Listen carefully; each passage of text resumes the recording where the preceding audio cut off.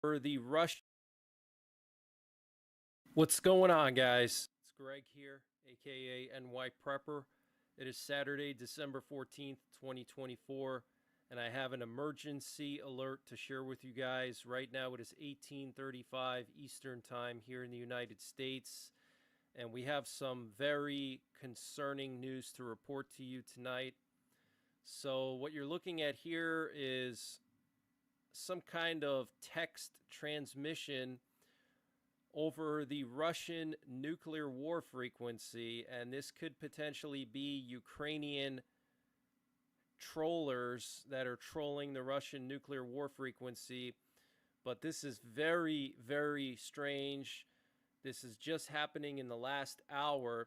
So the primary Russian nuclear war frequency is known as the buzzer, or UVB 76, and it was broadcasting some strange data this evening, just in the last hour, and it's actually a text broadcast, and this is really creepy stuff here.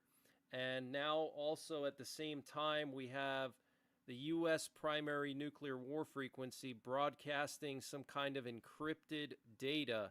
Okay, but this appears to be some kind of Ukrainian trolling going on the Russian nuclear war frequency, the buzzer. So here you can see on the waterfall of this software defined radio, says here something gonna happen. You see that? Something gonna happen. And then check this out. Look what this says. It's a little bit blurry because this was recorded from a cell phone, but it says suicide is the only escape. Check this out.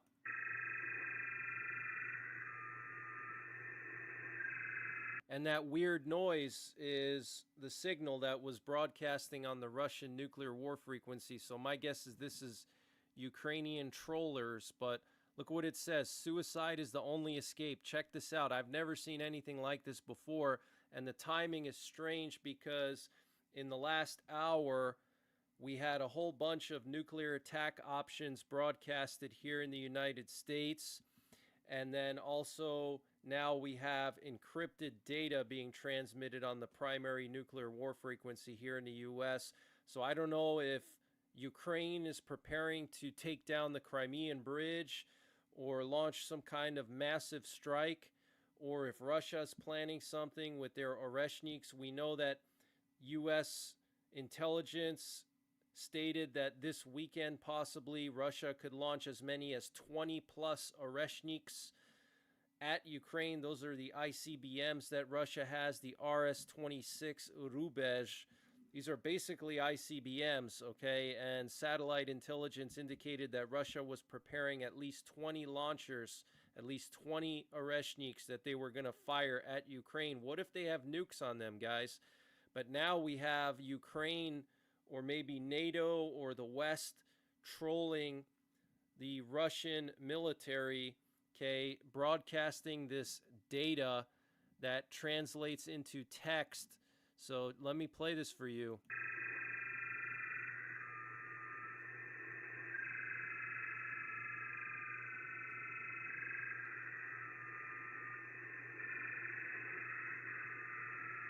So here you can see suicide is the only escape. And then here you can clearly see something gonna happen. Gets crazier. Here you can see the CIA logo. Look at that. Central Intelligence Agency with the little eagle there. CIA logo. And then here you can see what appears to be the Masonic symbol, or maybe something else. It's hard for me to tell, but if any of you guys out there can figure this one out, is this the Mason symbol, the Freemasons? Let me know in the comments. You may want to grab a screenshot of this. And then there's some kind of a man with a halo around his head. I don't know who this person is, but you can clearly see either a man or a woman with short hair and a halo around that person. And then here's some kind of a woman with an afro. Okay, clearly a female with an afro, and looks like maybe she's holding a baby. I don't know. And then here is another woman, it looks like, maybe with some kind of barbed wire across her face. I don't know. This is just really creepy stuff, but feel free to snap a screenshot so you can further look into this, because I have no idea what this is. Haven't had time to look into it. Here's the other one. You may want to take a screenshot of that. Here's the other one. And then there were these characters that were sent out. Not sure what these characters are supposed to mean, if this is in any kind of language, if this is in Russian, I don't know. But you can see various letters and numbers here. Let me play this for you.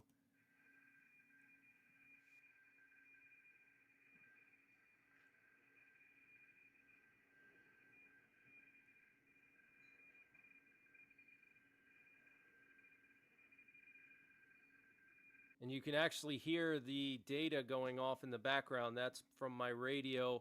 That's the U.S. nuclear war frequency broadcasting encrypted data. But look at all these characters. Looks like a CIADOTGO. And I can't make out the other one. V4SJWLZI. I don't know if these are like EAMs or what. But this is really, really weird. Absolutely strange situation tonight. And here's the encrypted data being transmitted by the U.S. on the primary nuclear war frequency. Again, this is all happening at the same time. Okay, the U.S. transmitting encrypted data on the primary nuclear war frequency. It's actually still transmitting right now. You can pop into the 24/7 stream to hear it. It's coming in clear on my radio. And then right before the data was being broadcasted, a whole bunch of nuclear attack options were broadcasted, the emergency action messages, and then also these strange signal to text messages on the Russian nuclear war frequency with a CIA logo. Something is going to happen. Suicide is the only escape. Some kind of man, a woman, another woman, some weird characters here. So this is very, very weird, guys. Wanted to report that to you. Let me know what you think in the comments. Feel free to send me an email, but please don't blow up my email. Only if you have some very good information, okay, because it'll be hard for me to read through hundreds of emails. Also, last night, a whole bunch of U.S. military cargo planes went to Ramstein, Germany. One C-5 Galaxy flew from the U.S. to Germany, and then a bunch of C-17s and an aerial refueler. So the U.S. is moving a ton of military hardware to Europe for some reason. Okay, this could be part of the package to Ukraine, could be preparing for war with Russia, I don't know. And we're hearing of fresh Israeli airstrikes on the suburb of Damascus, Ain Manin. Apparently 24 Israeli airstrikes targeted military positions in Damascus. So guys, this is literally coming straight out of the Bible. Okay, the Bible says in the book of Isaiah that Damascus would become a ruinous heap.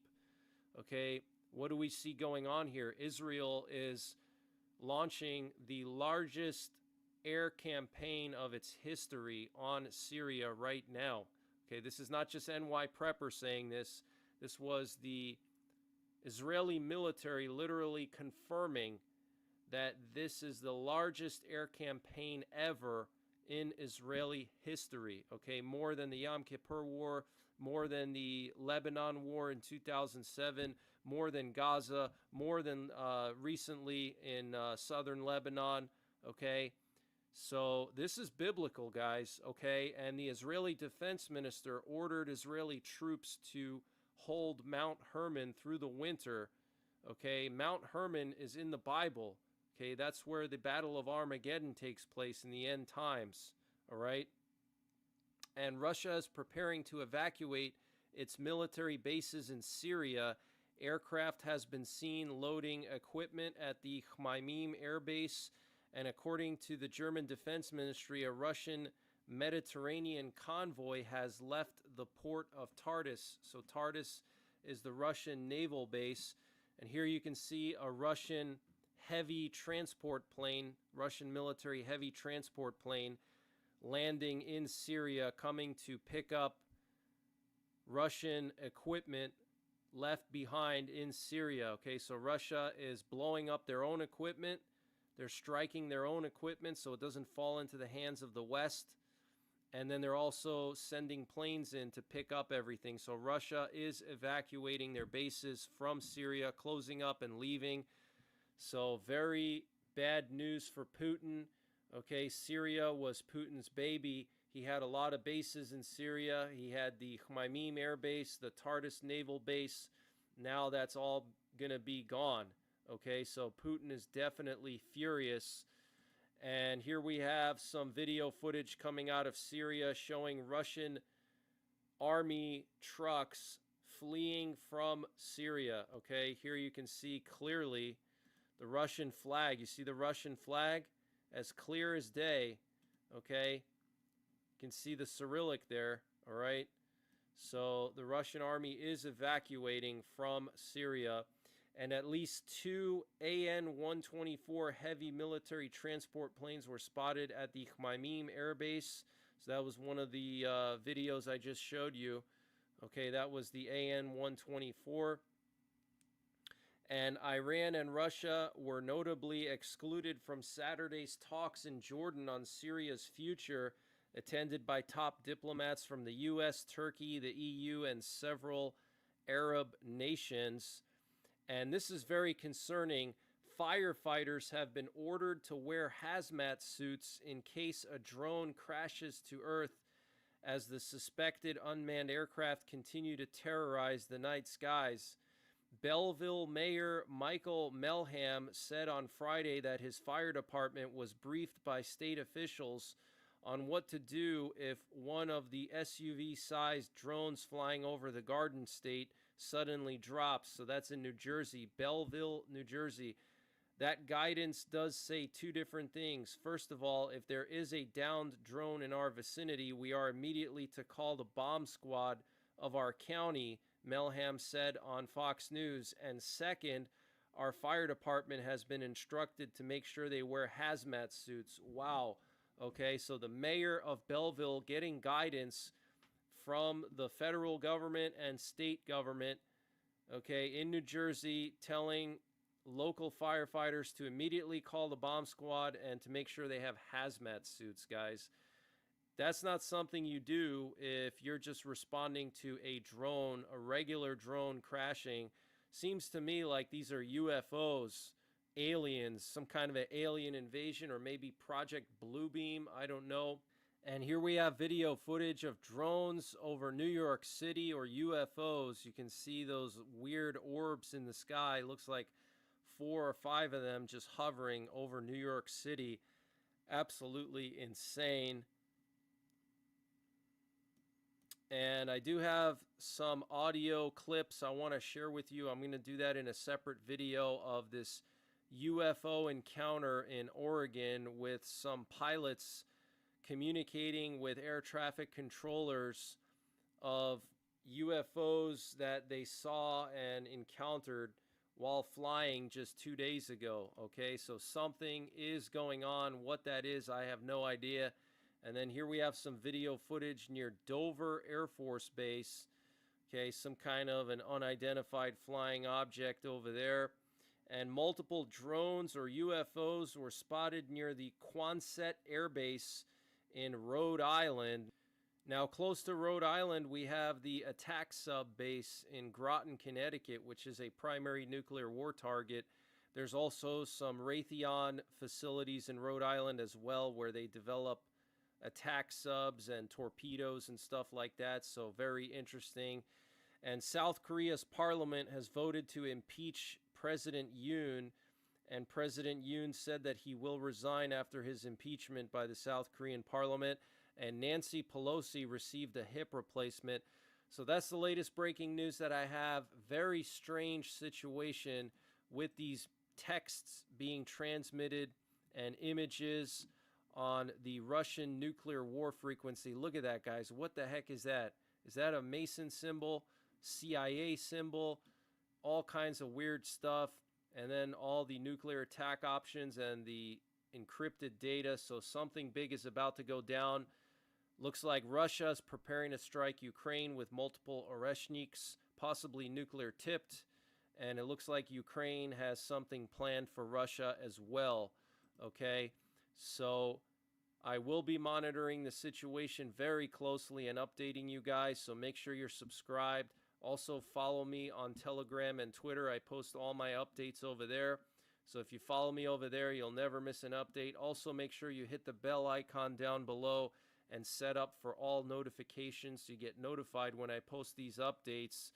Okay, also follow my 24/7 stream. I have my radio hooked into the 24/7 stream, and I pop in and out of the stream throughout the day to update you guys. And we have a fantastic mod team that also puts breaking news into the chat. And I will be in the stream the rest of the evening monitoring everything, so I'll probably see you over there. If not, take care, God bless, and don't forget the 3 Ps. Prepare, practice, and persevere.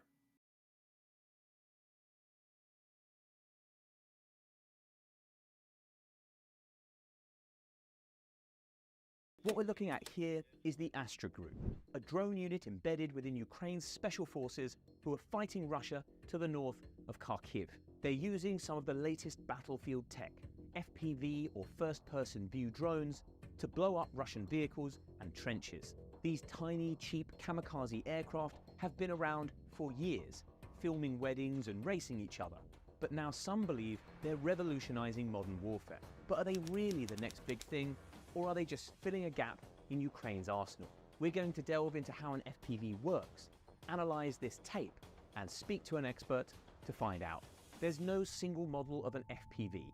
They're built by dozens of companies, hobbyists, and even by troops on the front line. So they're all a little bit different, but they tend to follow the same design, which starts with an X-shaped frame.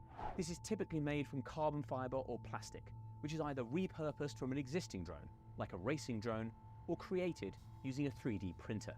At the end of each arm is a small electric motor and a propeller that the drone uses to accelerate and steer. There are 4 in total, making this drone a quadcopter.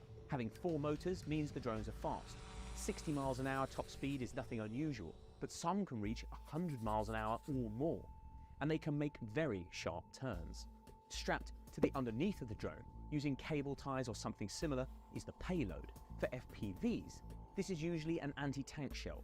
Here we're using the warhead from an RPG-7 rocket launcher that probably weighs somewhere between 2 and 4.5 pounds. On top, there's a battery, which gives the drone a range of around 6 miles. And on the front is a small camera, which acts as the drone's eyes, and at the back is a transmitter antenna.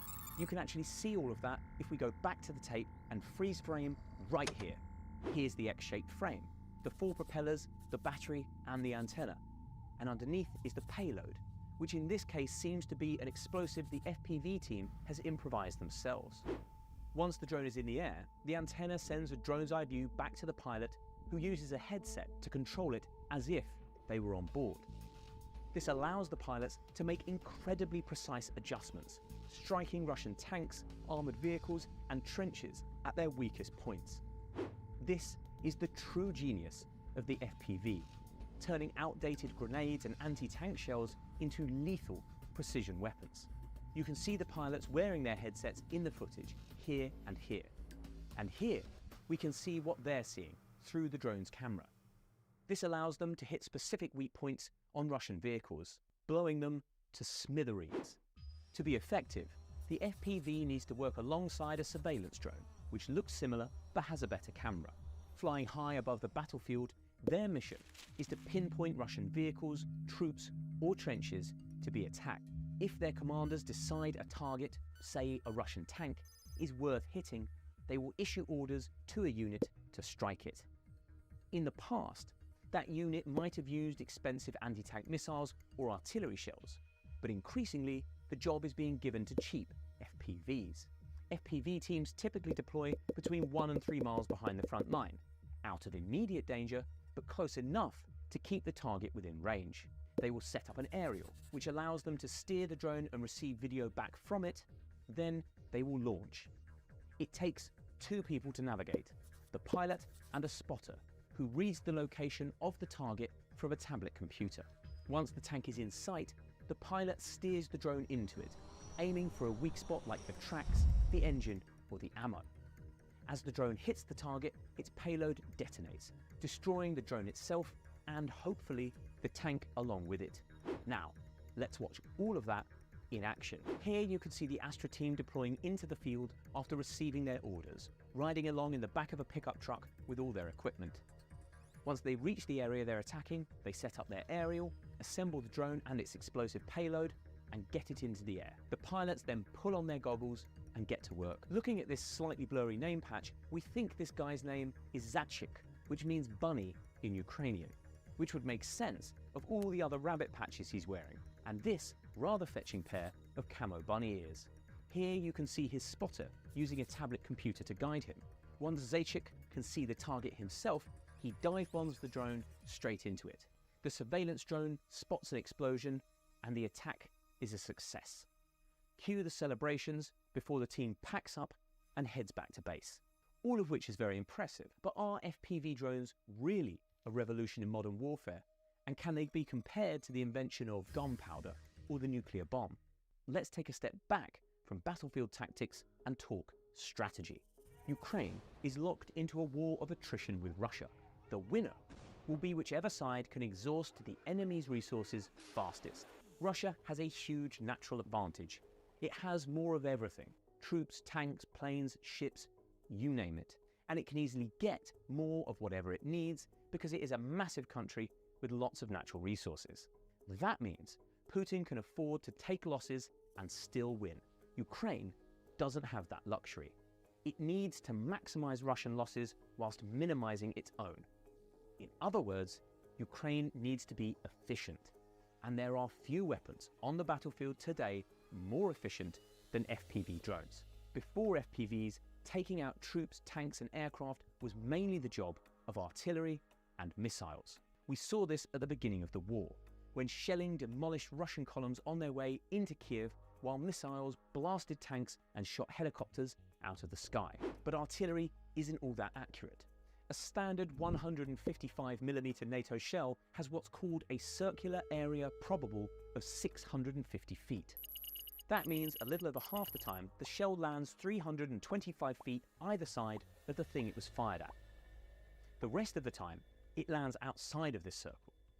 So in order to hit anything with artillery, you can't fire just one shell.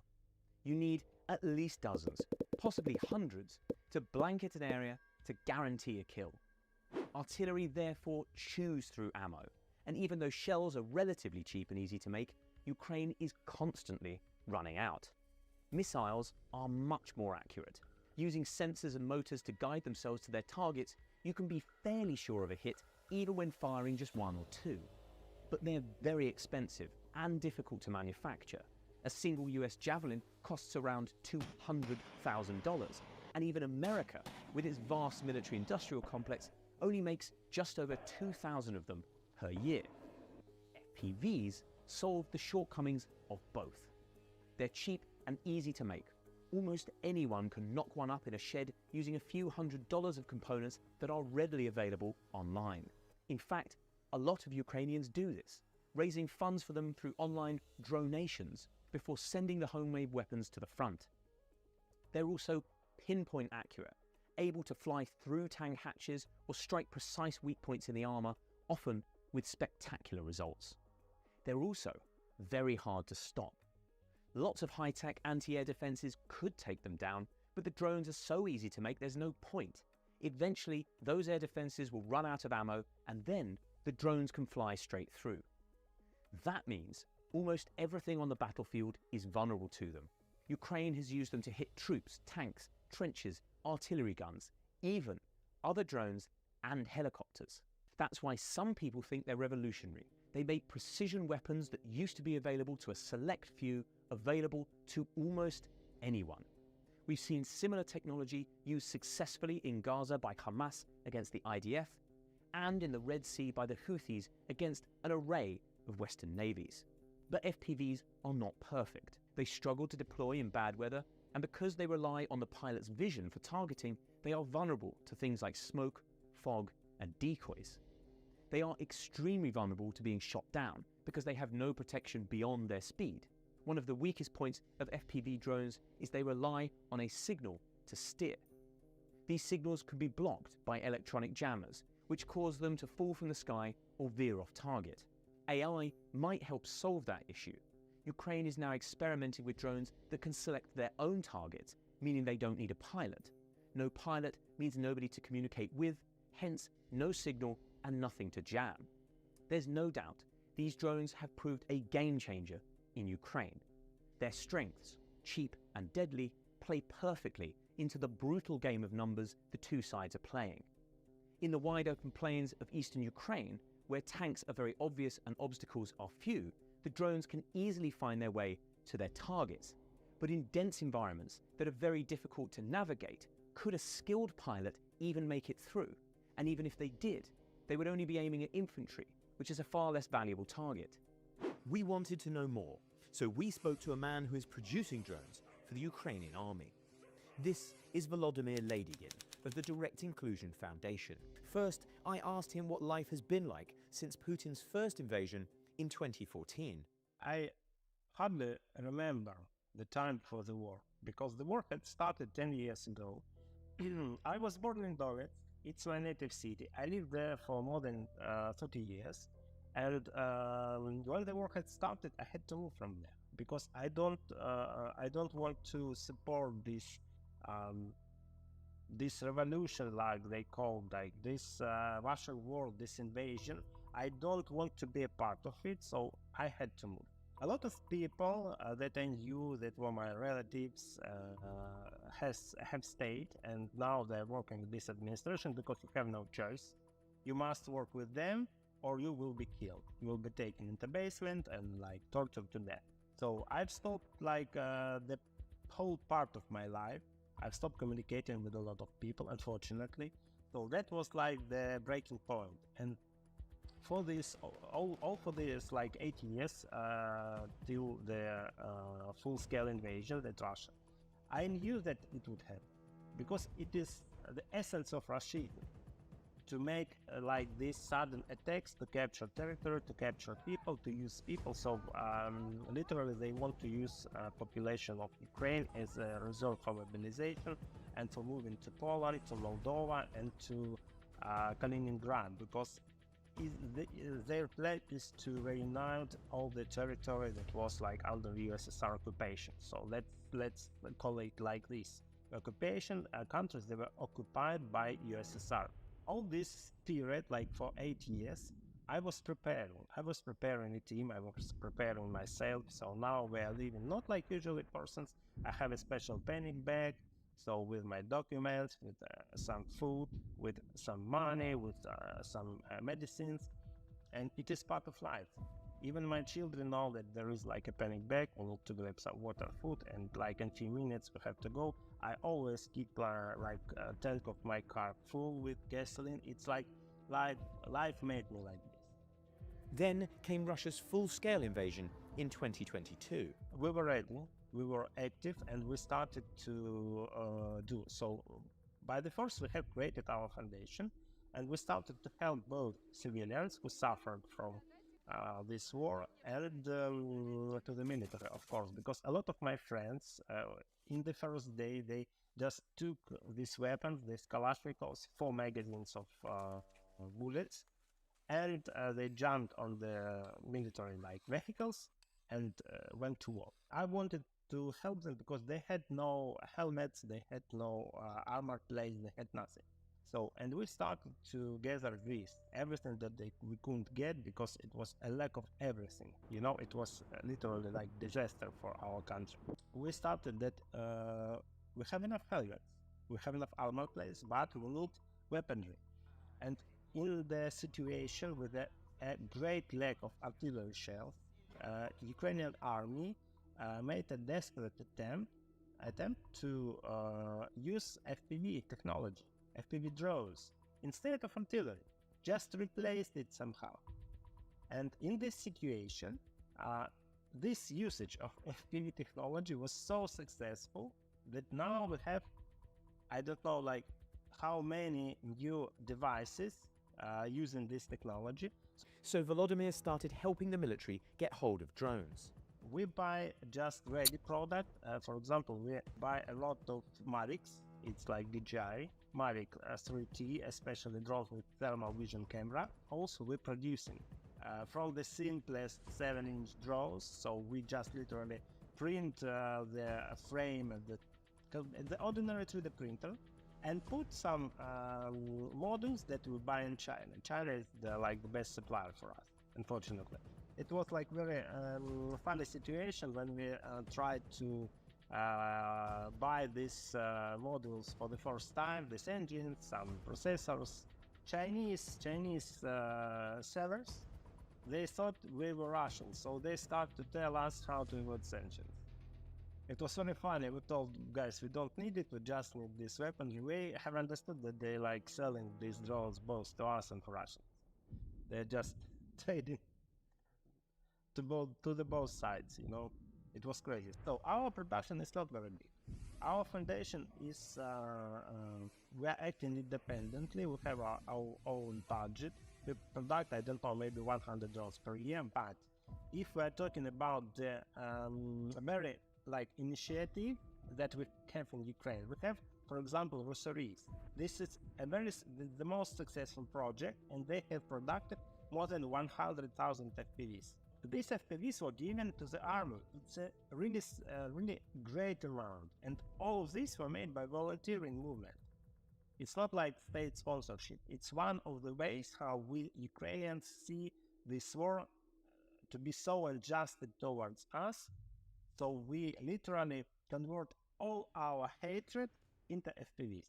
I wanted to know more about the FPVs that Volodymyr produces for the army. FPV is a technology that allows operator using special glasses, using tablet or using phone and camera on the very drone to operate drone and hit the target, for example, or to throw an object, grenade or something, or thermite at the positions of the military. So this technology allows now to use this drone even in the drone wars, when we have like intelligent drones of Russia and we're using Ukrainian drone to hunt it down. So this technology is very flexible. It allows the person from the safe place to hit the enemy. And this technology reduces the losses of Ukrainian troops, obviously. So what we're doing, we're using in any possible way. Military tells us that we need drones to hit targets, just one-time drones. We make cheapest drones that we can make, like some set of modules. So we are printing this frame, we are putting some models depending on the situation.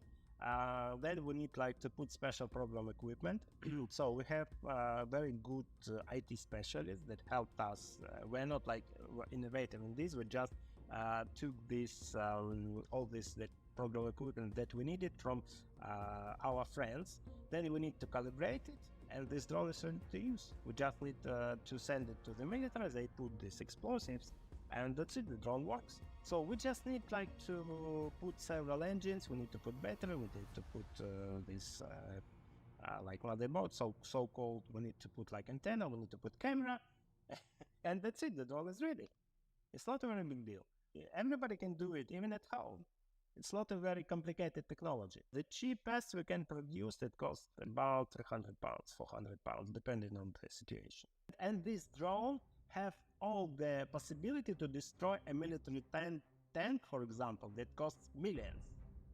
It's amazing. It all depends on the mastership of operator. So we need, together with drone, we must always put a good, well-trained operator. And we have, in Ukraine, we have a special academy. We don't involve in this. We only produce drones and buy drones and supplying drones to the military, but we have special center who trains these operators. Because it depends on this, because we can have the best drones, and if operators will not be able to fully operate these drones, it will be useless. Next, I wanted to know why Ukraine has become a war of drones. Everything has started from the lack of artillery shells. So literally, Ukraine for defense need to counter like enemies' attacks, and the artillery is the best. But if we have enough artillery shells, if we haven't enough, we just need to improvise. We need to have something to replace it. And if with drones, like operators, several operators, and with enough like storage of the drones, enough units of the drones, they can stop this attack. So the same effect. And moreover, when you have a lot of drones in the front line, you can completely cut out of the logistic of the enemy forces. So it's very useful. Now a lot of countries are studying the Ukraine's experience, are studying like how we can use like 3-4 drones that cost 300 pounds to destroy the latest Russian tanks, the most modern Russian tanks, with all the equipment, with all the defense, anti-drone defense that costs millions of dollars by hit of like 1, 2, 3, 4 drones. So it's crazy technology, and this is safe. So you can use like this operator that operates these drones from a safe distance. So this operator is out of danger. You just need to have equipment. You don't lose your people.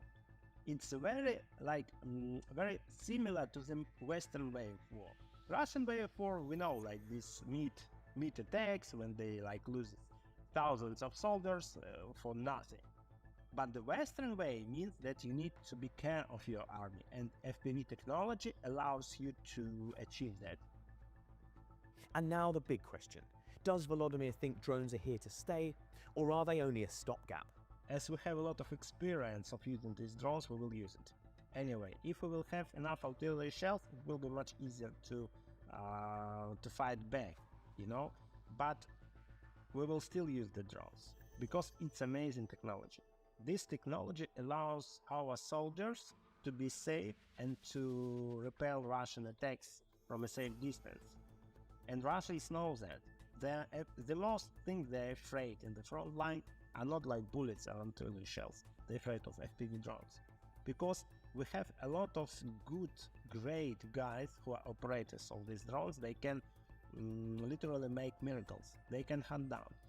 I assume that in the nearest future we will have some kind of FPV tanks on the battlefield, because it's very important to have like a mobile gun that can shoot from a safe distance, and will not like very be upset about if you will lose it. You will upset about money, not about human lives. You know, it's very important.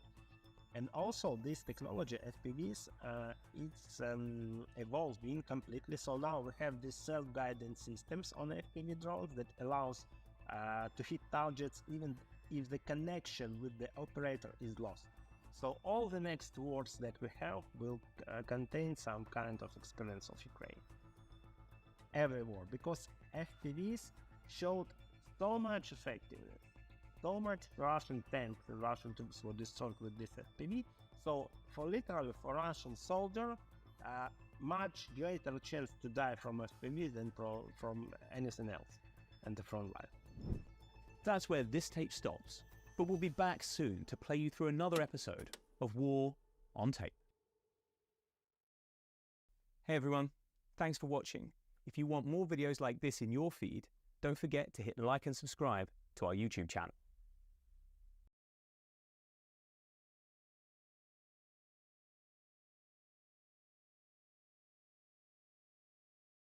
What we're looking at here is Ukraine's Aero Scout unit showing off the grenade-dropping drones they use to attack Russian troops in Donetsk Oblast. These aircraft are often heralded as the future of warfare, and watching videos of them blowing up troops, tanks and armoured vehicles with ease, it isn't hard to see why. But the reality on the ground is far more complicated than the social media posts imply. We're going to break down how these drones work, examine this tape, and speak to the man who helped record it to find out what's really going on. There's no single model for a grenade-dropping drone, but broadly speaking, they break down into two categories. There are small drones that carry a single grenade and heavy drones that carry much larger or multiple warheads. Let's start by looking at the smaller ones. These tend to be quadcopters, like the Chinese-made Mavic.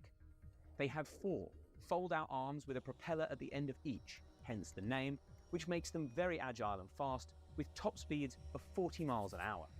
There's the main body, which contains the battery pack, allowing them to fly up to 15 miles, but a second battery is sometimes added on top to increase their range to 30 miles. They cost about $2,000 and are readily available online, making them cheap compared to other long-range weapons and easy to get hold of. These drones are fitted with a carrying cradle underneath, which the Ukrainians make themselves. This holds the bombs they will drop on the Russian. These bombs tend to be grenades, which have been specially adapted with 3D printed parts like tail fins and nose fuses, so they fall straight downwards. Because the grenades are small, their main targets are Russian troops.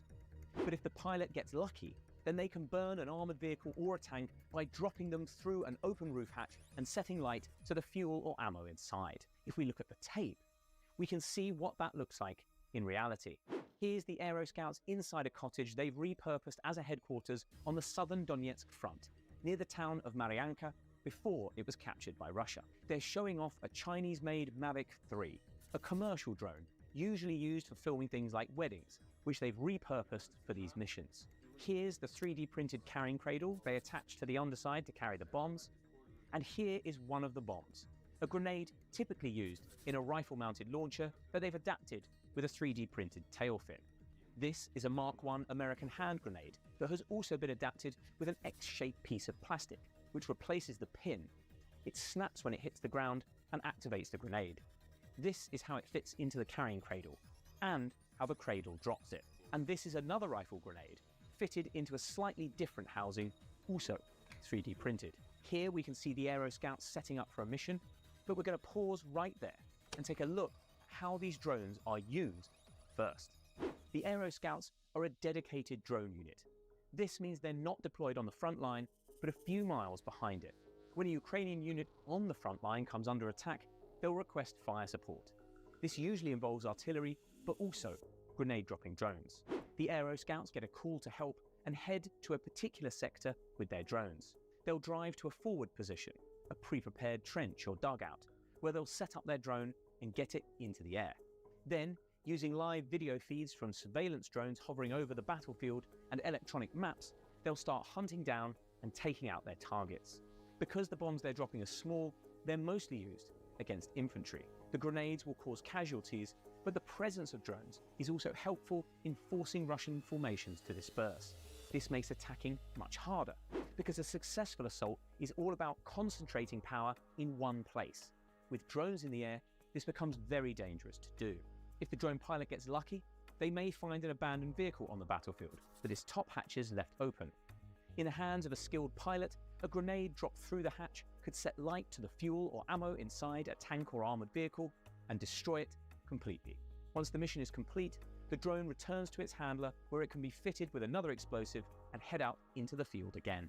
If we come back to the tape and hit play, we can see that in action. Here, the Aero Scouts are setting up their drone, flipping out the arms and the propellers. This soldier is fitting a grenade into the carrying cradle, and if you look here, you can see a trigger he's going to fit to the nose, which will set it off when it hits the ground. The Mavic is small enough to be launched by hand, which is what's happening here. And here's a clearer look at one of those nose-mounted triggers being fitted.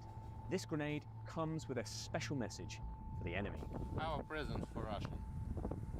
Now, let's take a look at the larger drones.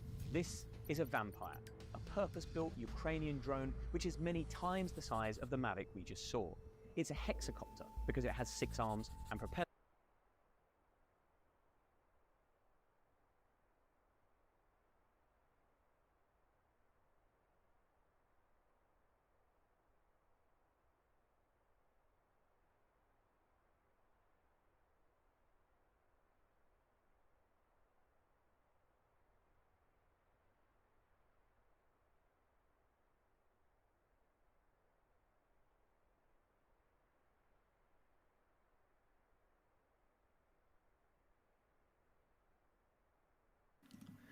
What's going on, guys? It's Greg here, aka NY Prepper. It is Saturday, December 4th.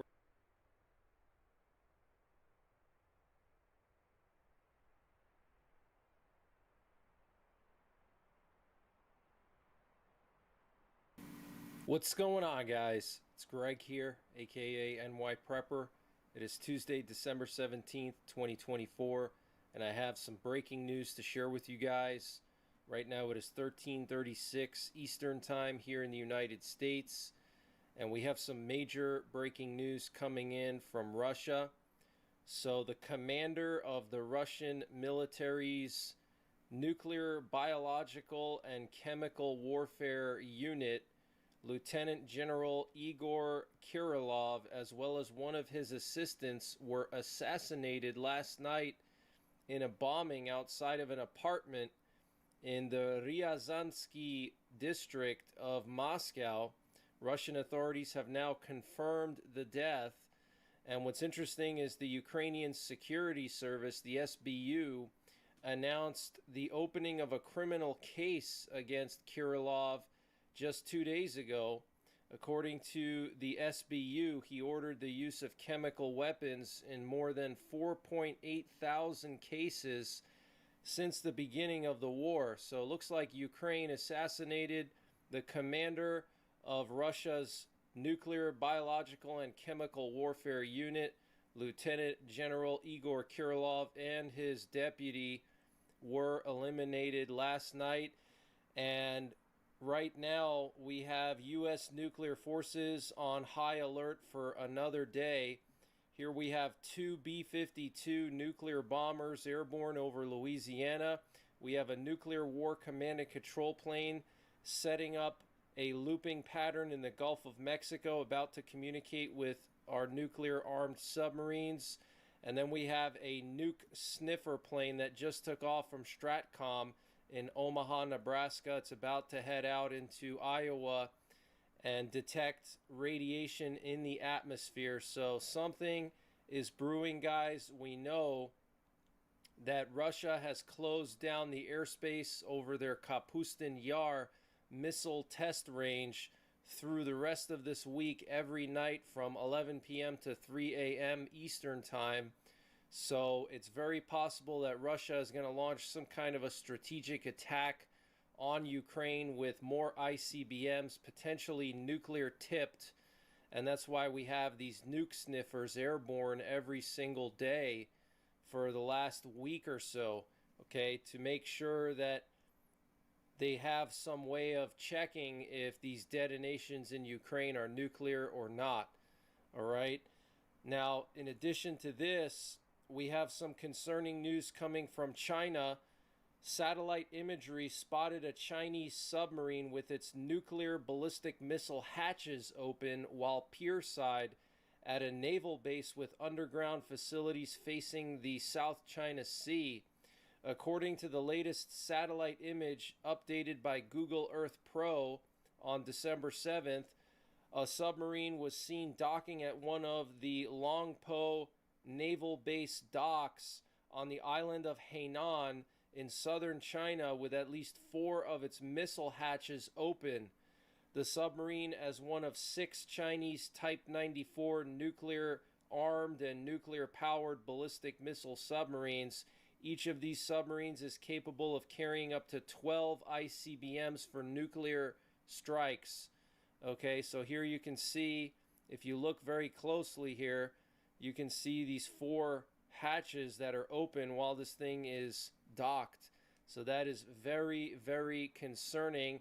Now, right now, we have the Stalingrad clock playing on one of the Russian nuclear war frequencies. It started up again last night.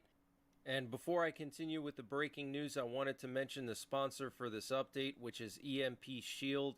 Guys, I'm proud to announce that I'm going to be partnering with EMP Shield.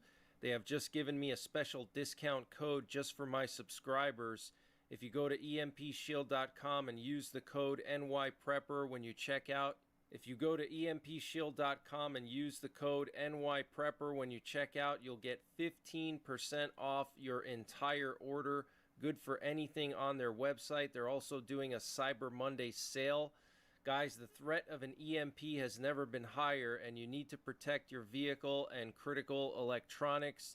The EMP Shield is a device that protects your vehicle's computer or electronics by installing in line with the electrical system. The EMP Shield has passed rigorous military testing and is compliant with several military standards. They're also IP66 weatherproof and made in the USA.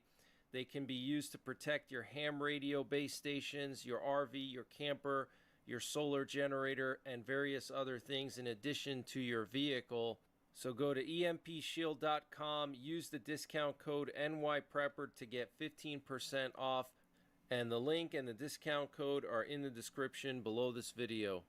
And over the last few days, really since this threat of a massive Russian ICBM strike on Ukraine started, we've been hearing this Stalingrad clock on one of the Russian nuclear war frequencies. And basically, this is a historic, symbolic thing, okay? Because during the Battle of Stalingrad, the Russians played this clock on a loudspeaker, and it was interrupted periodically with a message that said every couple of seconds a German soldier dies, and then the clock would continue playing. And this was a psychological warfare trick by the Russians. And so are the Russians now trying to do the same thing with Ukraine and the West, and they're playing this clock on their nuclear frequency? I don't know, but just the other day there was a nuclear attack warning to the United States that was broadcasted on the primary Russian nuclear war frequency, the UVB 76, also known as the Russian buzzer. And it sounded like an emergency broadcast system message saying that there was a nuclear attack imminent and to take shelter for nuclear fallout. And then over the weekend, there were these weird images that were broadcasted, signal to text messages on the primary Russian nuclear war frequency. So I don't know what's going on, guys, but this is definitely a bad sign. Let me play this for you. And if you tune into my 24/7 live stream right now, you can still hear this Stalingrad clock. It started late last night and it's still going strong today.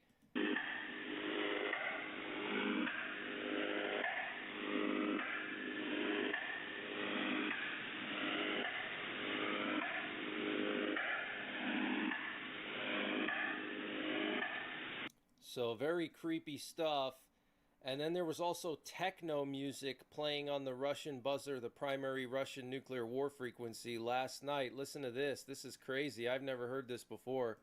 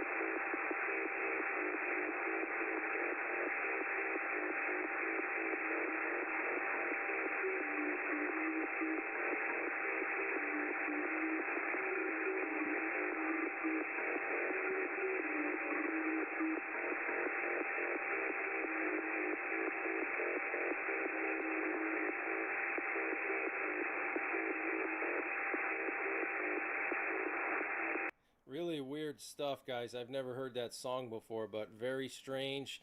And late last night, Putin's doomsday plane went to Ankara, Turkey for some reason. This was shortly after the assassination of the nuclear forces commander, the nuclear biological chemical commander. And then it came back earlier this morning, and then also another Russian VIP plane went to Belarus, and then we also had another Russian doomsday plane go east towards the Urals, and it potentially landed near some secret base out here in the Russian countryside. And so here you can see this morning the Putin doomsday plane coming back from Ankara, and then another Russian VIP plane going to Belarus. Okay, so two VIP planes going to Belarus, Putin's doomsday plane going to Ankara last night for just a few hours and then coming back. Very unusual. And then here's this remote area where this Russian doomsday plane may have landed, somewhere near the town of Patrikivo. There's like an old Soviet base over here with missiles, actually, missile bunkers.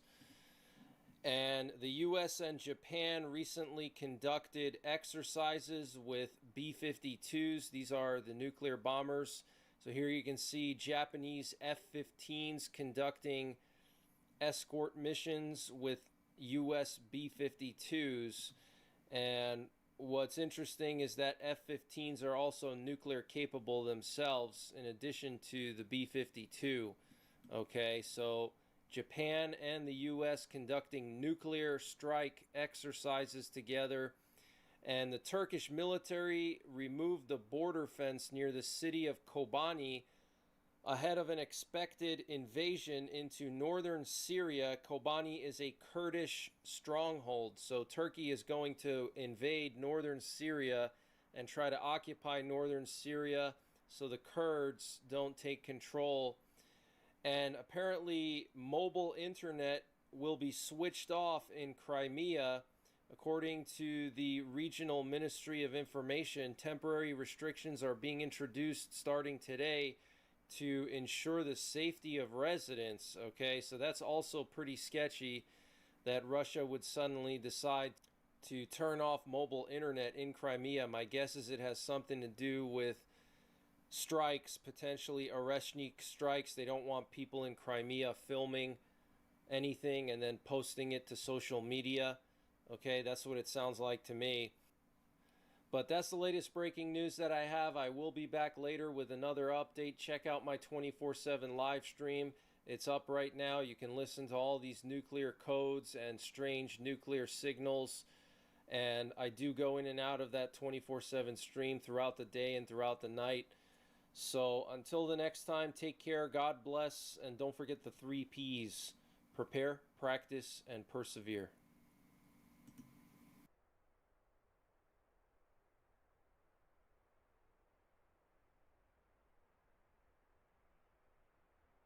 This is Tower 22, a U.S. military base located in the far northeastern corner of the country of Jordan.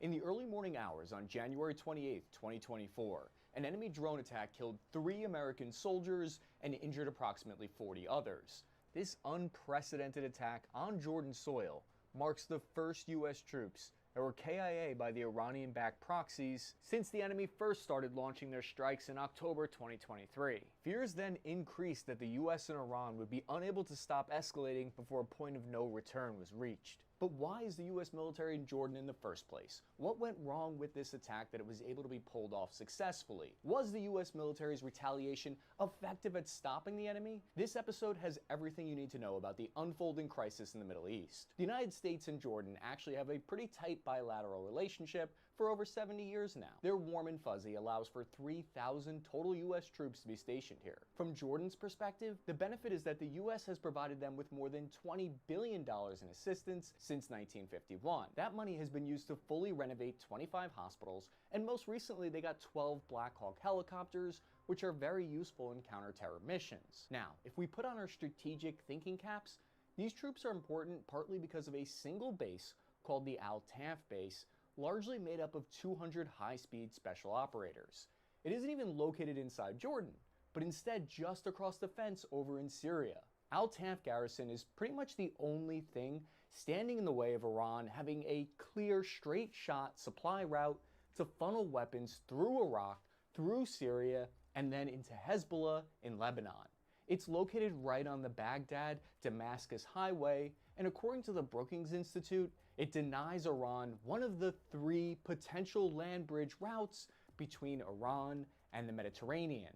And so from the perspective of Iran and its proxy militia groups, they very much do not want the Al-Tanf base or Tower 22 in Jordan standing in their way. So then what's the whole point of having the Tower 22 base in Jordan? What does it accomplish? It's a relatively small outpost with only 350 US Army and Air Force troops stationed there. Its location is extremely remote, out in the middle of the desert, surrounded by a whole lot of nothing. It's directly on the demilitarized part of the border with Syria, and only 9 miles away from the Iraqi border, so special forces units are able to quietly tiptoe in and out of the region easily. From a humanitarian point of view, the base protects the nearby Rukban refugee camp, where about 7,500 Syrian civilians have lived since ISIS forced them there in 2014. The camp even once housed 100,000 civilians. Having that extra security here can be useful because in 2016, ISIS struck the refugee camp with a car bomb. So Tower 22 was established in 2015, was originally created to help train, advise, and assist Jordanian soldiers to fight off the extremist ISIS group as they tried to encroach on their country. It's located only 12 miles from the Al-Tanf base, so it serves as a major resupply and logistics center. Here's how I would assume it all works based on how my old operations played out in Iraq.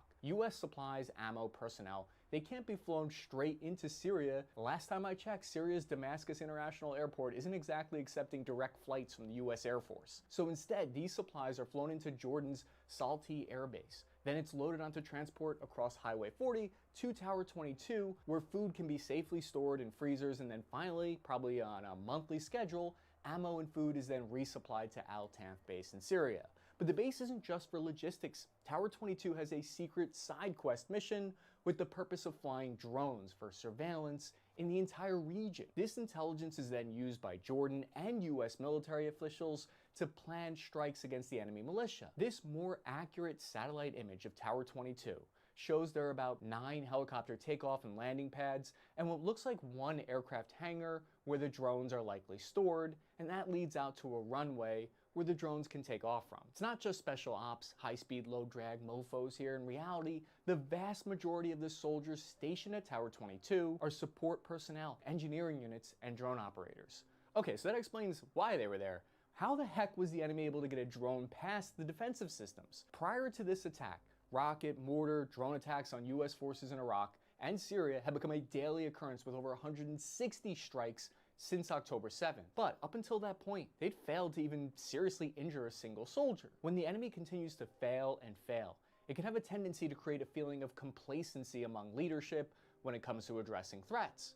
Furthermore, the threat assessment considered that Tower 22 was extremely low risk. Part of the logic for that was because enemy attacks pretty much always take place inside neighboring Iraq and Syria instead. It was a kind of unwritten rule that the enemy wouldn't strike outposts in Jordan. Why would they choose to do that on their own free will? Because they feared the retaliation that escalation would rain down upon them, and we'll get into that soon. You might be wondering why weren't the Patriot air defense missile systems protecting this outpost against drones? A 2018 International Institute for Strategic Studies report found that the US Army operates a total of 50 Patriot missile batteries. What this means is that they can't be everywhere all at once throughout the Middle East, Europe, and the Pacific. Their deployments need to be prioritized based on the level of perceived threat, otherwise it would appear like these assets were being wasted. I was stationed at a similarly sized outpost in Iraq over a decade ago. We had 0 air defense capabilities. Not a whole lot has changed since then. The other big asset, the CRAM air defense system, they're always reserved for the forward operating bases, the FOBs, that have several thousand soldiers, and more importantly, your high-ranking fancy generals. Based on this budget document, I believe the Army has about 53 of these CRAMs in their inventory, which also limits their deployment. These two systems, Patriot and the CRAM, work best when they're using a layered air defense network so that they're able to cover down on each other, but they're not necessarily an economical use of firepower for a small, tiny outpost, which we have hundreds of. Tower 22 had to rely on electronic warfare systems that are designated to disable enemy drones and disrupt their signal so they can't hit you. There were no systems located there that could fire kinetic shots at the drones or aircraft as far as I can tell. The word kinetic in military terms is different from your physics class. It means actually firing a physical projectile at incoming drones, and it's one of the most overused buzzwords in the military. So how did this drone succeed where past ones had failed? There are a number of theories and explanations from officials. According to preliminary reports from the military that haven't been made public yet, the enemy drone was either mistaken for friendly aircraft by the counter-UAV radar systems, or it flew too low to the ground to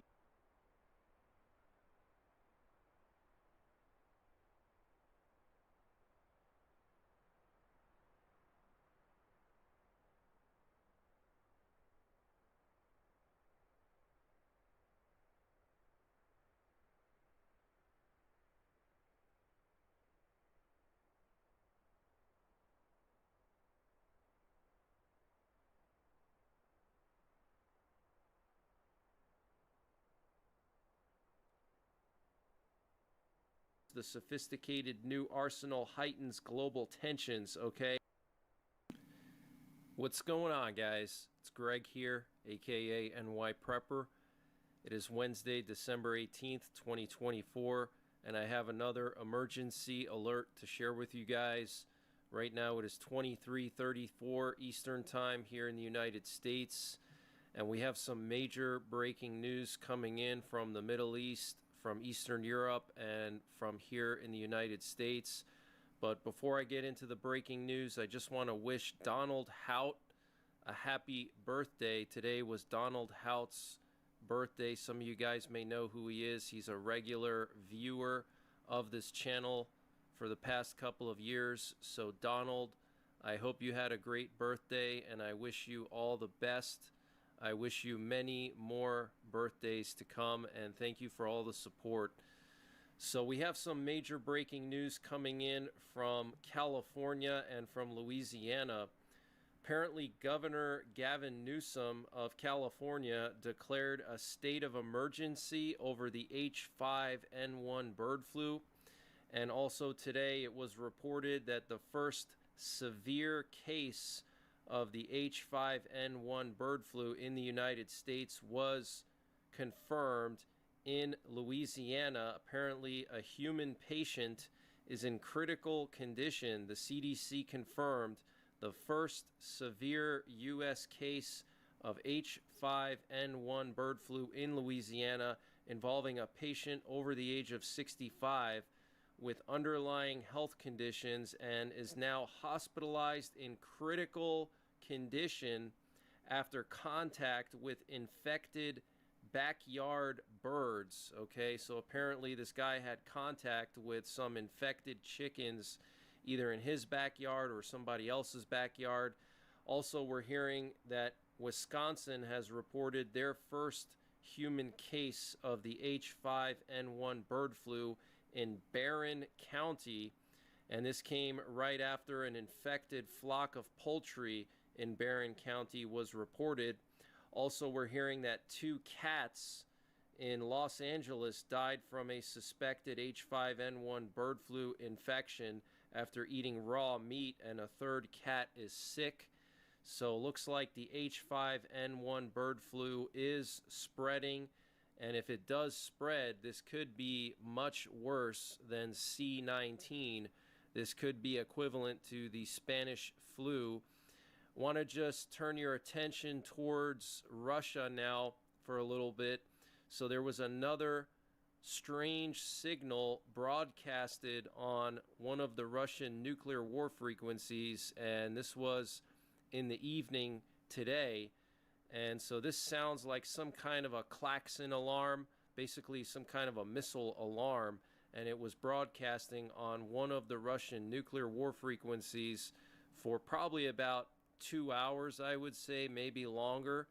And this is the same frequency that they've been broadcasting the Russian national anthem and also the Stalingrad clock on.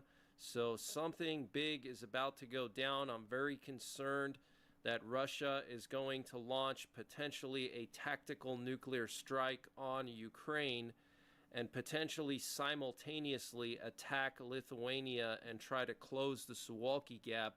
Now, this afternoon, I was on the KLW World News channel on Rumble with inventor Lee Wilbarger. Some of you guys may know who he is. He was on Modern Marvels. He invented the gyroscopic binoculars. But we were discussing in detail how Russia would close the Suwalki Gap, and it's looking very, very likely that this is going to happen in the near future, potentially before Trump takes office, okay?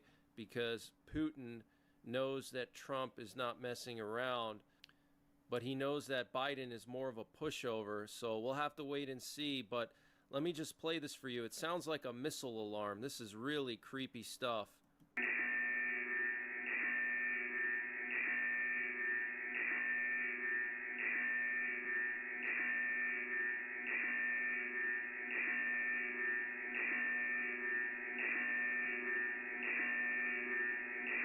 Basically an old school klaxon alarm, a missile alarm, like when they launch missiles from a silo or something. They have these alarms. And just a couple of days ago, we heard an ICBM nuclear attack warning on the Russian buzzer, which sounded like an American emergency broadcast system message about an ICBM hitting the U.S. within 15 minutes, and this was running on a loop on the Russian buzzer, which is the primary nuclear war frequency for Russia. So this is very, very weird, guys. And before I continue with the breaking news, I wanted to mention the sponsor for this update, which is EMP Shield. Guys, I'm proud to announce that I'm going to be partnering with EMP Shield. They have just given me a special discount code just for my subscribers. If you go to empshield.com and use the code NYPrepper when you check out,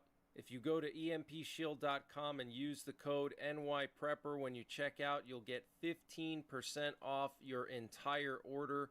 Good for anything on their website. They're also doing a Cyber Monday sale. Guys, the threat of an EMP has never been higher, and you need to protect your vehicle and critical electronics. The EMP Shield is a device that protects your vehicle's computer or electronics by installing in line with the electrical system. The EMP Shield has passed rigorous military testing and is compliant with several military standards. They're also IP66 weatherproof and made in the USA. They can be used to protect your ham radio base stations, your RV, your camper, your solar generator, and various other things in addition to your vehicle. So go to empshield.com, use the discount code NYPrepper to get 15% off, and the link and the discount code are in the description below this video. And also, here we have a clip of the Russian anthem that was playing like all night last night. Check this out.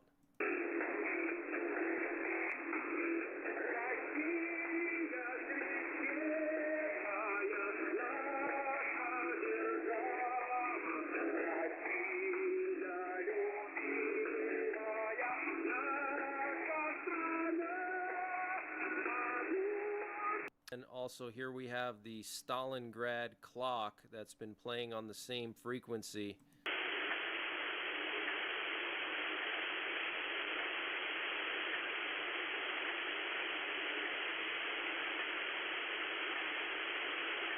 So you can hear that ticking sound.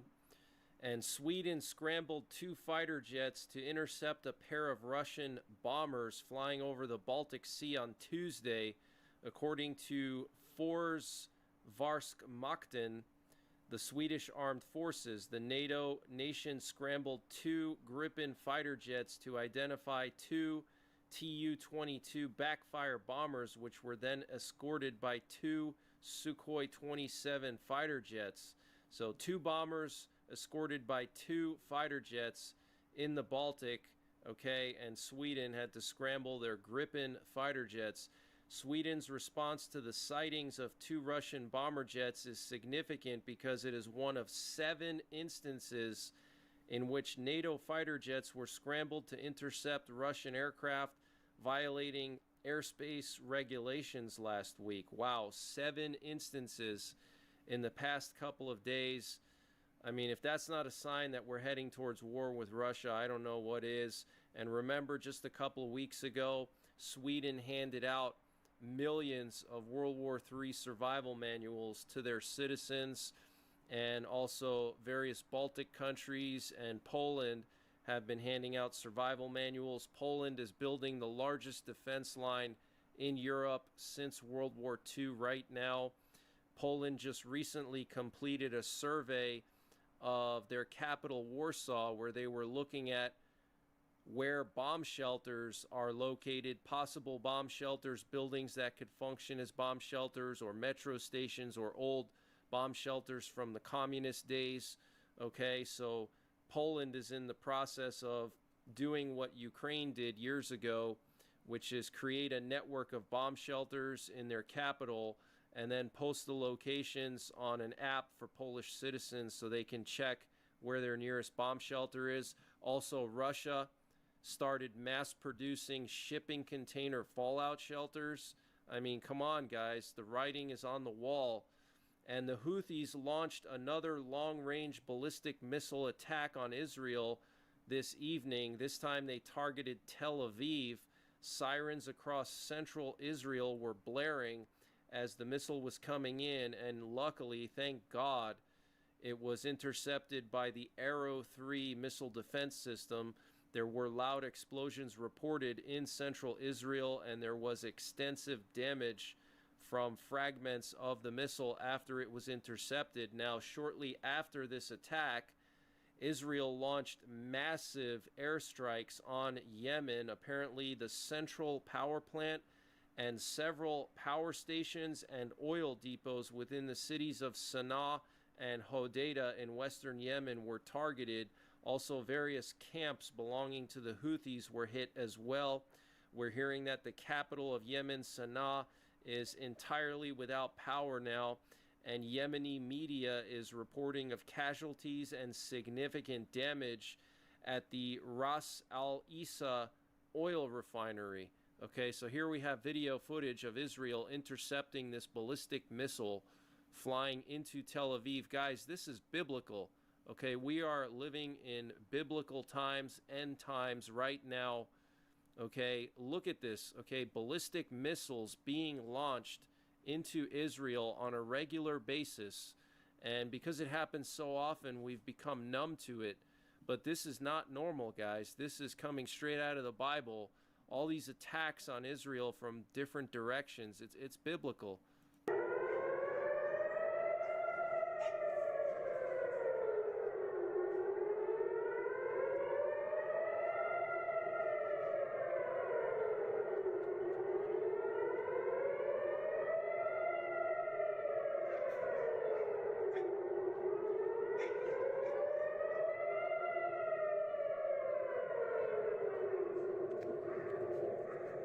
So I'm not sure if that was the actual warhead or missile that was shot down or what that was, but you can hear those loud sirens there. And we have some unusual activity along the west coast of the United States this evening. So earlier this evening, we had multiple sub-hunters and aerial refuelers flying up and down the west coast.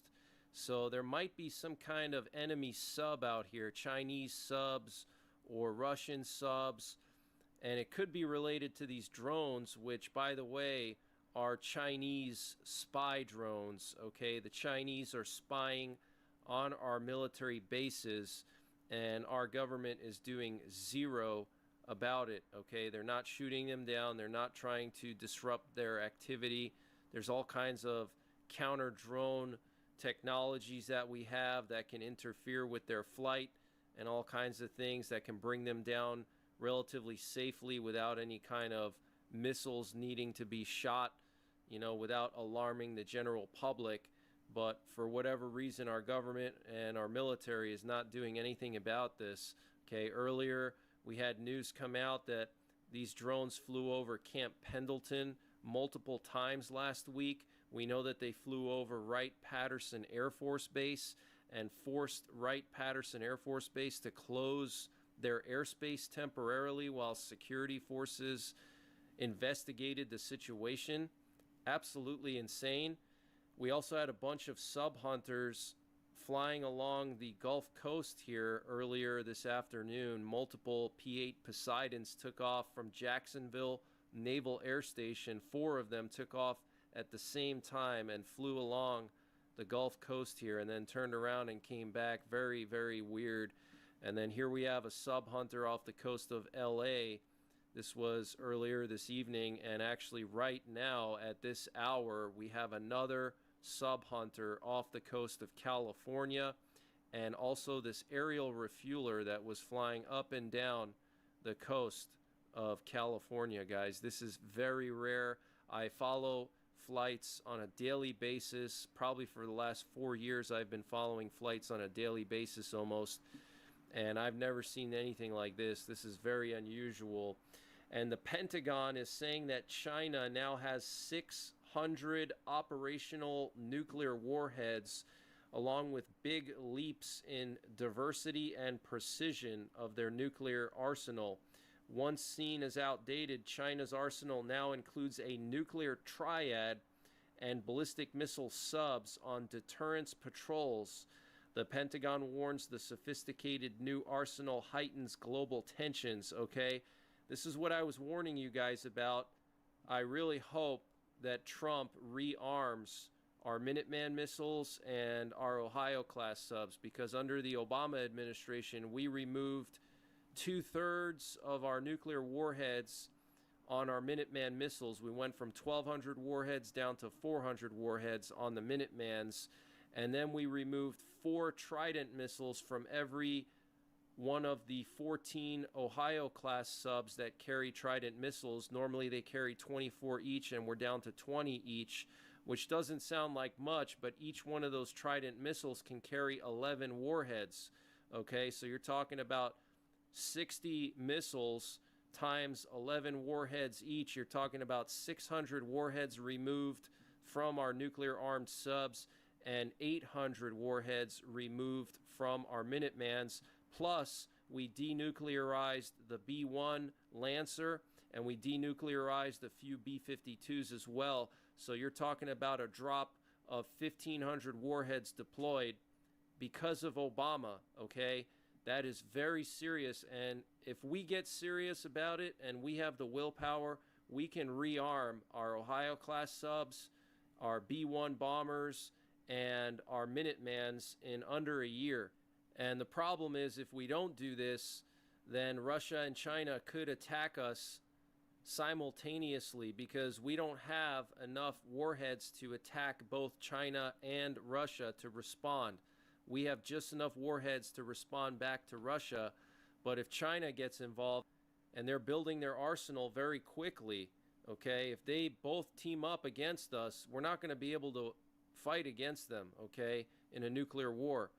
All right, they're going to outnumber us by thousands of warheads, okay? China is projected to have as many as 1,500 nuclear warheads within just the next couple of years, okay? So we have to really supercharge our nuclear arsenal, and I hope that Trump makes that one of his priorities.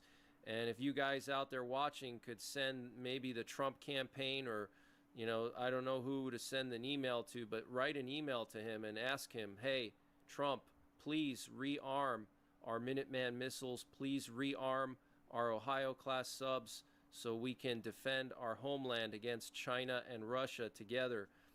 And Zelensky, the president of Ukraine, arrived in Brussels today for the EU summit. Apparently, Ukraine is discussing ideas with European leaders on a potential peacekeeping force in Ukraine, Zelensky said at a press conference, okay? So they're going to be sending peacekeeping troops to Ukraine. NATO is considering sending troops to Ukraine, guys, okay? And apparently he met with Macron, and after meeting with Emmanuel Macron, he said, we continued to work on the initiative of President Macron regarding the presence in Ukraine of forces that can contribute to stabilization on the path to peace. Okay, so it looks like NATO and the United States are considering deploying some kind of a peacekeeping force. We know that Trump flew to Paris and met with Macron and Zelensky, okay, about 2 to 3 weeks ago. So they definitely discussed this. And the Polish president, Andrzej Duda, said before leaving for the EU summit that the deployment of Polish troops in Ukraine is a matter for discussion, but no such discussions are currently underway. And a significant fire broke out on the territory of Novoshakhtinsk oil refinery in the Rostov Oblast of Russia due to Ukrainian drone strikes, okay? So the Ukrainians taking out another valuable oil refinery in Russia. And remember, just the other day, Ukraine assassinated the commander of Russia's nuclear, biological, chemical warfare division, okay? And Ukraine is going to receive 19 air defense systems from allies to protect critical infrastructure. This was reported by NATO Secretary General Mark Rutte. And at least 100 North Korean troops have been killed in Ukraine since they were deployed there. 1,000 plus were injured already. This is being reported by Yonhap News, which is South Korea's news. Okay, so South Korea is reporting on this. And for the first time since 1974, the Dow Jones Industrial Average has fallen for 10 straight days, extending its longest losing streak in nearly 5 decades. Wow. And according to Radio Svoboda, the first strike by storm shadows or scalp missiles on a target in the Rostov region of Russia took place today. And based on video footage, the target was an ammunition and weapons production plant, specifically MLRS production, which is multiple launch rocket systems, okay? But that's the latest breaking news that I have. I will be back tomorrow with more breaking news, and I will be in and out of the 24/7 live stream. And I do have my radio system plugged into the live stream so we can listen to these strange signals being broadcasted by Russia's nuclear forces or somebody else. And don't forget to follow me on Telegram and Twitter. I post all my updates on Telegram and Twitter. The links to my Telegram and Twitter are in the description below this video. And until the next time, take care, God bless, and don't forget the 3 Ps. Prepare, practice, and persevere.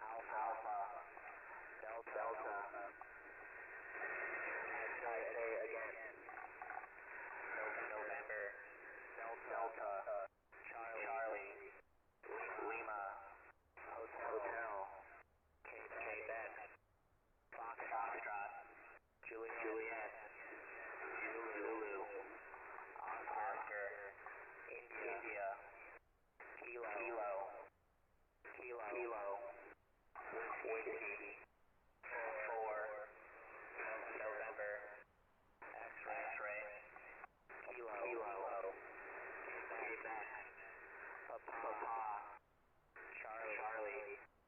Oscar, Victor, Oscar, Golf, Romeo, Whiskey, Four, Alpha, Delta. This is translate out.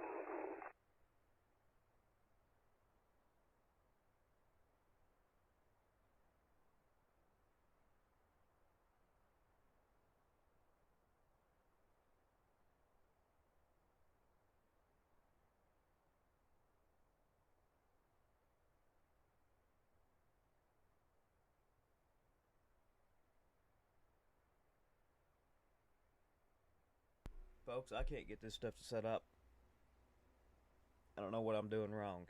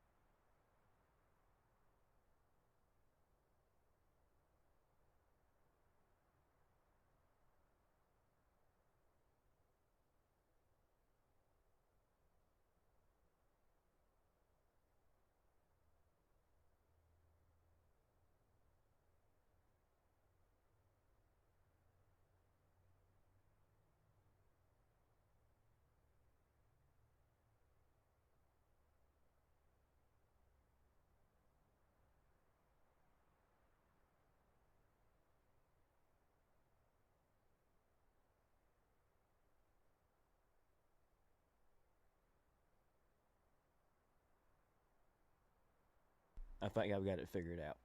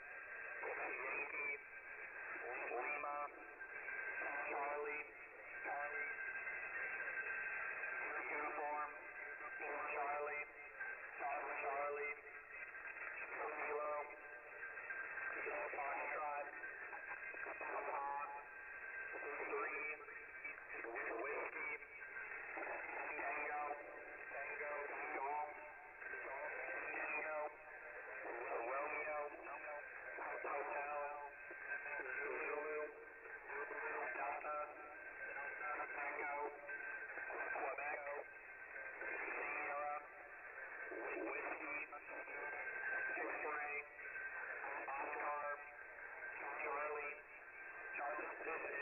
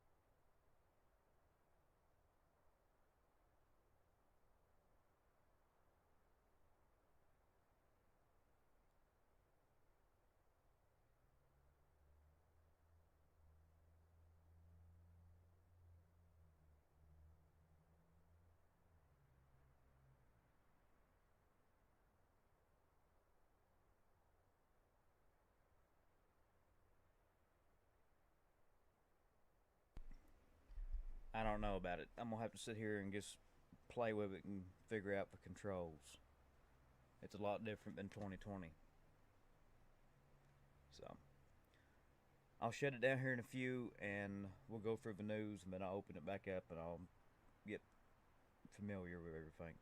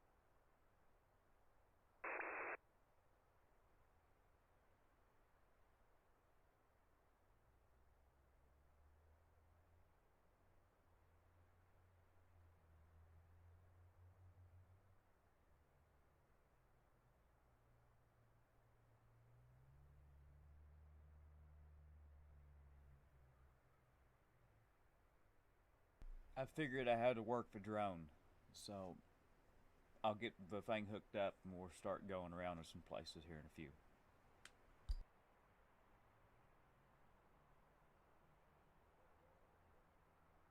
Yeah, we got it downloaded.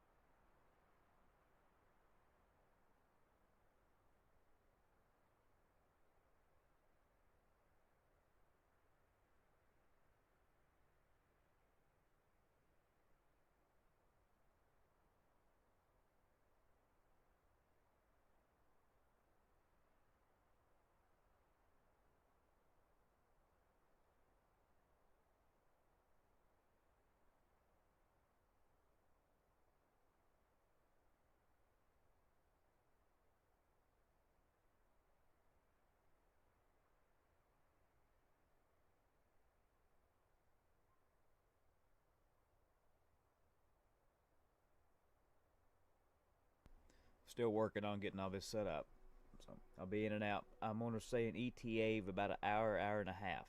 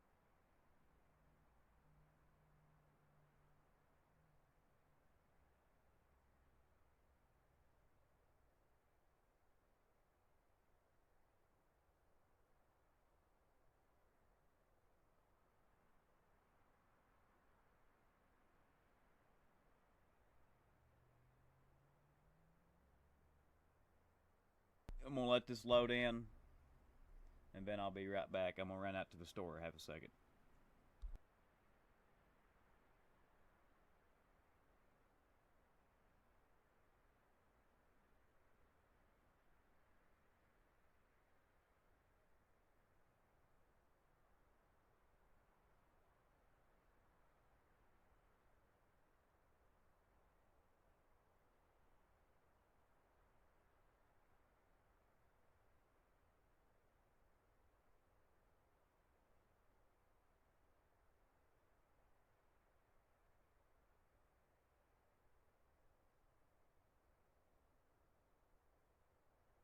I'll only be gone about 5 minutes.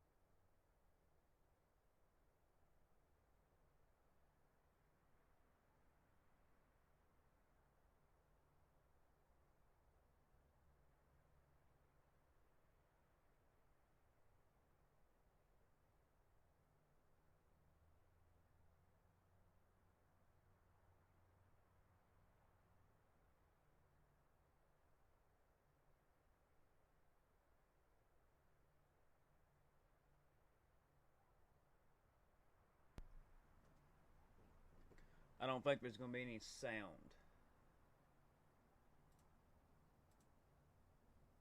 Properties.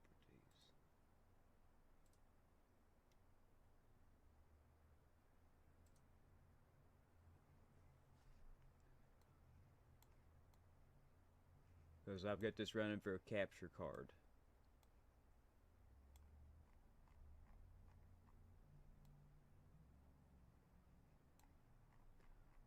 I think we're going to take off the first flight out of Kaliningrad, and we're going to go over here to their nuclear storage site. Now, looking here,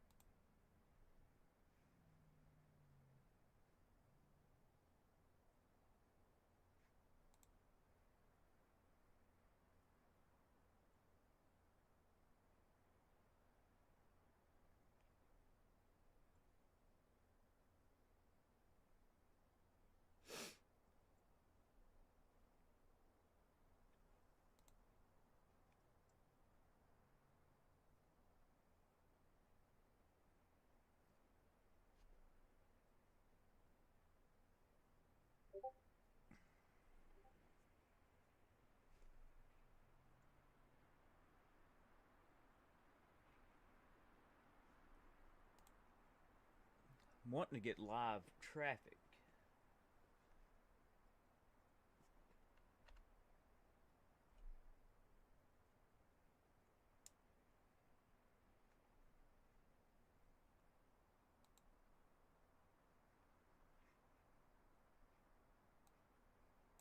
We want it to be daylight.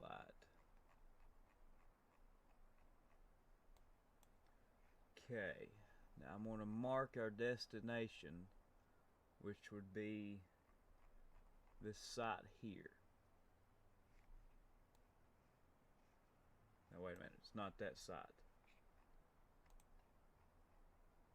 It's going to be this site.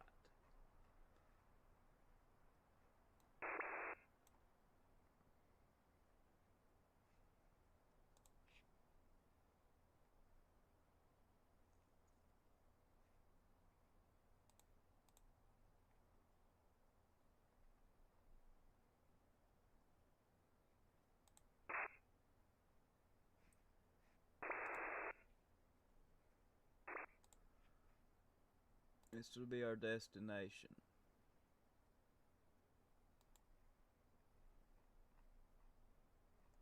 And we'll take off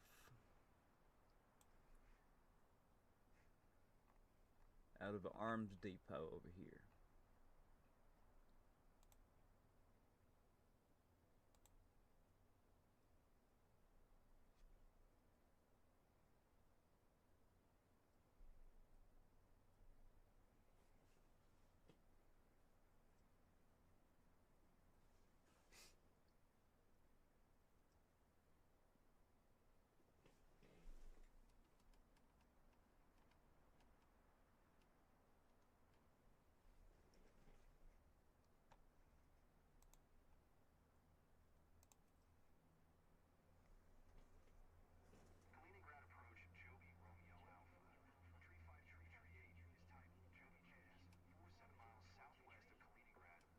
You might be able to hear that.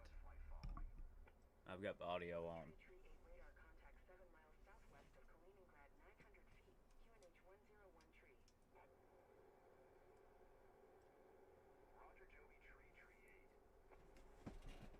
Now this is their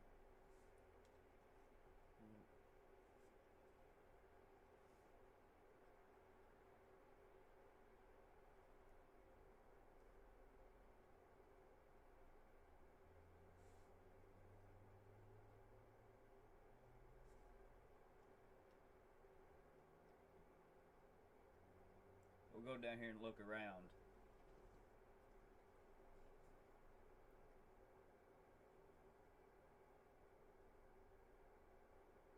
This is the 25th 74th Arms and Ammunition Base.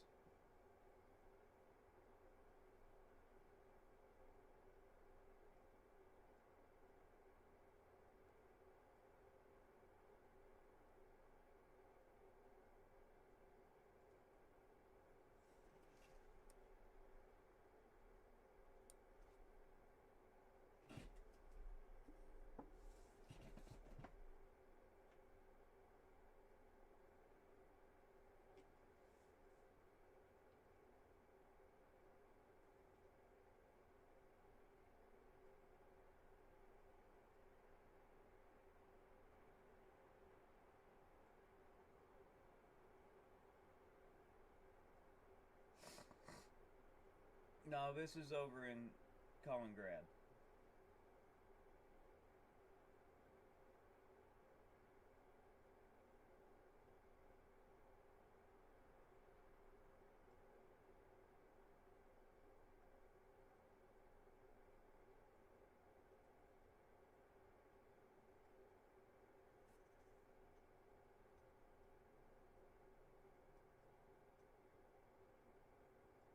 I'm gonna have to get our Google Maps overlaid. This is just the flight sim map, which is it's realistic, but the buildings and stuff are not. So what I'm gonna do,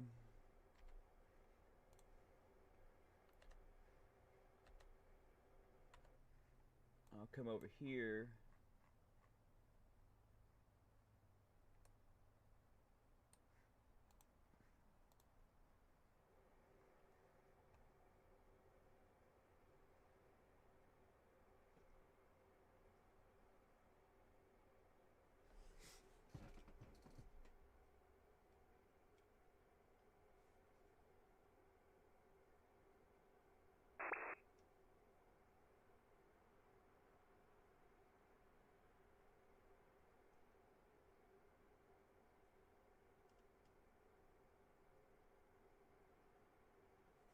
Ooh, big red alert for Israel.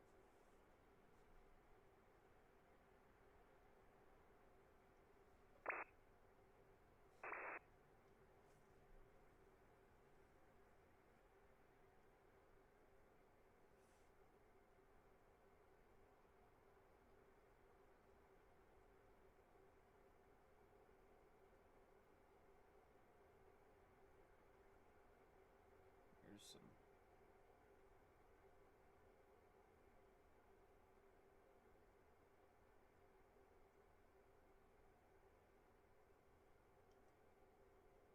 Now out in here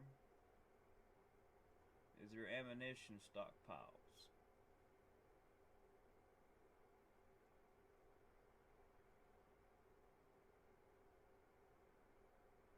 I'm looking at our maps too as I'm doing this. This will be their ammunition dumps, where these buildings are at out here.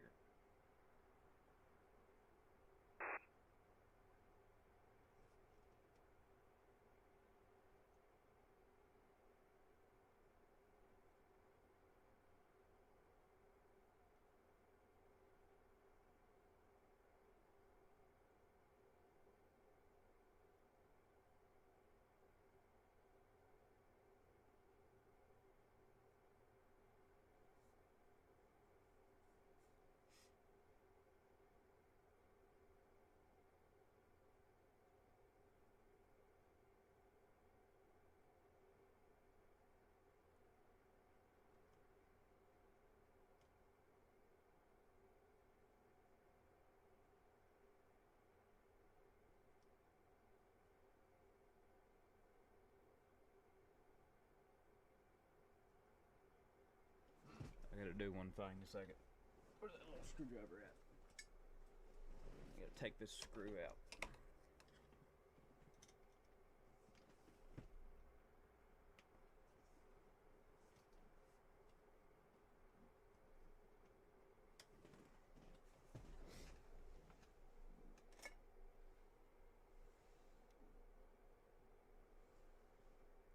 Where is it at?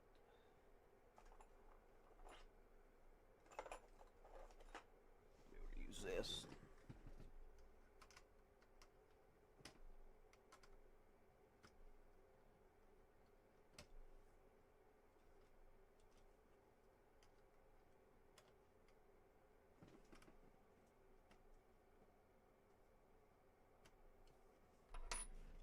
There we go. Now we got be able to look around. We're gonna fly on over here to their ammunition, no, their nuclear site.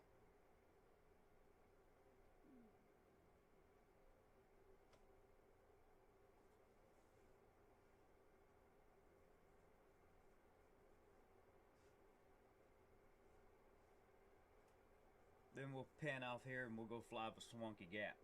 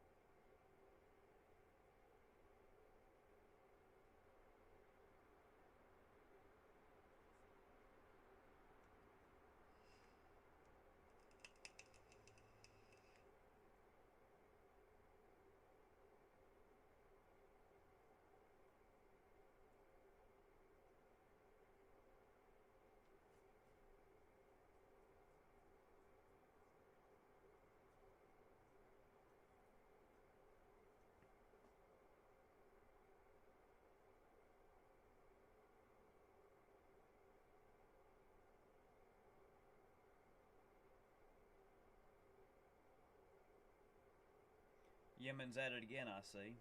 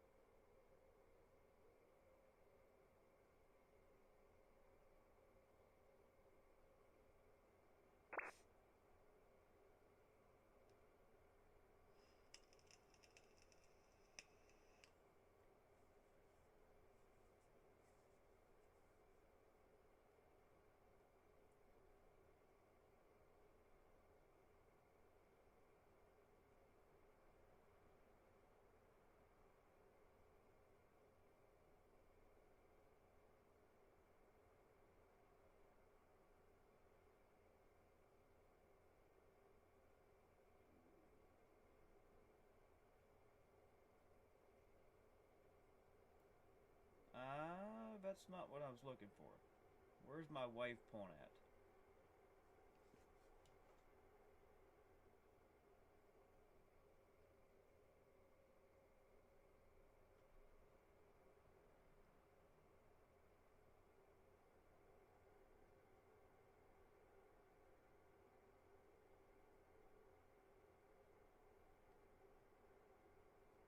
I had a waypoint set.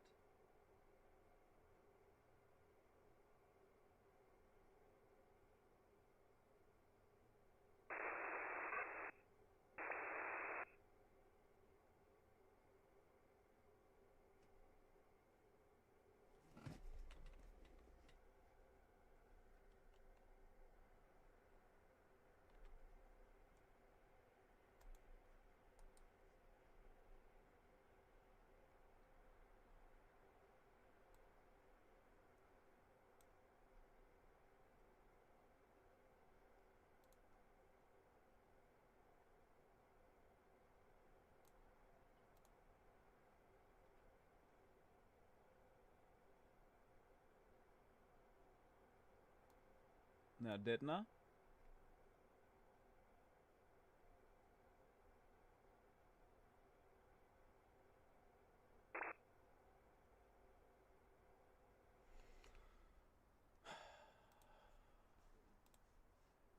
I thought I had a waypoint set.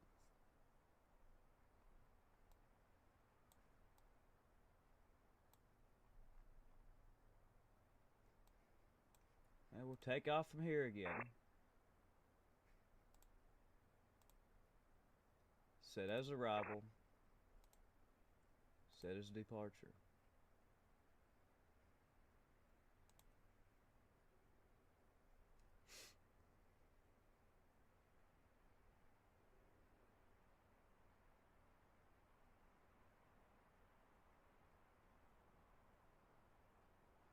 And I forgot to change the time of the day.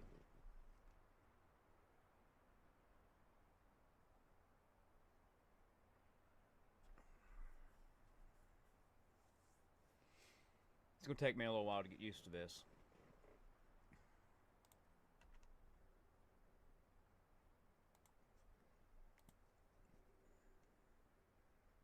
I don't know why we're having access in aircraft data.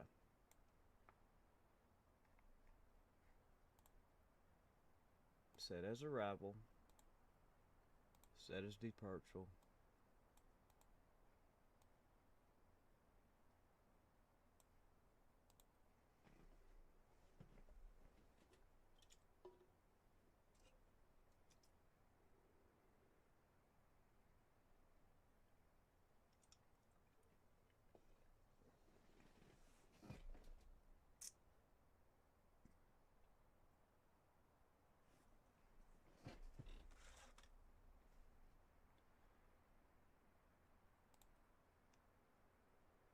Okay, now where is my... Okay, it's showing now.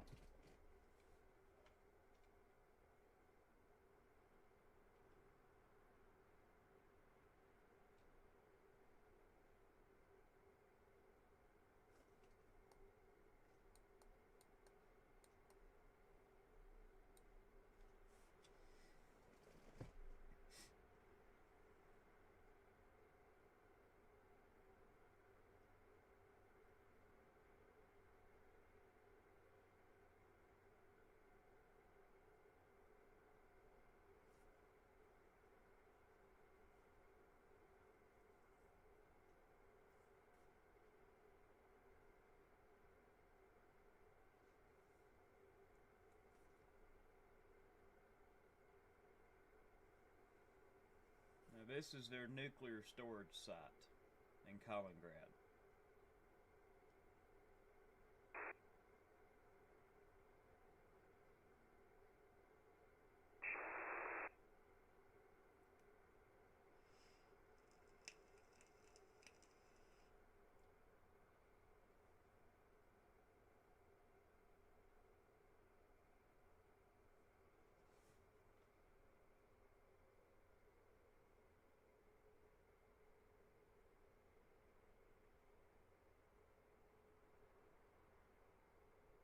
Hey Charlie, you know how to overlay the satellite into the game?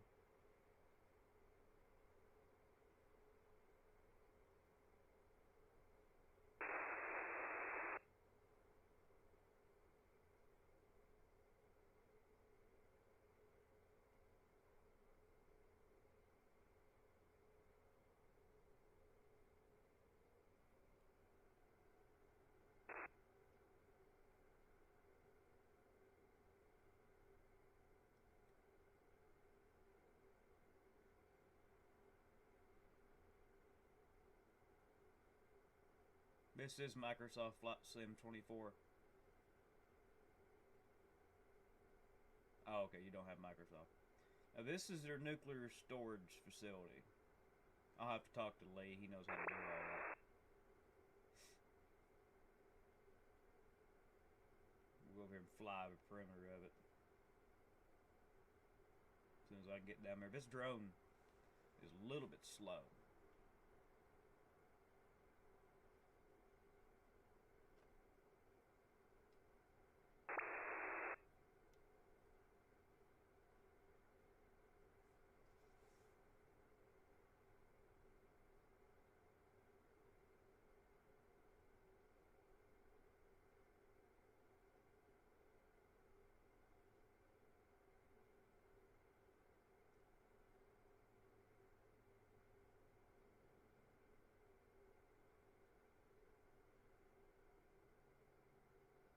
Yeah, I want to put the actual satellite imagery.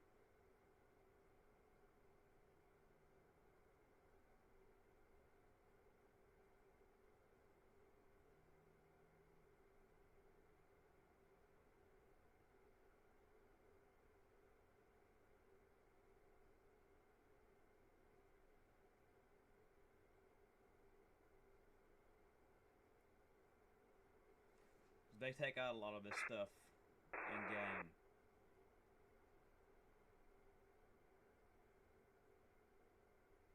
I guess this is your main building coming in over here.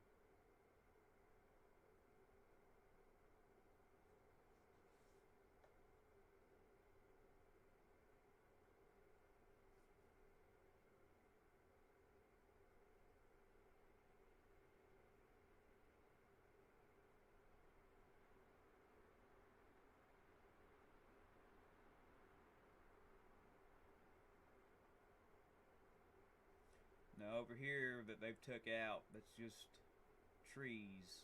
This open field is their actual storage facility.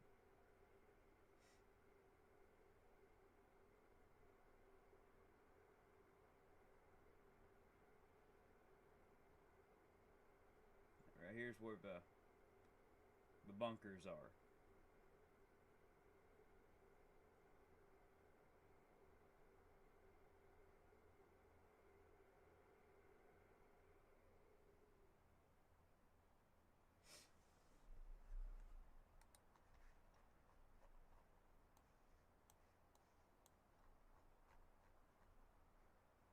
Yeah, this is where the bunkers are.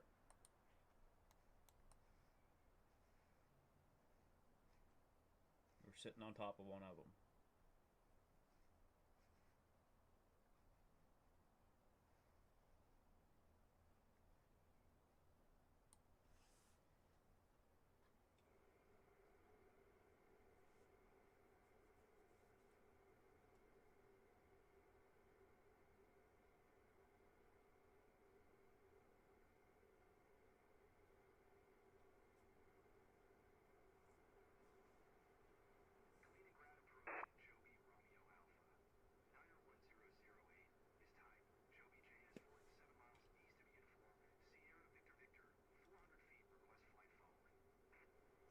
Now this is their perimeter.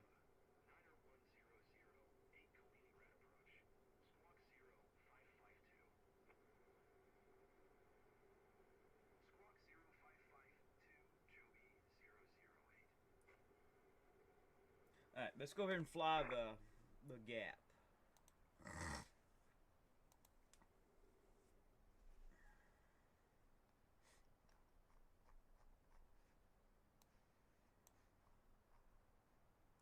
And then I'm going to go in here and see if I can't mod this.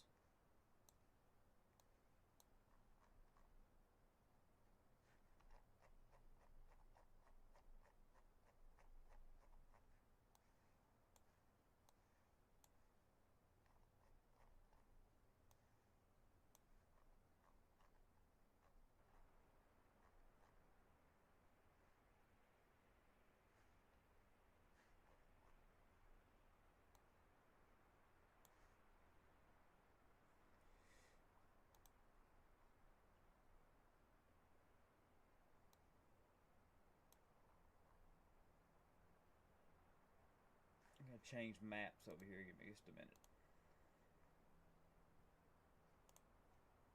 We want the Belarus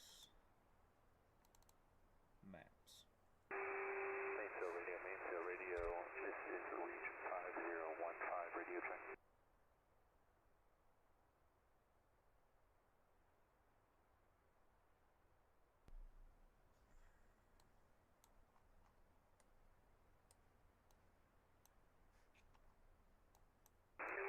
Mainsail radio, this is region 5015 on 8992 radio track.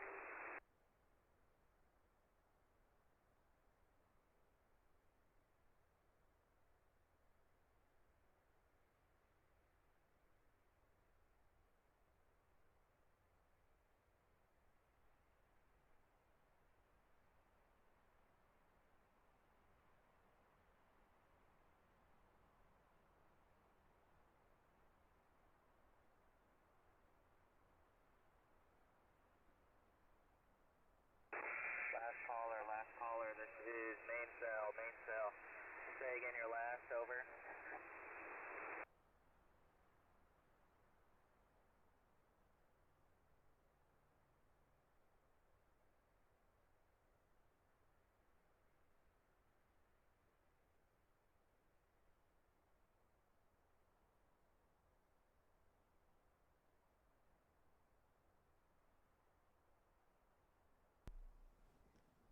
I don't like where this don't have the borders on it. There's just a walkie gap.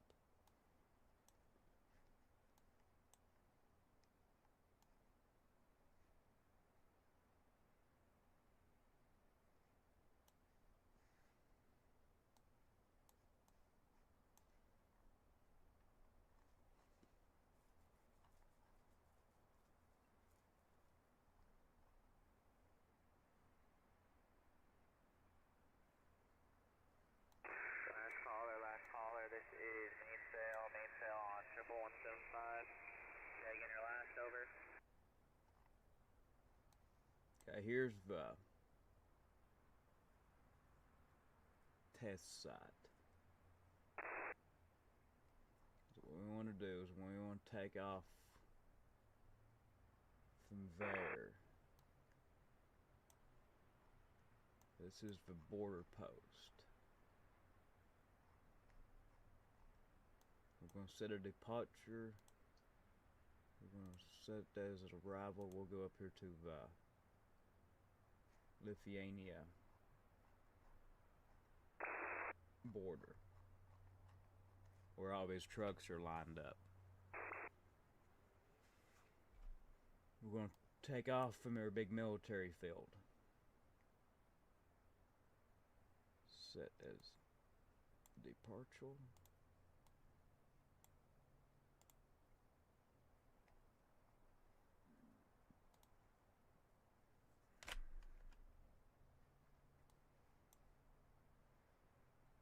Start flight.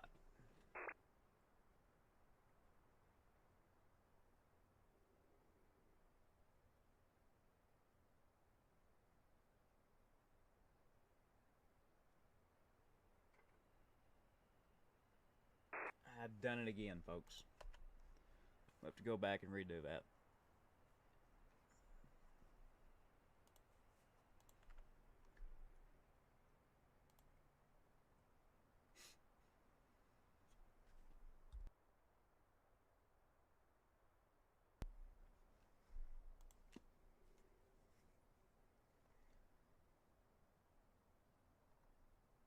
Okay, we want to go up to here. Set as arrival. Set as departure. And we want it to be daylight. Start flight.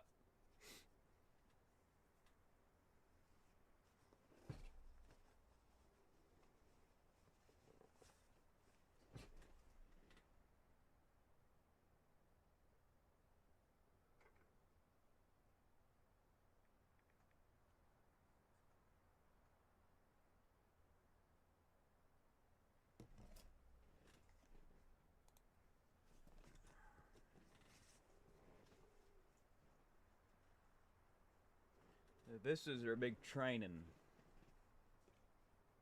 ground. We'll take off and we'll hover here and look at all of this.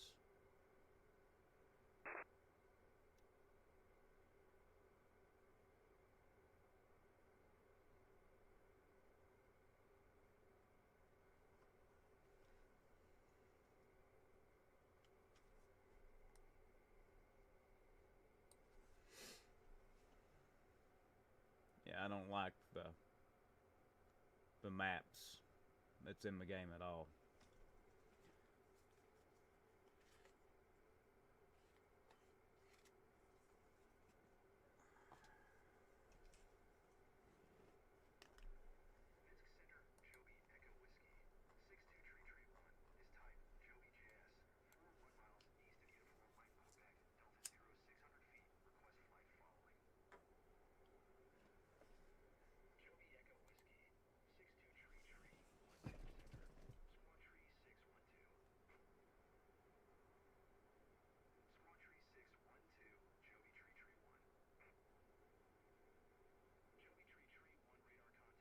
Okay, I'm trying to figure out where I'm at.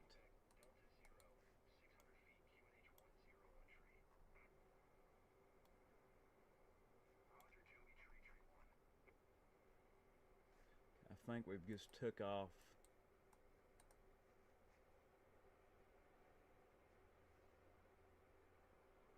from there.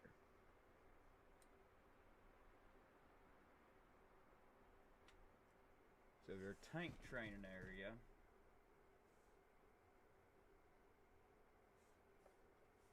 should be up here.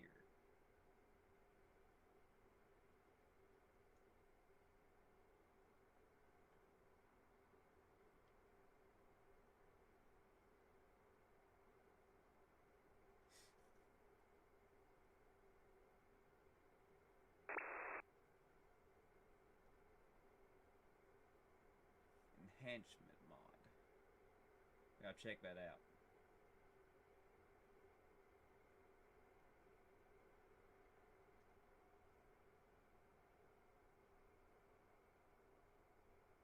This is how big. We'll go way up here and show you how big this training ground is.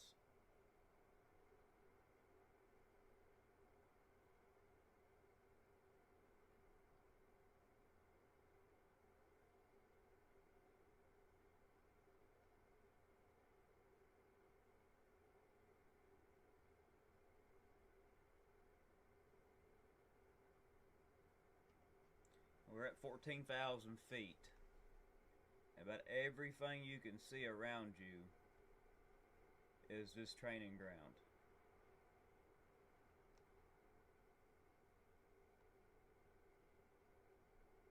That's how big this thing is.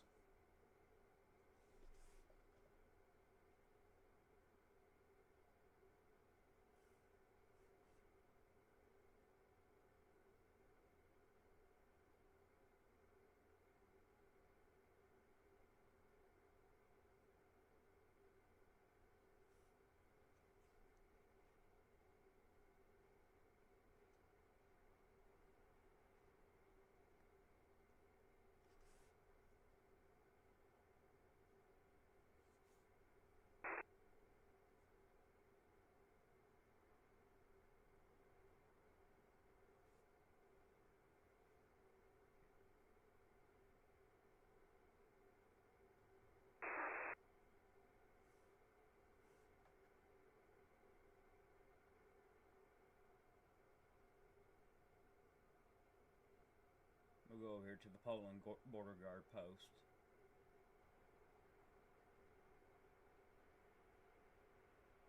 See all these roads down below us? That's all training grounds. You can see the edge of a perimeter. What we'll do is we'll circle back around and go up.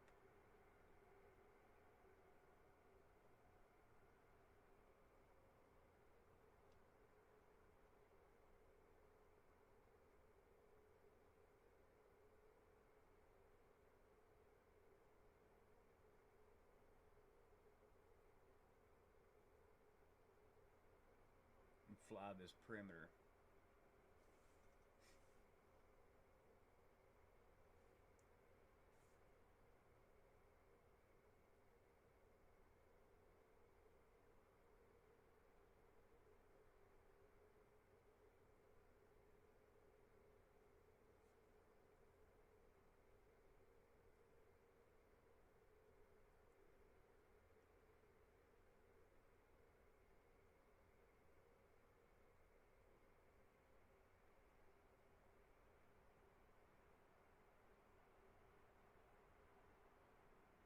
Like this side is massive.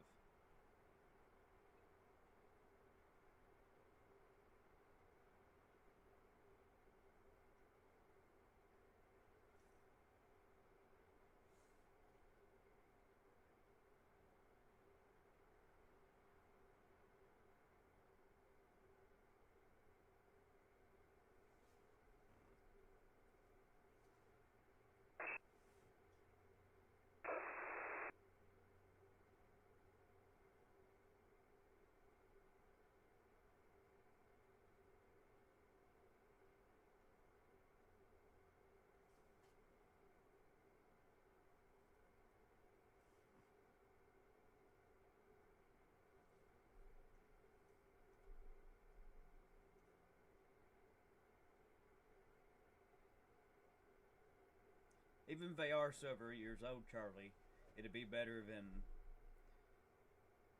the maps that's in the game right now.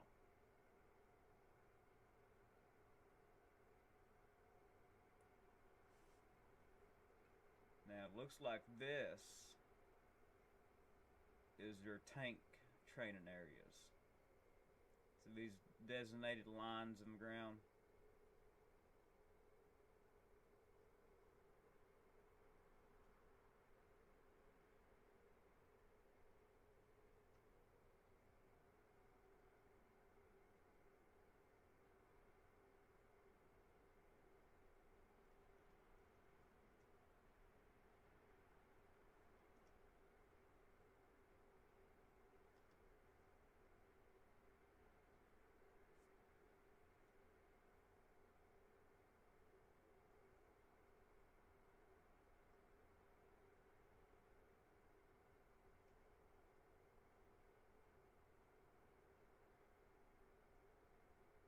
is their target range.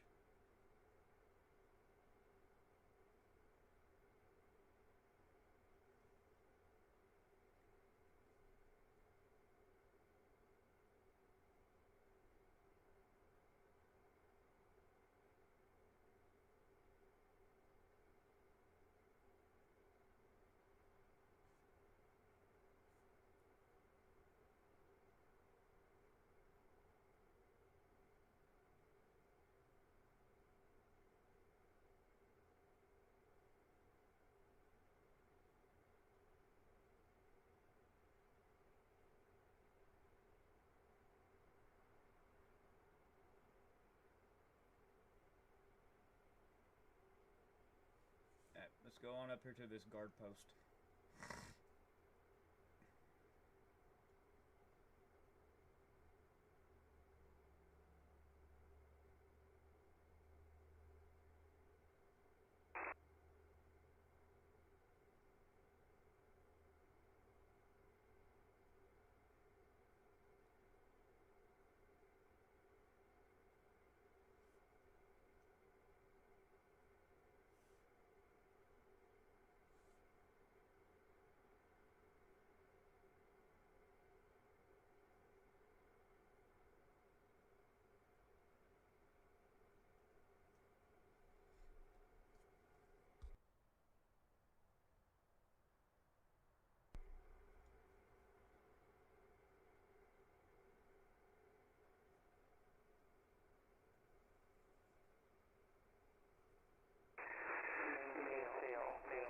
This is auxiliary communication. Testing 1, 2, 3, 4, 5, 4, 3, 2, 1, 1. Auxiliary checked out.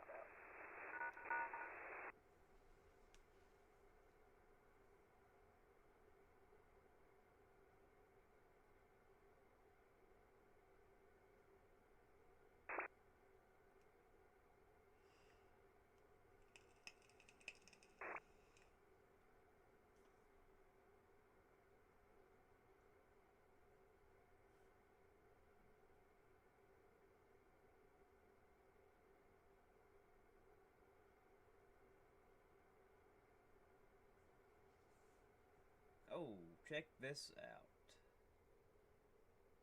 They've actually got all the trucks lined up in the game. Is that what I see? It is. Ooh, check this out. Mainsail. This is auxiliary communication. Testing 1, 2, 3, 4, 5, 4, 3, 2, 1. Auxiliary test out.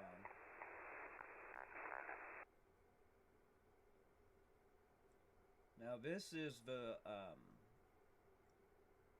border post into Lithuania coming out of the northern Belarus.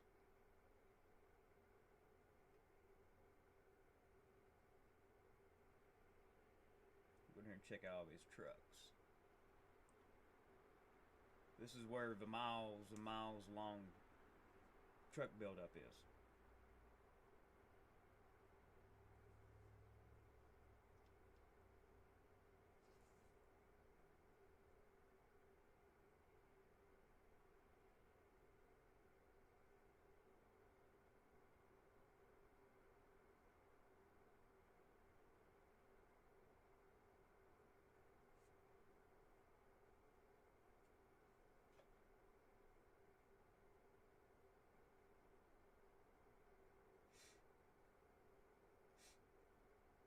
And I'll also show you this road they've got built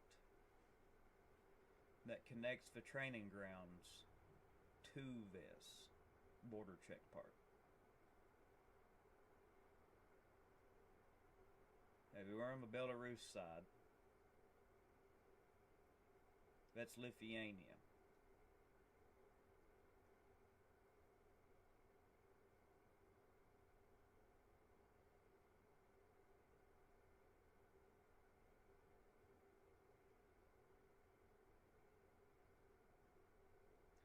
Now, do you see this clearing up here beside this building?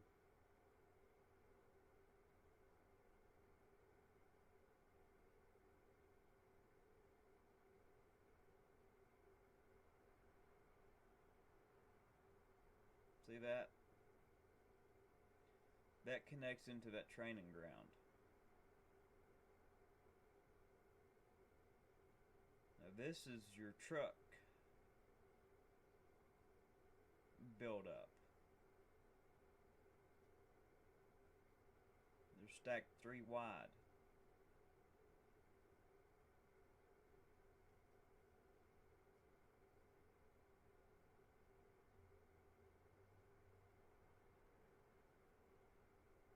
Some places 4 wide.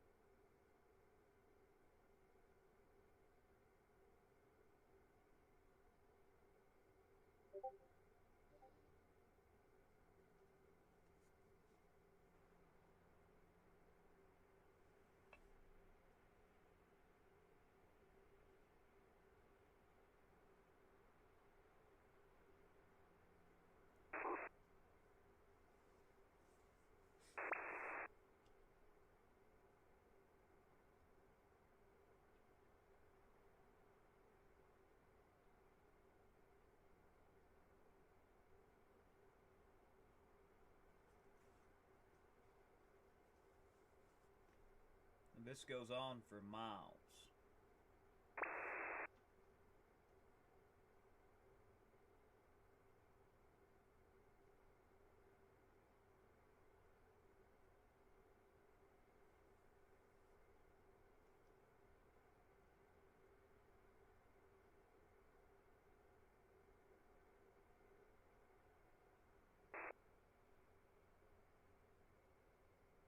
Down through here.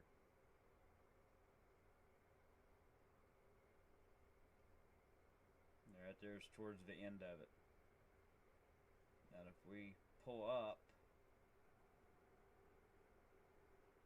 and spin around,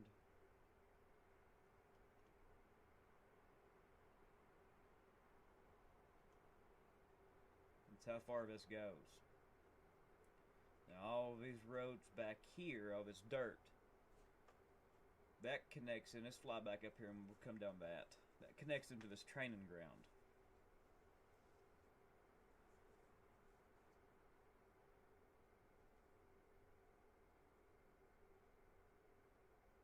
Russian and Belarus trucks.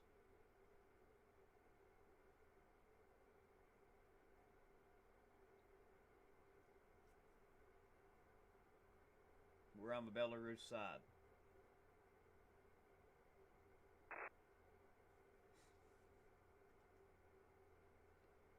Okay, now do you remember me saying about this dirt path?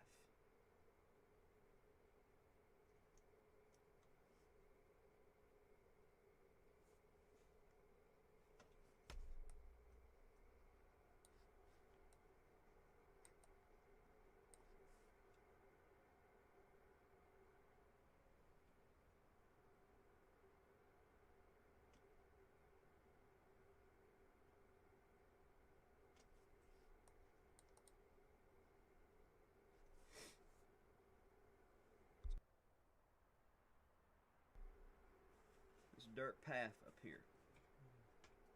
Get some speed back up. We'll go fly this. Now this connects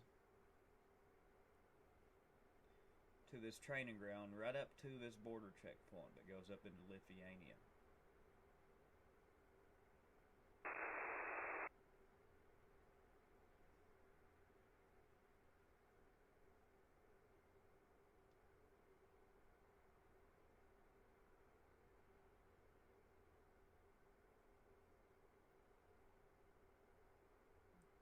Fly this road.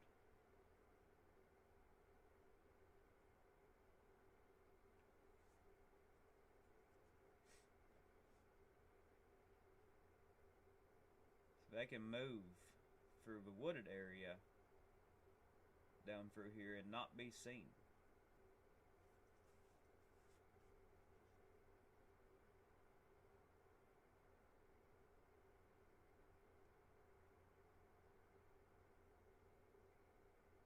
this connects into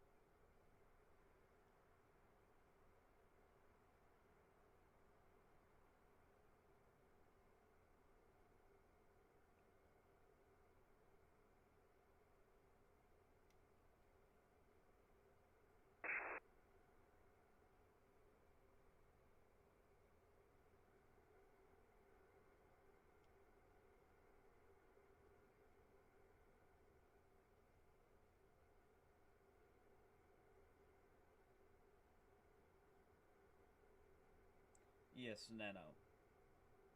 Something we need to watch for.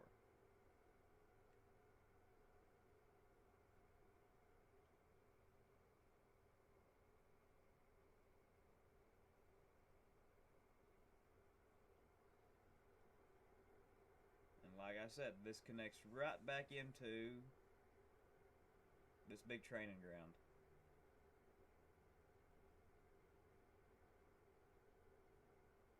Which is right here.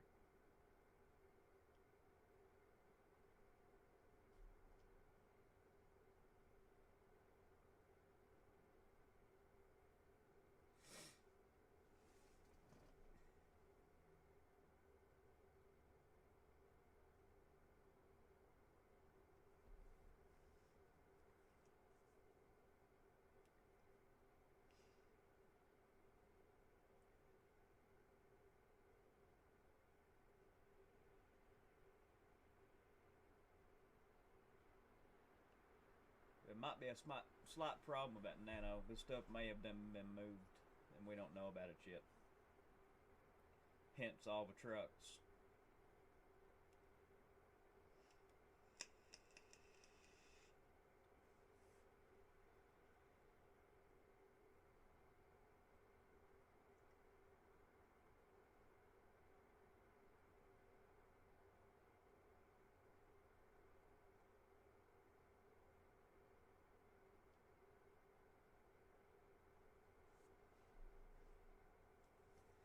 Let's go fly the border over here.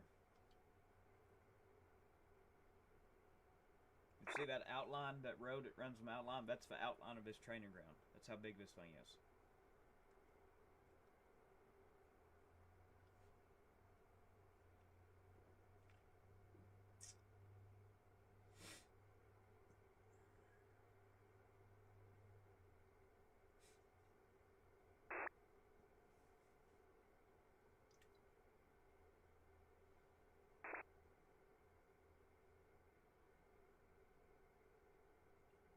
Now this river is the border between Belarus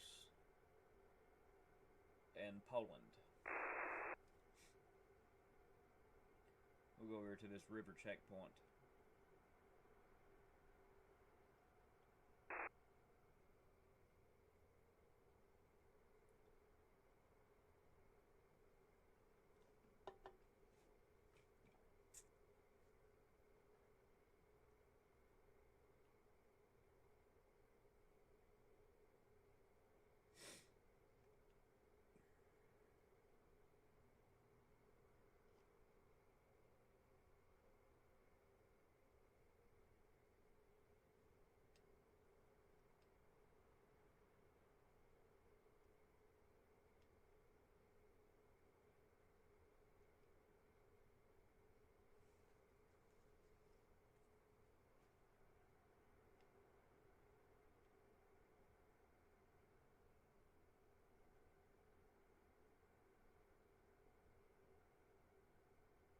That's Poland. That's Belarus.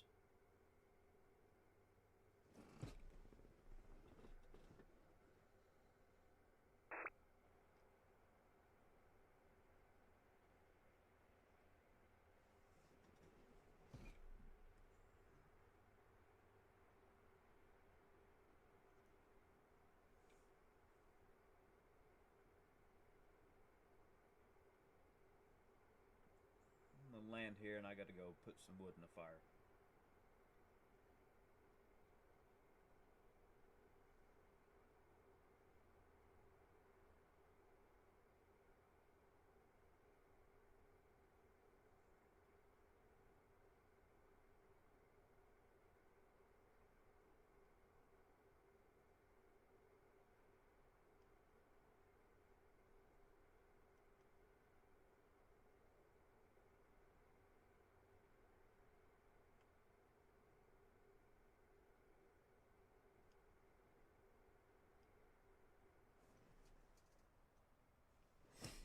Be back in about 3 minutes.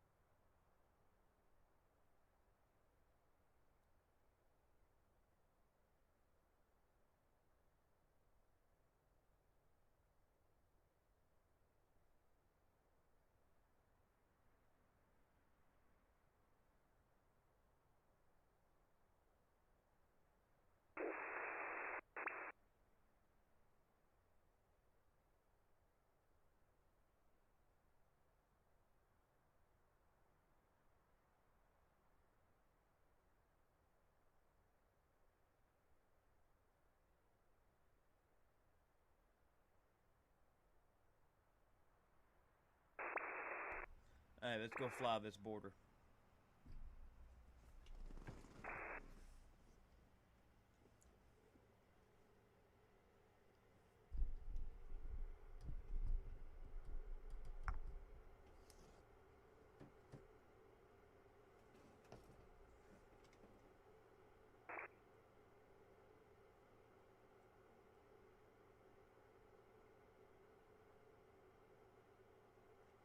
Let me get my maps here, another screen.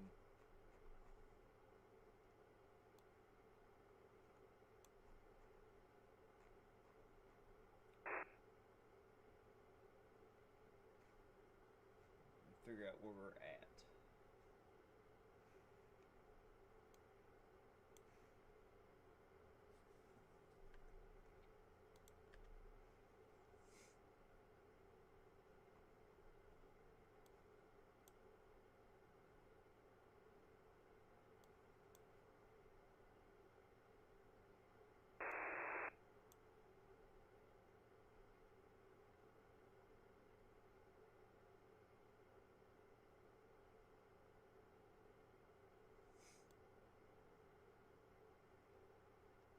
Okay, I told you wrong.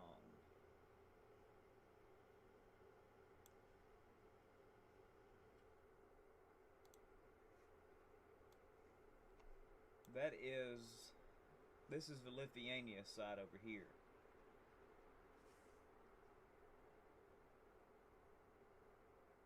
That's Lithuania. I was thinking we was on the Poland border. This is Belarus.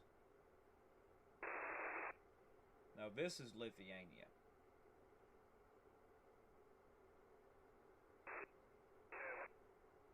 No, this is Lithuania over here. Behind us is Belarus. So what we're gonna do is we'll come out of here. We'll fly this, and I think we'll fly the Swanky Gap.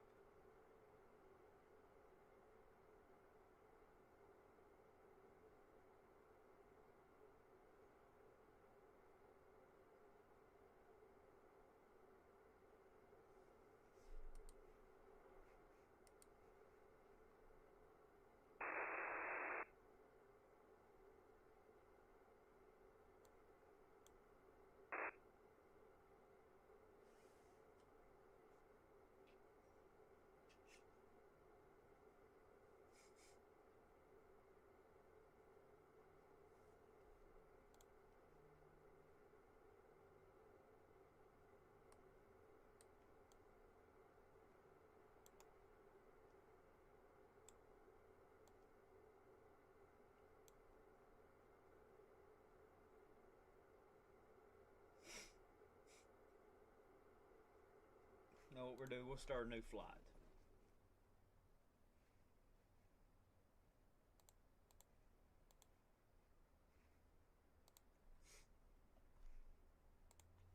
We'll take off.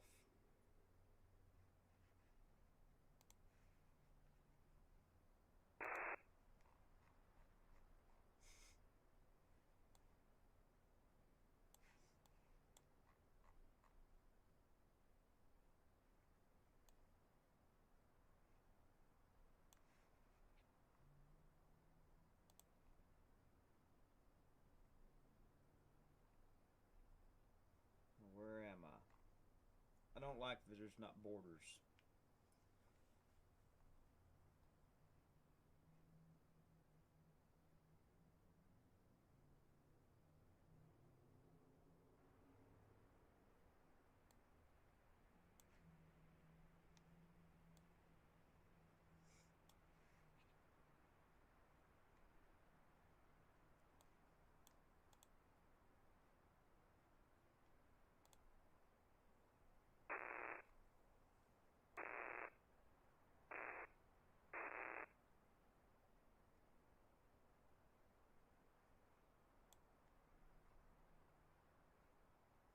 Where's Swanky?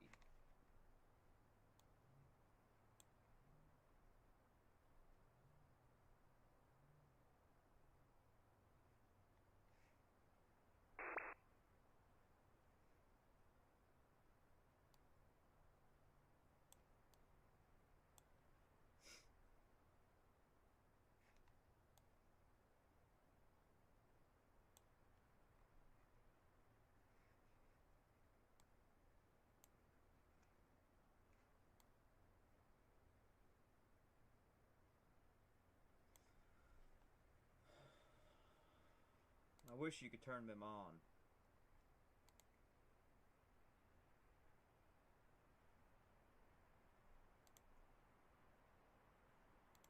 And you can't.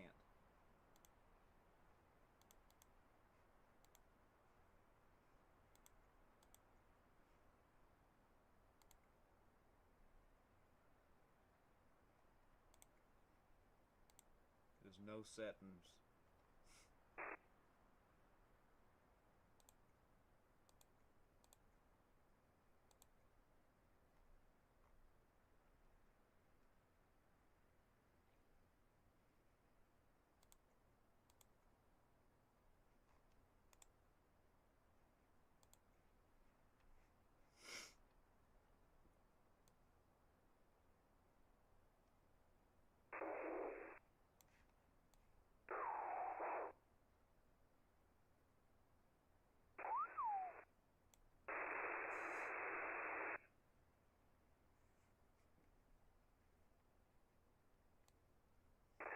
Snowdrop, Snowdrop.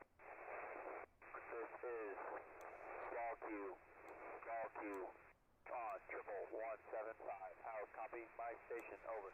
See, I'm not seeing these names on the other map that I've got. Last caller. This is main cell. Please say again your last, over. It's calling that. Snowdrop. This is Ball Q. I have you, Lima Charlie. Out me, over. Ball Q. This is Snowdrop. I have you loud and clear as well. Do you require any further assistance? Over.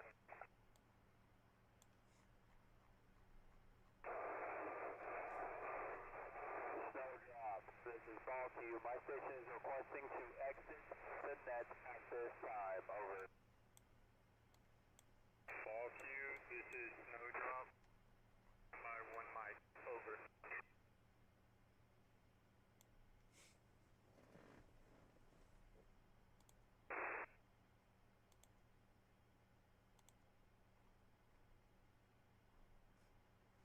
There's got to be a setting here somewhere.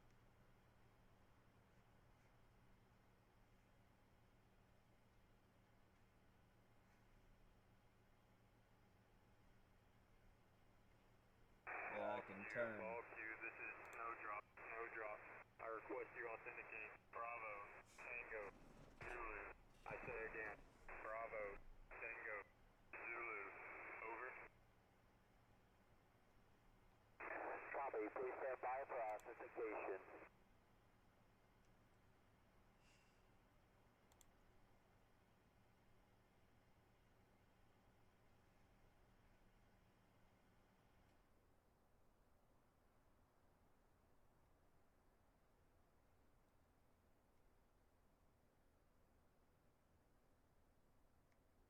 Let me Google this and see if there's a...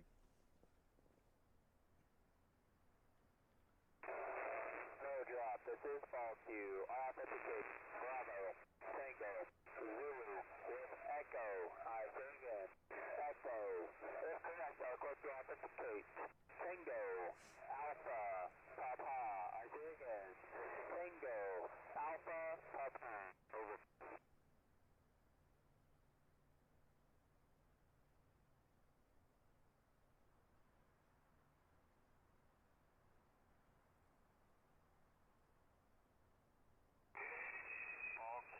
Ball Q, this is Snowdrop.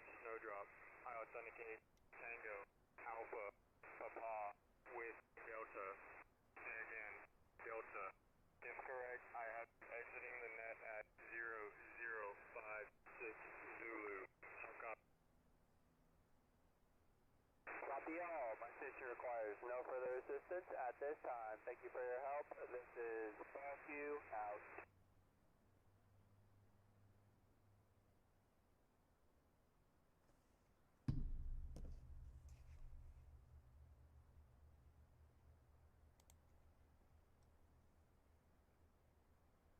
Let me go in here and look at some stuff. I'm gonna take you off this screen over here for a minute,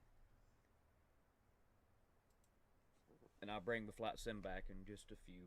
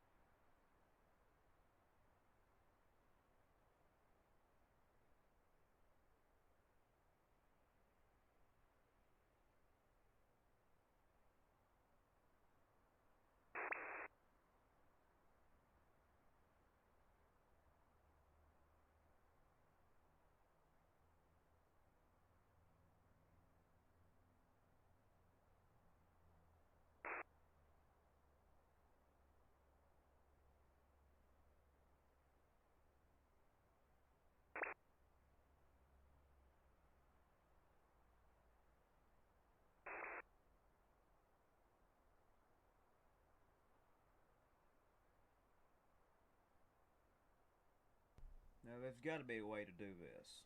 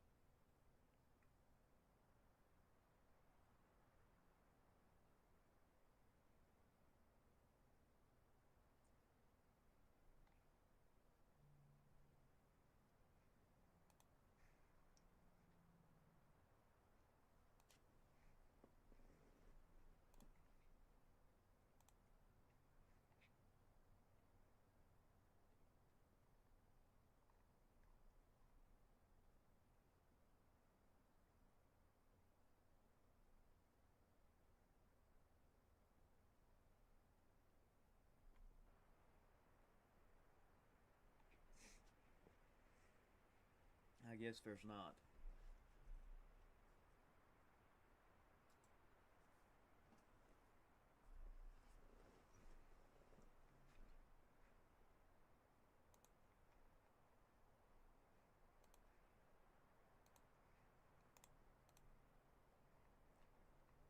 If I can find the tip of Belarus,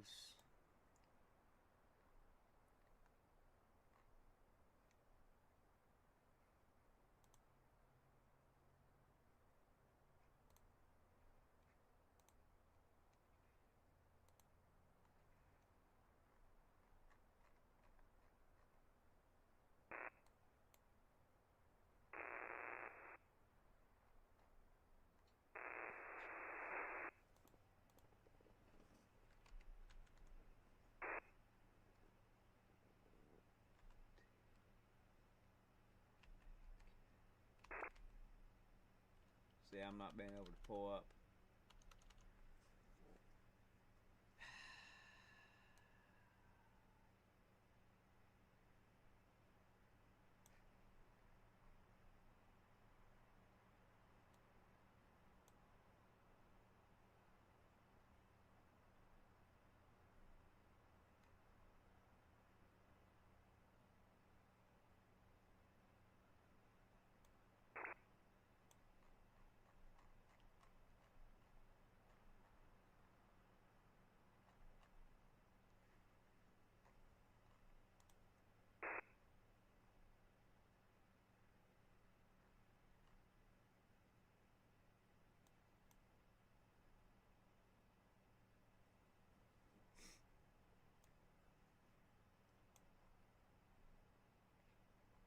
Where's Kaliningrad? Where's Swanky at again?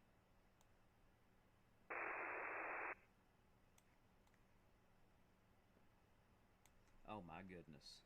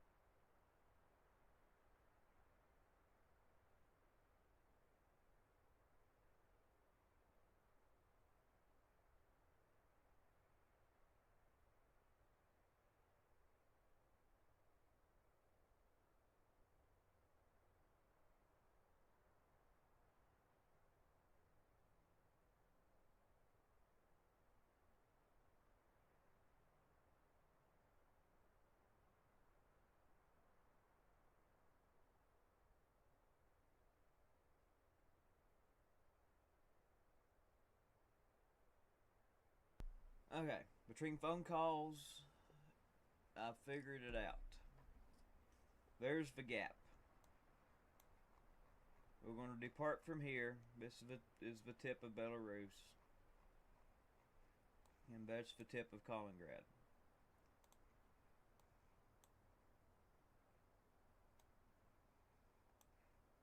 We're going to fly this. We want to fly it during the day.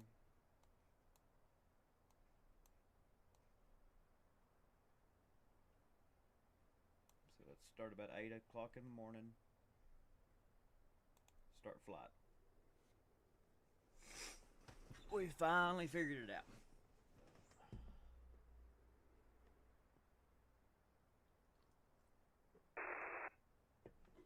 Now this is the gap.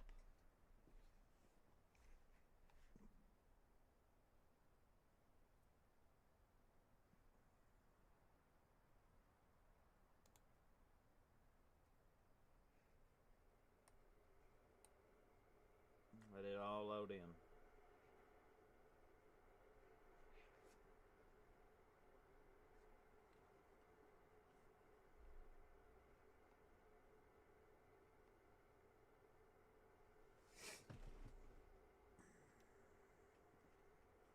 We'll fly it kind of low.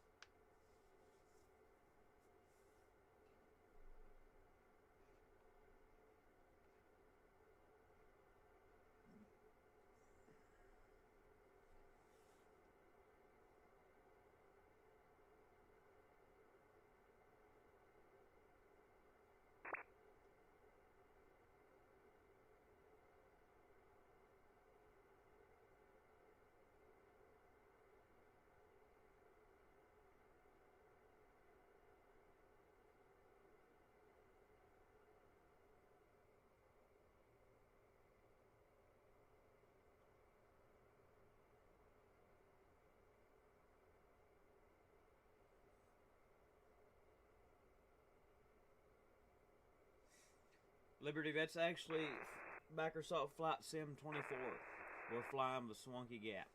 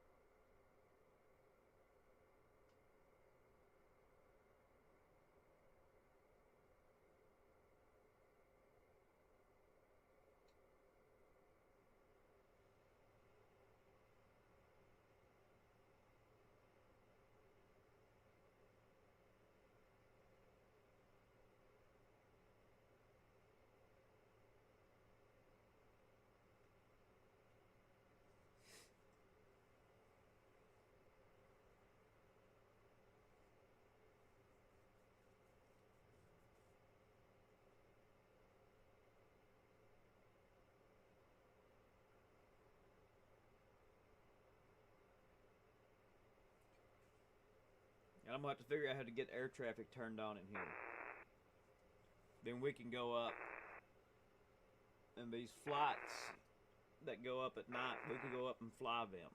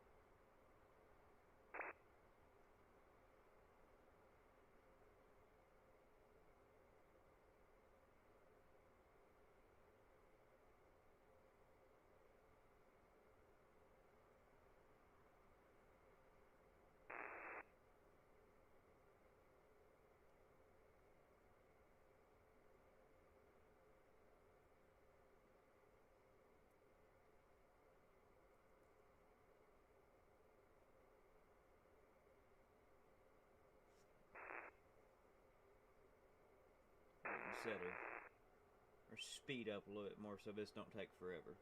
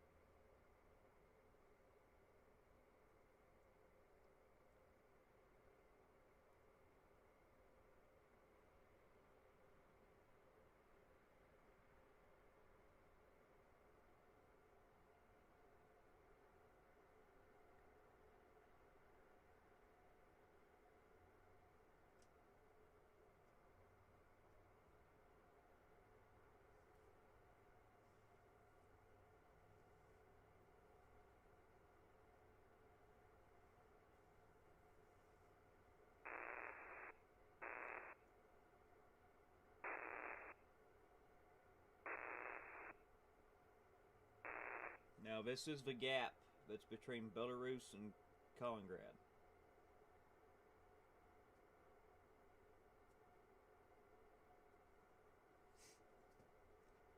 Up here on this map, it's right here.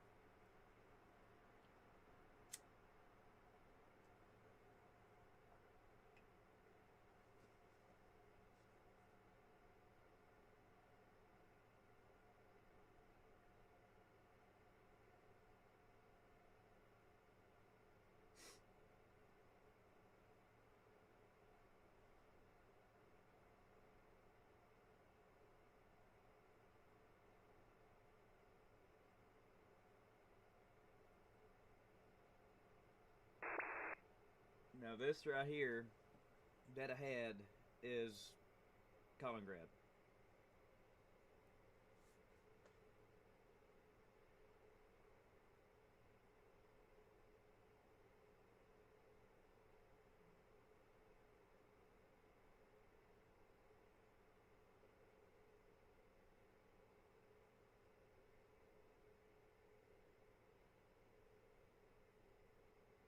Now here's the border.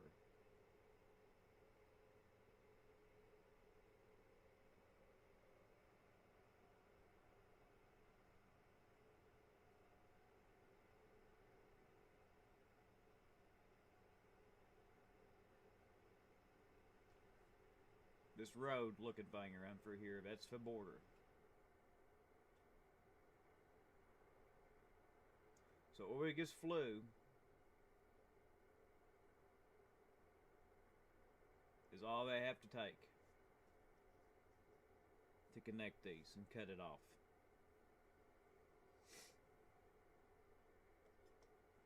Which is very doable, very quickly. Before NATO can get enough forces up here to do anything about it. Now there's reports there's only about 700 troops in this area that we just flew on the NATO side.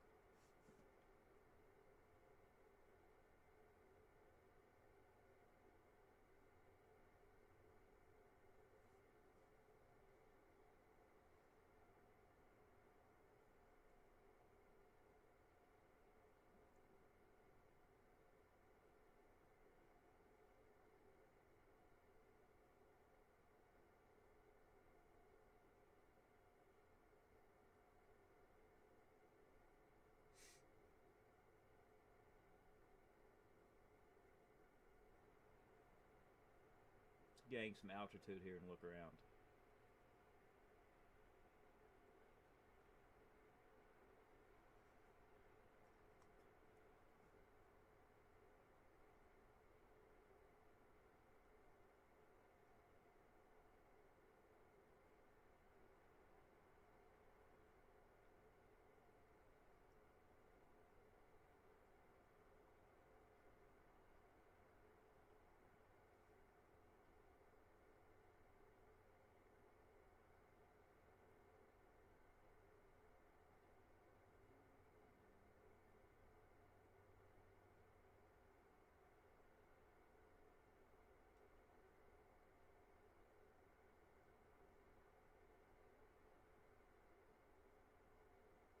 Now you see they've done got a road cut in right here.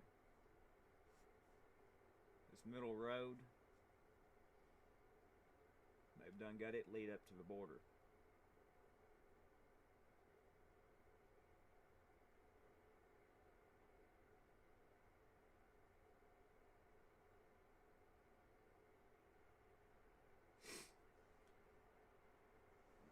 Okay, where else do we want to go? Y'all tell me where we want to fly next. We want to do some flights in Ukraine.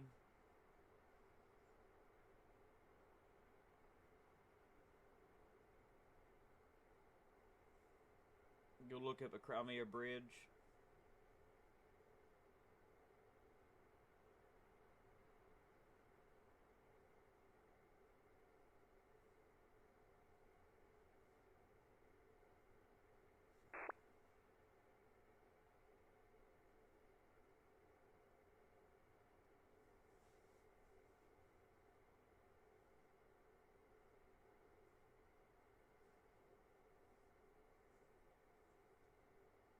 Alright, we'll go look at the Crimea Bridge.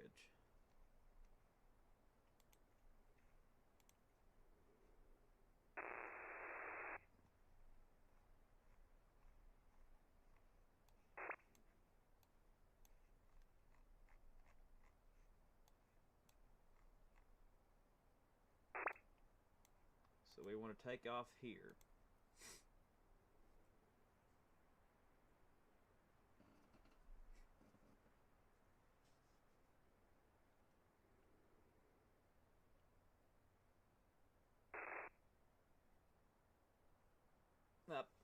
Done it again, folks.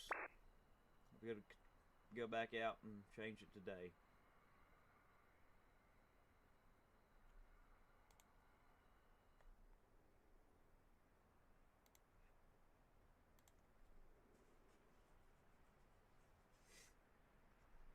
Who else has Flight Sim 24?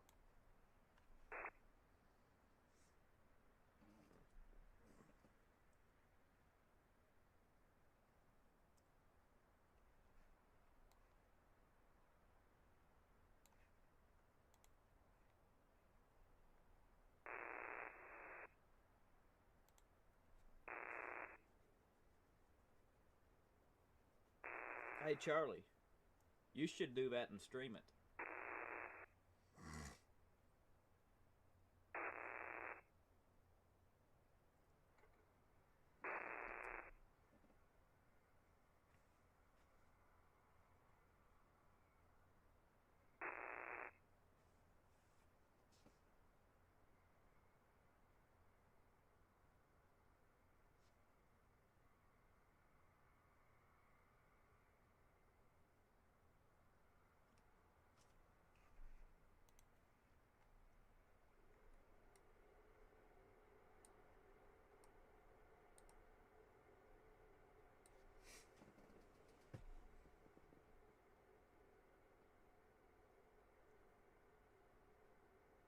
Okay, now we gotta locate the bridge.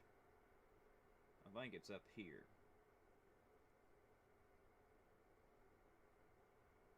No, it's right here.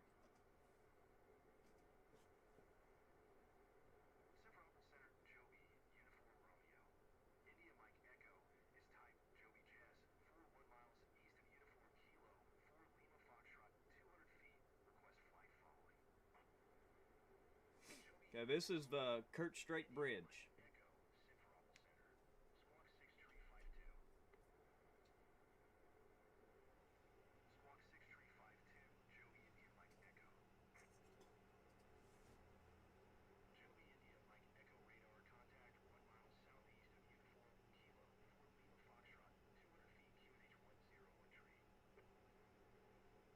We're gonna fly this kind of slow.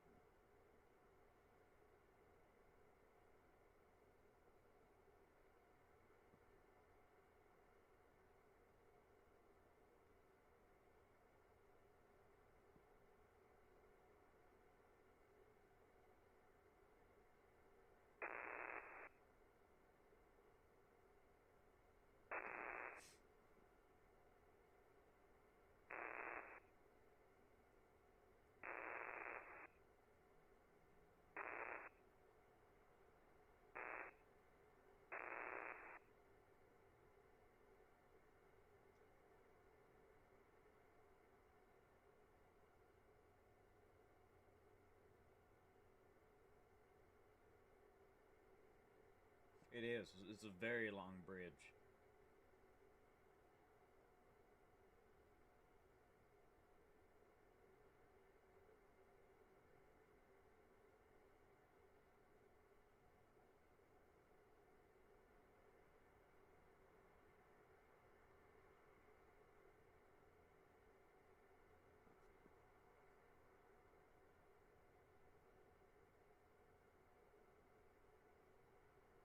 Pretty sure what's underneath of us right now is the railroad tracks.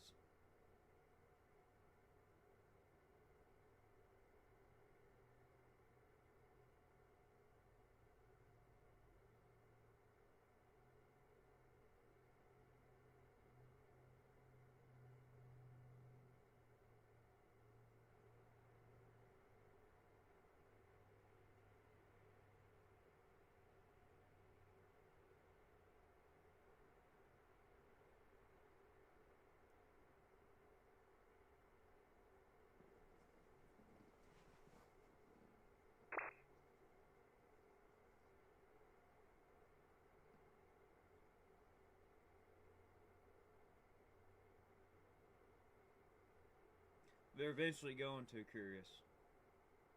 It's just not that time yet.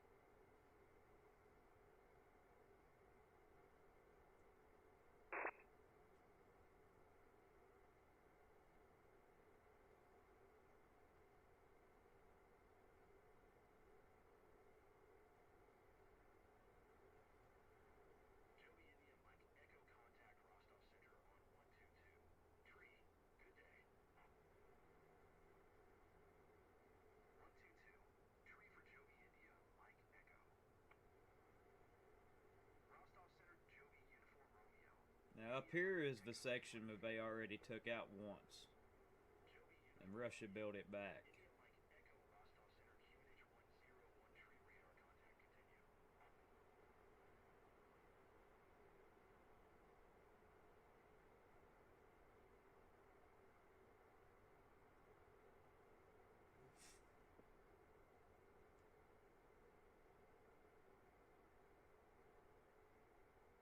Yes, Reagan, it can.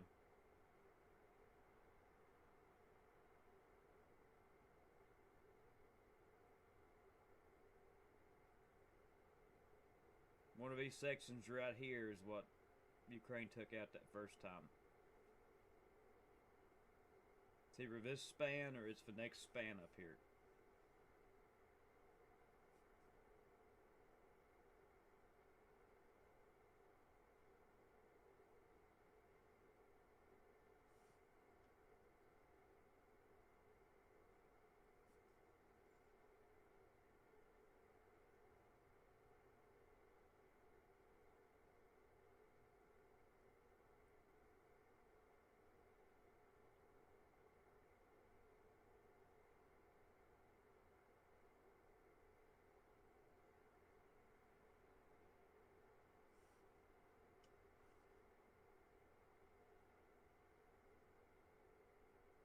It was that span back there.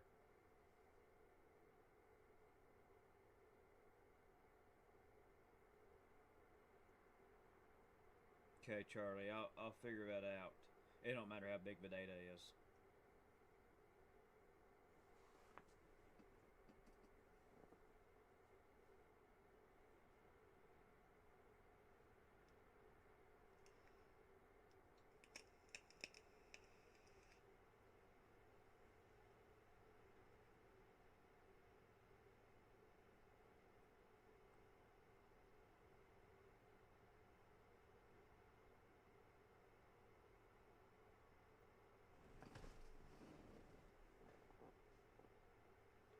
What we'll do is I'm going to shut this down, the flight sim, whenever we get to the other side. And I'm going to go ahead and see if I can't get better quality of maps downloaded and everything.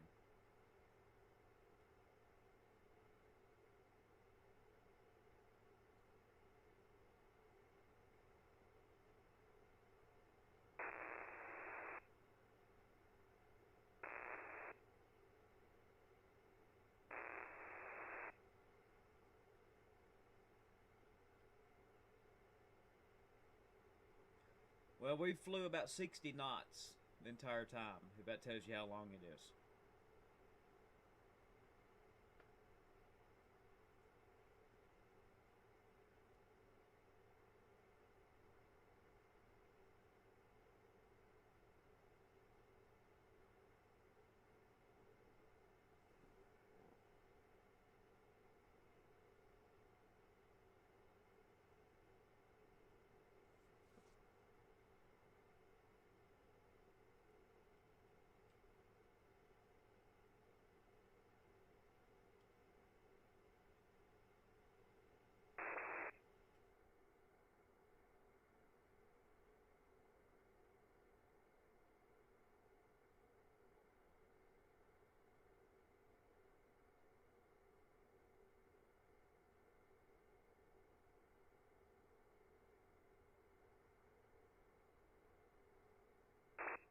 I'm using Joey sticks, Charlie.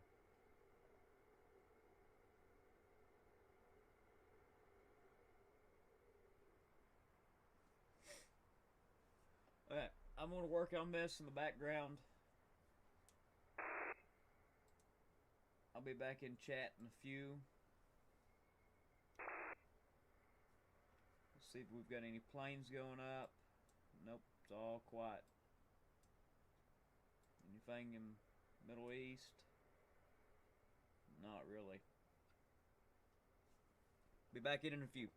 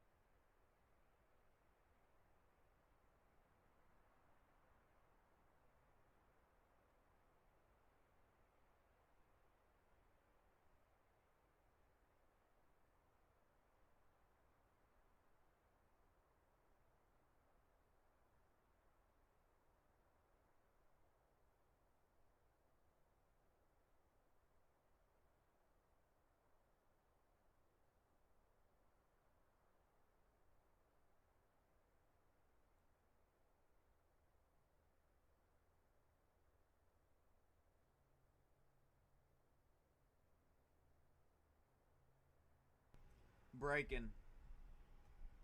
The Russian cargo vessel that was transporting the troops from Syria back to Russia, and it's been adrift. It had a problem. It had sunk, following an explosion in the engine room. Most of the crew has been saved, but 2 sailors are missing.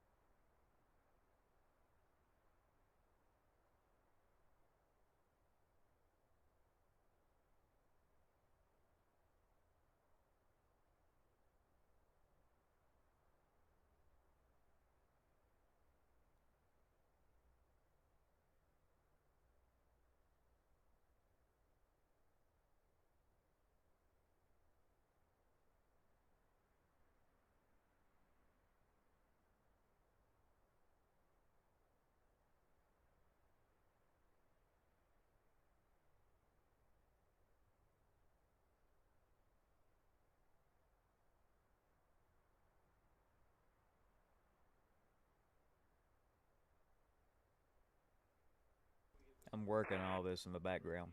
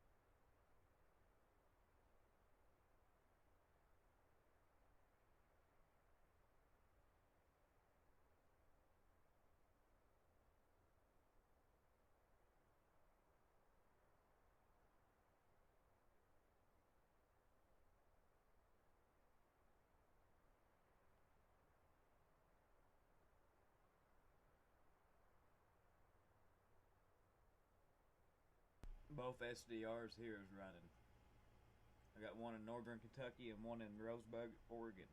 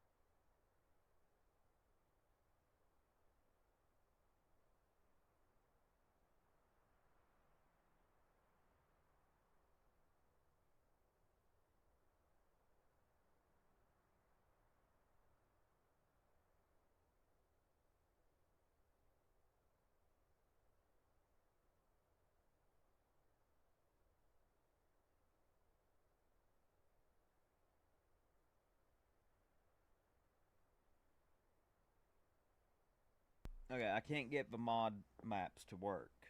and now I'm trying to sort out why we are not accessing live flight data.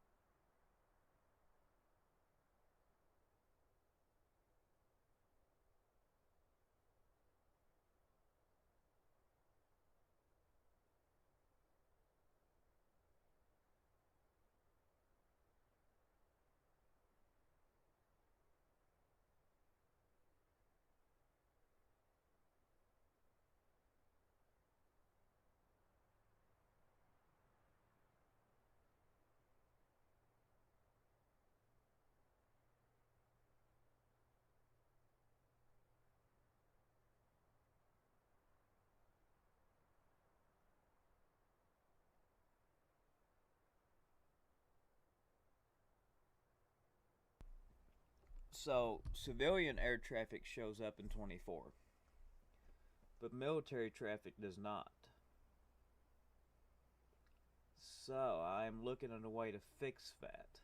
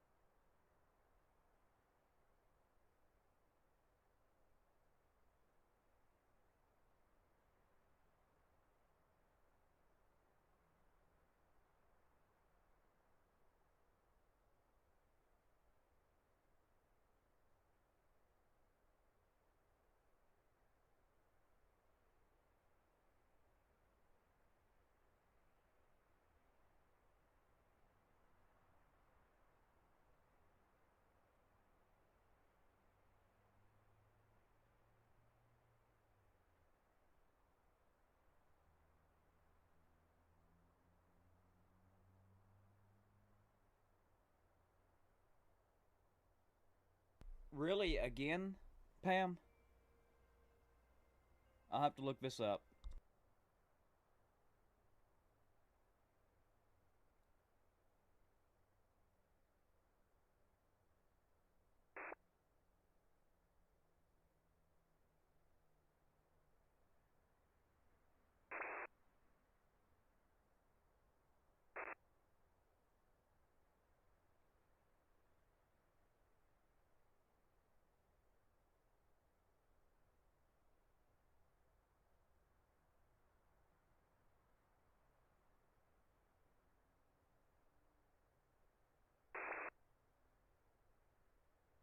Oh, okay, gotcha.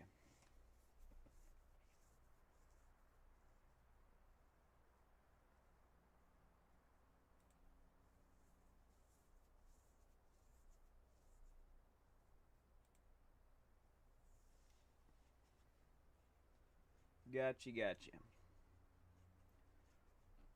I'm gonna go ahead and go finish this update on the old flight sim because I can inject Flight Radar 24 into it. See, 24 Flight Sim just came out November 19th, and they ain't got all these plugins made for it yet. It does have live flight in it, but it filters out the military. The military does not show up for some reason. We've got protests breaking out across Egypt against the president. They're mad at him because of economic situation, corruption, and suppression of civil liberties.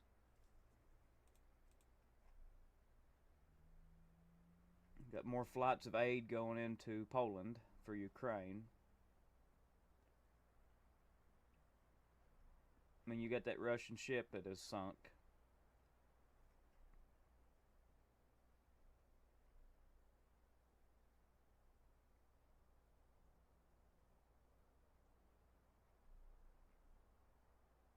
The Santa Cruz Pier has collapsed and floated away in California.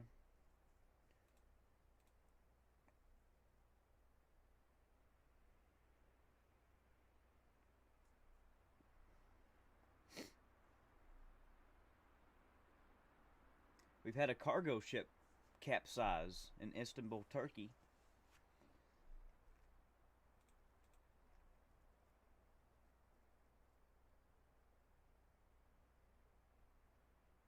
Bill Clinton has been admitted to the hospital.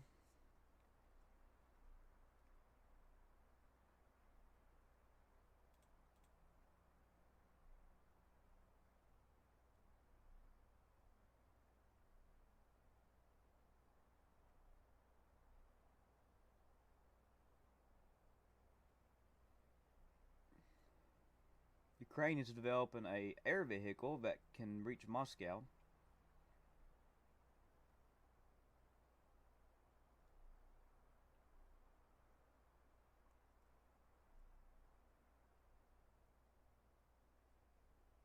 The French forces have been forced to quickly start withdrawing from Chad.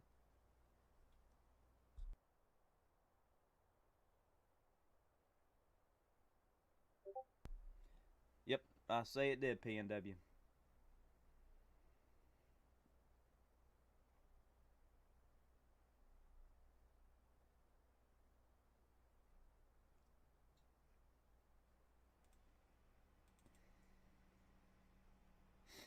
We've got a human case of H5 in Los Angeles.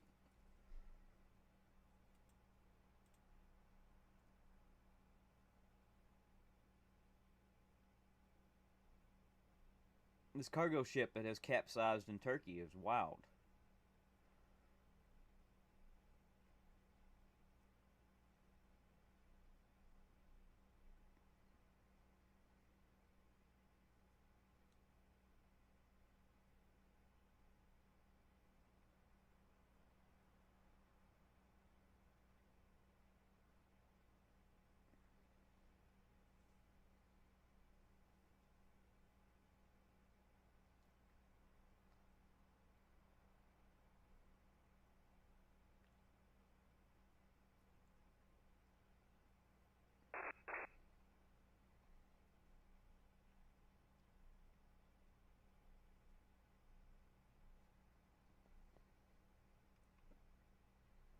That's about all I see for right now.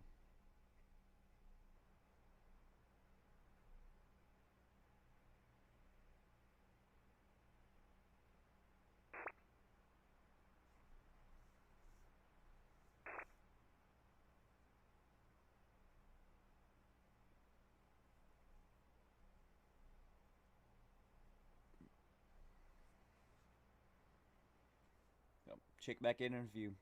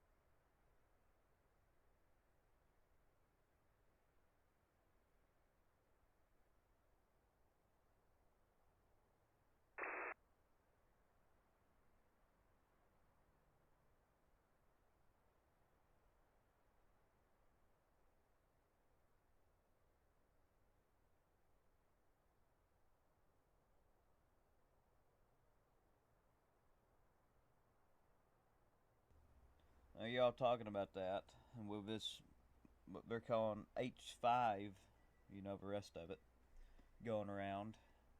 This could very well be a replay of that. If you're in Discord, you can go to that one channel up the top, above the breaking news channel, and see all the updates.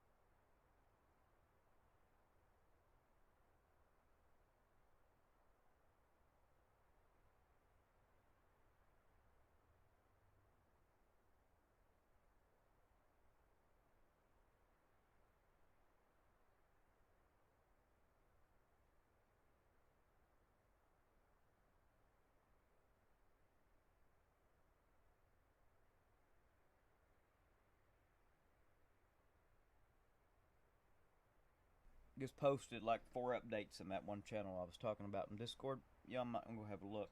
This thing is spread today. Gotta watch how I say that on here because of what happened last time.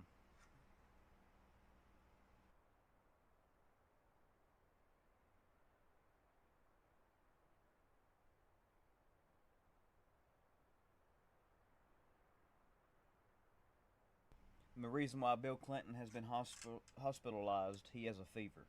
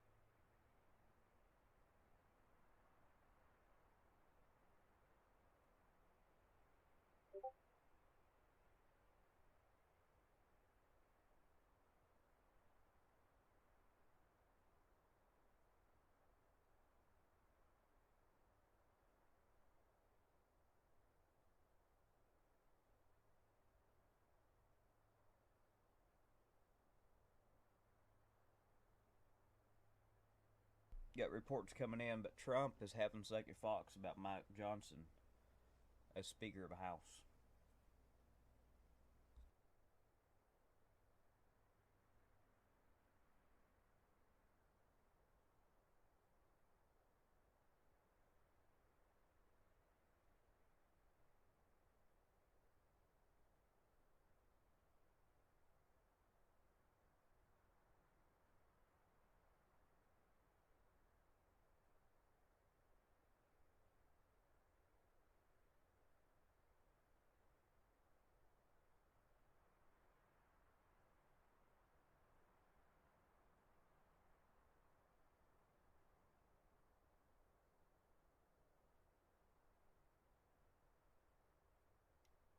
Russian forces are trying to cross the Dnipro River up by Kherson now. And as soon as I can get this other flight simulator set up, we're going to take a flight up to there. I want to fly with Dnipro on the front lines.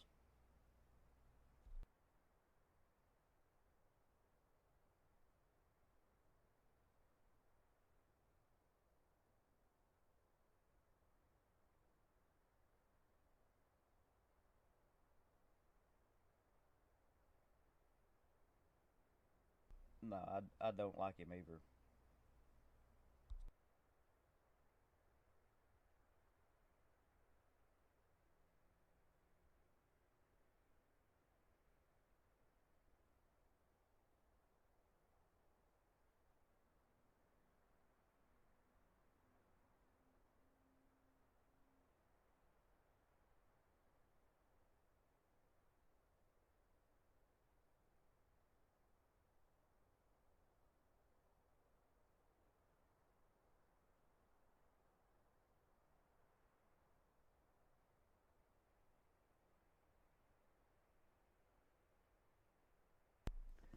To the people in Discord that's talking right now, if you refer back to what I said up in breaking news a few days ago to a week ago, there was somebody that came on, I think it was Fox News.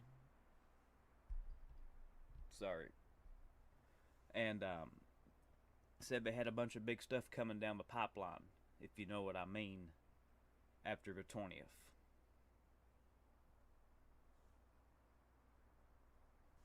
To the people that's not in Discord, don't worry about what I'm saying.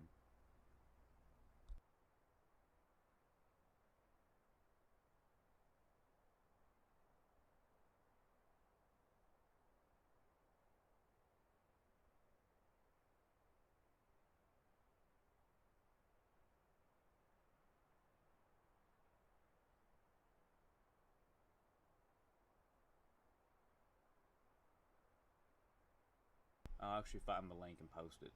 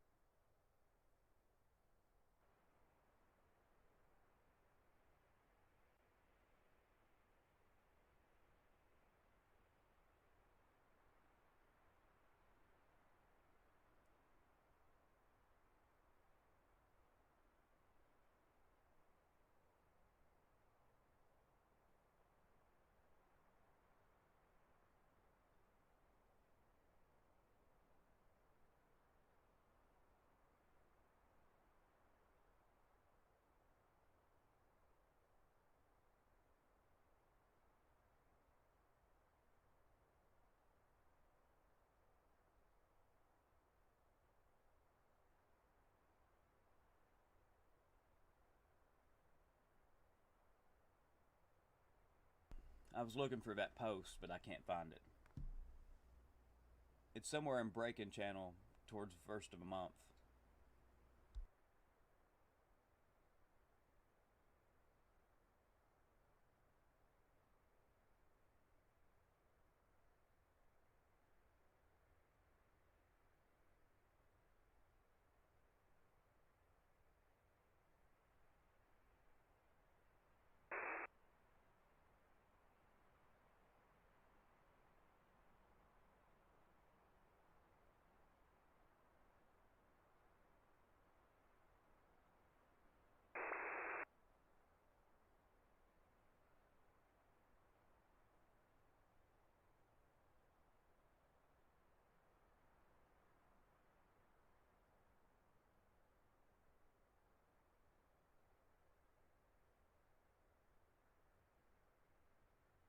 I have found it. It was on the 4th. Let me go on up in here.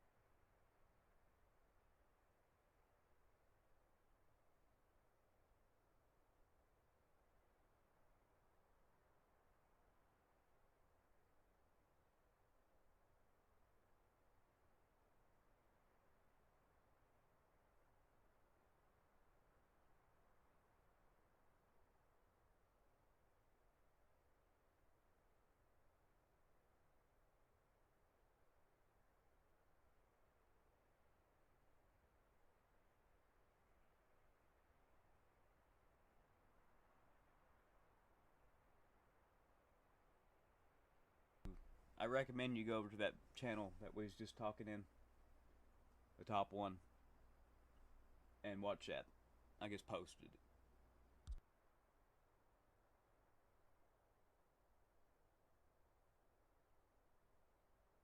I am going to grab a bite to eat, so I'll be back in about 15-20 minutes.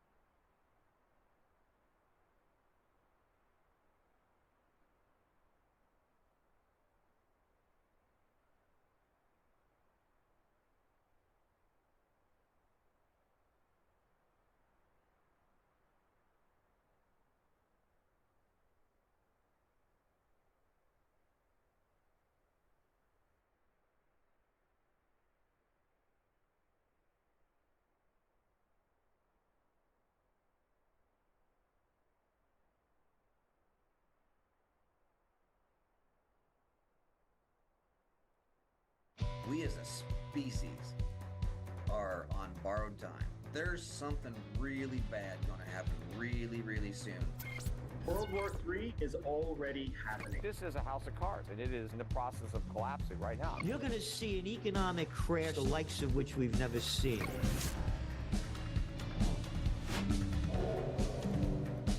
Hi folks, Canadian Prepper here. It's an honor today to have John Ferguson on the channel, who recently went viral for his explanation of the New Jersey drone phenomena as some sort of search for a device, possibly a nuclear device.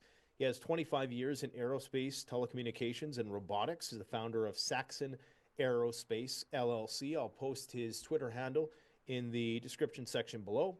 He's developed innovative tech like unmanned aerial vehicles. He's a manufacturer of long-endurance custom remote aircraft and terrestrial robot crawler systems, and he's an ex-Marine. Now, before I let John expound upon his theory, which probably needs no introduction on this channel for people who've been following this particular issue, I want to quickly say why this was self-evident to me before I even seen John's video, because no other explanation really makes sense. The explanations that we've been given for the New Jersey drone phenomena are as follows. It is a foreign entity. To me, that's technically impossible for reasons I'm sure John is going to elaborate on. Number one, that would lead to war, and why would the Pentagon ever cover that up? I don't think it's aliens, because that's just fantastical that they would be in compliance with FAA regulations. I don't think it's a training exercise, because why would you do that in such a densely populated region where you know that it would just lead to a controversy? I don't think it's a false flag, because there's already drone spying at military bases, and that would be more than sufficient to justify whatever sort of regulations they wanted to put into place. And I also don't believe the recent pseudo explanation that they are looking for a medical device, because the government would admit to that, in my personal opinion, if that was the case, because that's a rather benign threat. Now, for all those reasons, I wanted to have John on today to elaborate on the technology and the plausibility of this hypothesis, and also talk a little bit about this mysterious figure who's provided you some information about possible nuclear weapons in the United States. So all that said, thanks for coming on. And yeah, tell us a bit about, where you're at with this whole thing.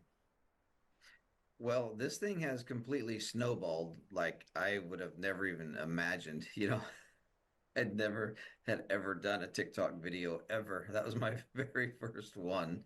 So I was amazed. And what I was trying to do is I saw all these reports out there about, this could be Chinese operatives or Iranians, or coming off of a mothership, or coming out of the ocean, or all this other stuff. And I just thought, when our elected officials actually come out and say that these are foreign operatives flying these unmanned systems, it's like our foreign policy is the worst it's ever been in the history of the United States. And it's like, how could you be an elected official and just come out and say stuff like that when we've got everybody around the world pissed off at us right now?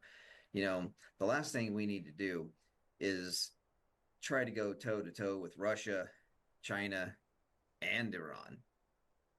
So I wanted to just provide a technical reason as to why I do not believe that these are foreign adversarial operatives flying these aircraft. This would be an actual comparison to an actual invasion into the United States, and there's no administration in the world that would be dumb enough to allow something like that to happen. And not even the administration, but take into account all the rednecks around the United States. I mean, there's not one redneck that would allow, a Chinese or Iranian adversarial nation fly unmanned aircraft in our airspace. There wouldn't be anything left in the air. I can say redneck because I'm from Kansas. Yeah. So, and I mean, it seems like technically impossible. I know you've talked about how there are reports that these things are coming over from the ocean. Explain to us maybe a bit about the limitations of these fixed wing or quadricopter like drones. Why is it not possible that these are foreign drones? Well, there's a lot of reasons, and I would like to make sure that your audience understands that they could be foreign drones, but they purchased from a foreign country, but not Deployed. not flown by foreign operatives, right? Right. So if you just think about the the physics behind an unmanned aircraft, first thing is the battery life. On a quadcopter, you're only going to get maybe an hour tops with a quad. You just there's just not the technology doesn't exist to get much more than that unless you go hydrogen or go some type of a hybrid system, which is a gas engine powering electric motors, right? So even and these aircraft are large aircraft. I mean, they're larger than my aircraft, and I have pretty big stuff, right? So the physics says that they have to be long endurance aircraft. We are the best in the world at making unmanned aircraft that are military grade and up. The Of course, the Chinese have the handle on the commercial market and the hobby market, right? So I don't want to say their name because I don't want to plug them, but Yeah. not for any other reason than it's not my job to do that. So you know, the commercial level, they have the market. We have the most advanced technology out there as far as I can see. But there's just no way that you can have a multi-copter drone fly up out of the water and spend hours in the air because it requires a gas engine, and there's no gas engine that I'm aware of that can be started and functioned under the water, and then you've got seawater, salt water on top of that. So physics says no. Uh, Now the long range fixed wing aircraft like my M14 that can stay in the air 18 20 hours, that is more believable that it could loiter on location for hours and hours and hours. But these systems seem like they're trying to stay within the FAA regulations. They're using nav lights and all this other stuff. So they're using nav lights and spotters. So it seems like they're trying to stay within the FAA guidelines. So that would tell me that if it was a foreign adversary, if there was a foreign adversary wanting to do bad things to the United States or any other country in the world, Canada, they wouldn't be using nav lights, right? They wouldn't be trying to stay within FAA guidelines. So again, physics says no. And then you take a look at the sensors. We have a multitude of sensors, as you know, and even if it were a sensor, it wouldn't operate underwater and then be able to transition into the air. So the whole underwater thing is out. The Iranians having a vessel off the coast, right? That's out. The Chinese having a vessel launching from a vessel out in the ocean, that's out. It'd have to be a minimum of 12 miles because that's into the international waters. So we would be doing an interdiction of some sort if that were the case. But physics says no. These are being launched locally, and I've said that from the beginning, and I stick by it. Well, I agree because, what would the motive possibly be for these drones? I mean, it's nothing that the Chinese, for example, couldn't get through satellite if they're just looking for like optical data. And it would be something that would be better acquired through some sort of spy on the ground with a run-of-the-mill, off the shelf, drone. Like, I mean, if what would the purpose possibly be for, if that? So I think we can rule that out entirely. Now, in terms of the plausibility of these looking for something, because they're flying at night, as I indicated in a video that I did a couple days ago, I was contacted by a spectroscopist, I believe, is there. That was a great video, by the way. Yeah, and he basically said that, look, like, we have the technology to look for radiation, very slight signatures and it's better to do it at night. So can you maybe shed a little bit of light on that hypothesis that they're looking for some device, and then maybe we can talk about, what they might be looking for? Absolutely. And again, I'm not I'm not a nuclear Spectral guy. process. That's Yep. not my wheelhouse. My job is to pilot submersible vehicles and build unmanned aircraft. So, you know, um, but I can tell you that if you look on the internet, you can see there are a multitude of radiation detection systems for aircraft and unmanned aircraft. And at night, number one, there's a bit of cover. You can't really see very well the outline of the aircraft. If we could see the outline of the aircraft, then we could pick out the manufacturer in an instant, and then we Right. could put pressure on the manufacturer, right? But these are being flown at night under the cloak of concealment, right? And so you would want to look for some type of asset at night that seems like that would be better because the winds aren't as aggressive. And you very well articulated in that last video that you did that the contrast is much greater. So you wouldn't use thermal optics at night to look for gas. Thermal optics are amazing, Mm-hmm. but as I had stated in my original video, there's really no reason for a drone to ever be flying at night unless you have something that's incredibly specific that you're trying to find, whether it be through thermal imaging and a heat source or through gas detection. And even during the day, if you're doing gas leak detection on pipelines, you want to fly in the daytime just because you don't want to run into anything, Mm. and that happens a lot, Yeah. as you know. So again, I double down on the fact that they are absolutely looking for something that is so incredibly specific.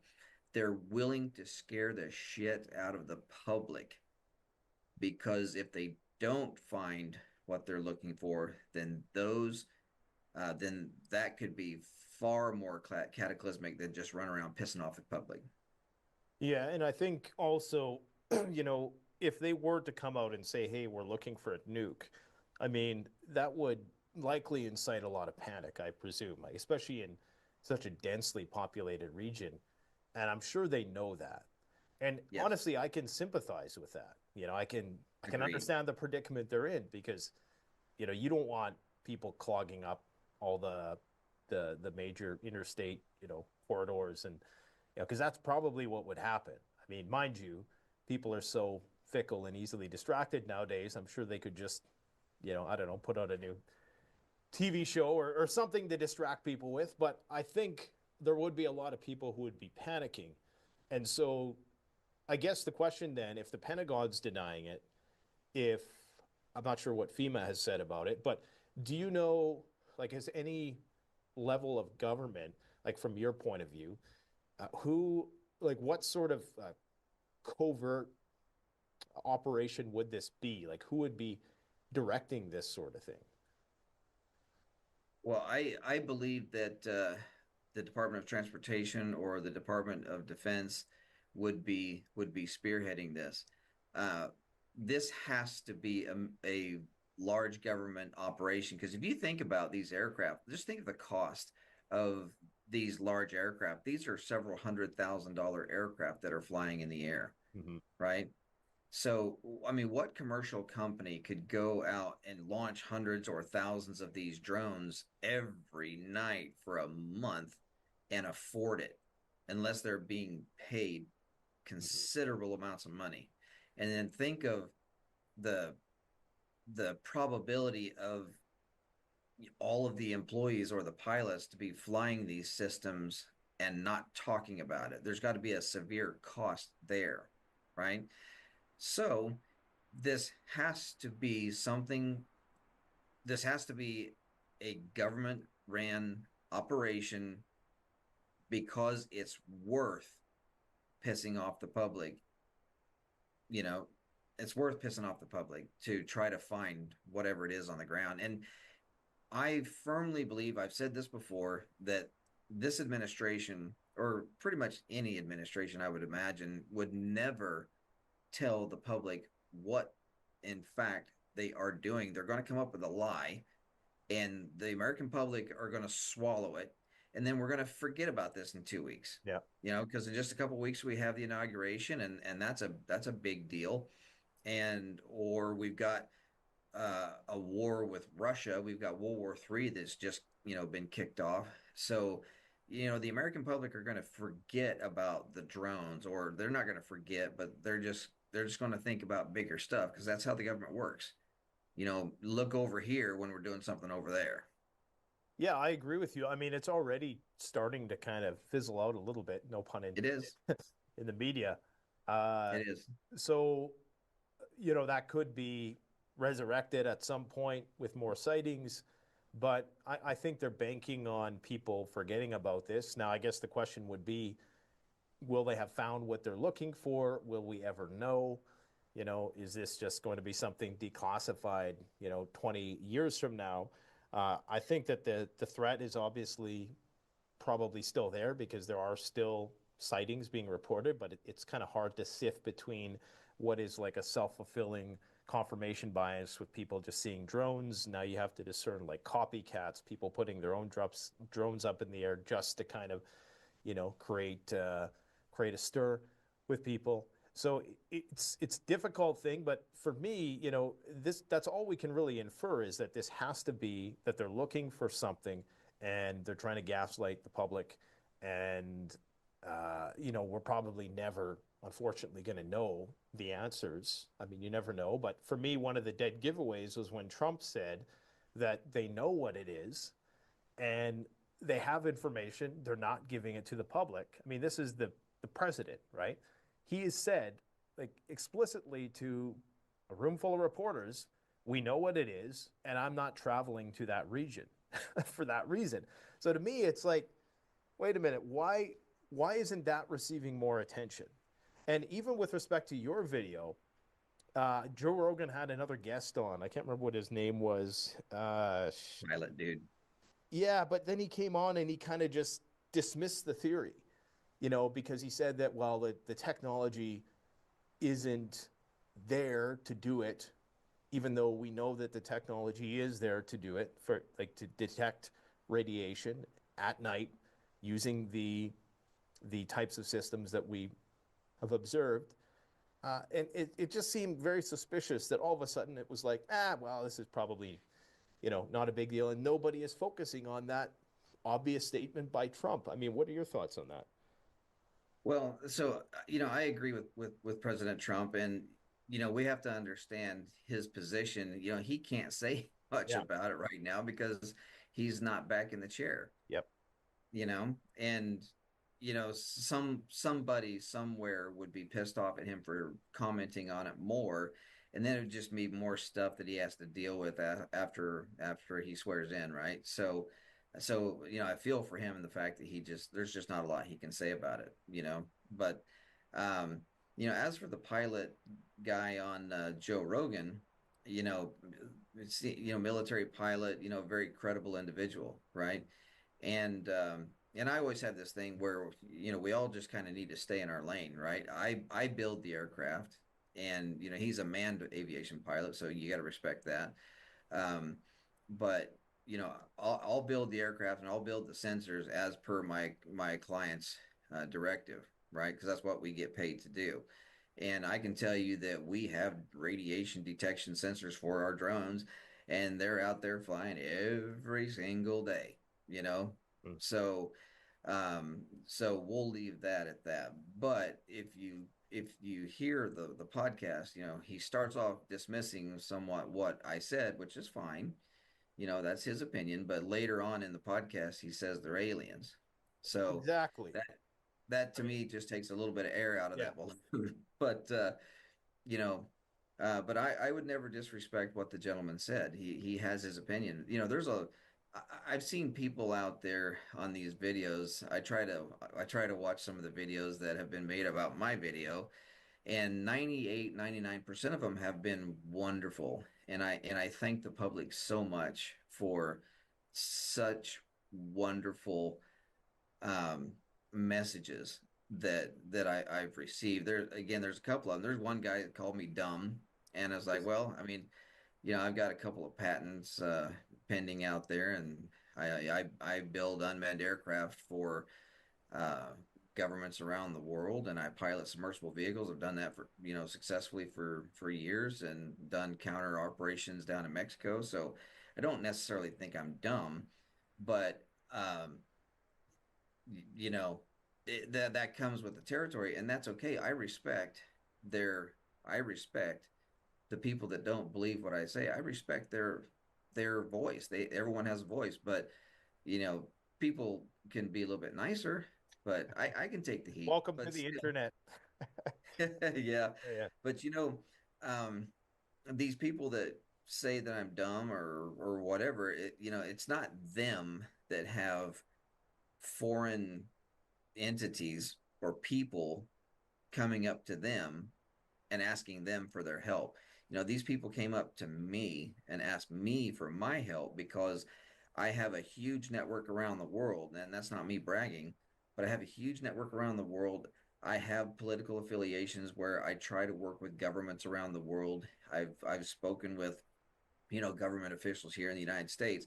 So this particular gentleman, he asked me to help him get this information into the right hands so we could avoid a potential cataclysmic situation, which would have a signature of a Soviet or Russian type of a cataclysmic event. So it could be very well easily blamed on Russia, and that would give us an excuse to go to war with Russia at a higher level. So I think Americans, I think the world, we all stood together and said, no, enough of this bullshit.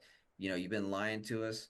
We're going to stand together and we're going to force the government to tell us something. And they're feeling the pressure from not only the American people, but from countries around the world that have been, you know, plagued by these drones. Well, I can say that you're far more generous than I with respect to letting people off the hook for trying to detract into the alien conversation. Because, I mean, yeah, how is, the principle of parsimony, the Occam's razor, would dictate that, I mean, there's so many reasons as to why it makes zero sense and why, if there was a covert operation, that they would love to dress this up as an alien, possible alien, or maybe even the other explanation was Project Bluebeam or something like that. And look, Yeah. I admit that there's likely extraterrestrial life that exists. Is this that? I highly doubt it. There's a myriad reasons as to why it likely isn't. But now, can you tell us a little bit about this individual? Because we probably should have talked about this first. The reason why I didn't bring up the nuclear bomb, missing nuclear bomb story first, because to me, while there's definitely plausibility there, uh, I think there's plenty of sources of a potential dirty bomb. There's a lot of nuclear waste out there. There's a lot of, nuclear materials, especially now, with the Zaporozhye plant and the Kursk plant so close Yeah. to proximity of these conflict zones. There's Pakistani weapons. There's the Iranians. There's for me focusing specifically on, okay, it's this weapon that came from and playing out like a Tom Clancy novel. I don't think that is 100% necessary, but I do believe that there's a lot of credence to what you're saying. So can you explain to us a little bit more about this individual who, and you don't have to give any details because I know he'd like to remain unidentified, but could you provide a bit more information and for anybody who isn't not aware of the story? Yeah. So back in the 1980s, 80s and 90s, there was the dismantling of the nuclear program around the world, and that was between Russia and the United States. And there were 132 suitcase nuclear warheads that were lost. You know, it's like if there's one thing you don't want to lose is a nuclear warhead, right? And when you say suitcase nuke, was it the literal size of a suitcase? Yes, Okay. yes. And this gentleman, he had his hands on one of those. Now, since then, several of those have been found, and there's like six or seven that are still out there in the world that we do not know where they are. Now, again, I'm not a government official or any type of a CIA operative or anything like that. So, you know, there's any information I have is not classified information. But this gentleman, he knew that that weapon was on its way here to the United States, and he could not raise the alarm fast enough. He could not get anybody to listen to him. So when he found me through my network, he literally was almost in tears saying, "This is going to happen. This weapon is going to be in the United States. I need your help to find me somebody who will listen to me." And I made some phone calls and I got nothing.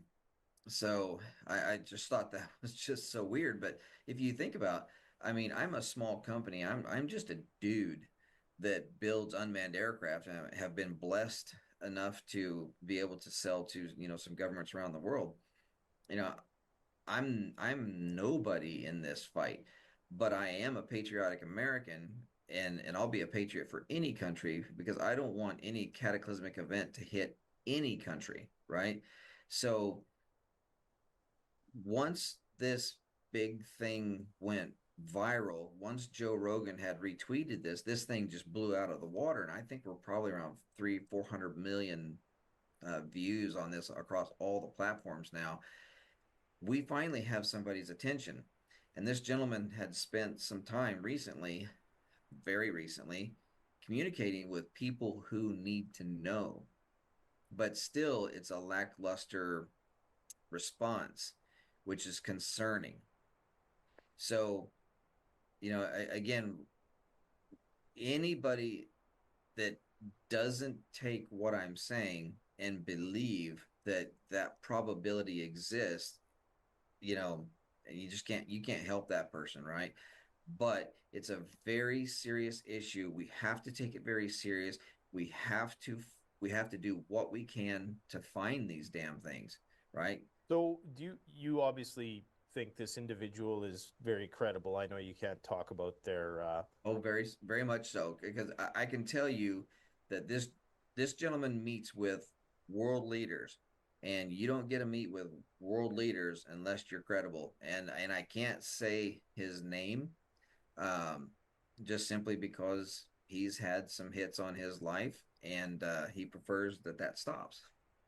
So, and can you think of, because you know, when reasoning through these things, I'm trying to think of, okay, what possible ulterior motives might this individual have? And to me, there's nothing that strikes me as a sufficient ulterior motive to want to put something like this out there. Like, I can't see how they stand to gain much, you know, unless they're, you know, trying to start a war with somebody. Like, so can you maybe elaborate a bit on what the theory is? So is the theory that there is some elements that are trying to start a war with Russia and the United States, or is that these weapons are coming from the Russians? no, they're not coming from the Russians. Okay. I can tell you that. So it's somebody Um, trying to frame the Russians? I couldn't say that. Hmm. Even if I knew, that's a great question, but even if I knew, I don't think I could put that out open on the open airways, right? Mm-hmm. Um, this guy had nothing to gain over this deal, right? His life has been basically ruined over this whole deal. So he's gained nothing, you know. And I feel for him because you know he has to be in hiding now, right? So that's very unfortunate. But no, I I do know that one of the theories that's out there, it's not my theory, but it is a theory that the bad actors around the world want to light this thing off. And it has a signature from the Soviet Union, or you could say Russia. And so when they do identify the particles of this, they can trace it back to Russia, and then that basically would say, hey, you know what, Russia planted this. Let's go to war with Russia. Ain't nobody wants to go to war with Russia. This is 2024. What the hell do we need to go to war for? Um, I know that the Russians had nothing to do with this. This was bought and paid for decades ago. Yeah, I mean, it seems like obviously there's plenty of ways that the Russians could conduct some kind of first strike, and it makes no sense for them to do something so provocative as that.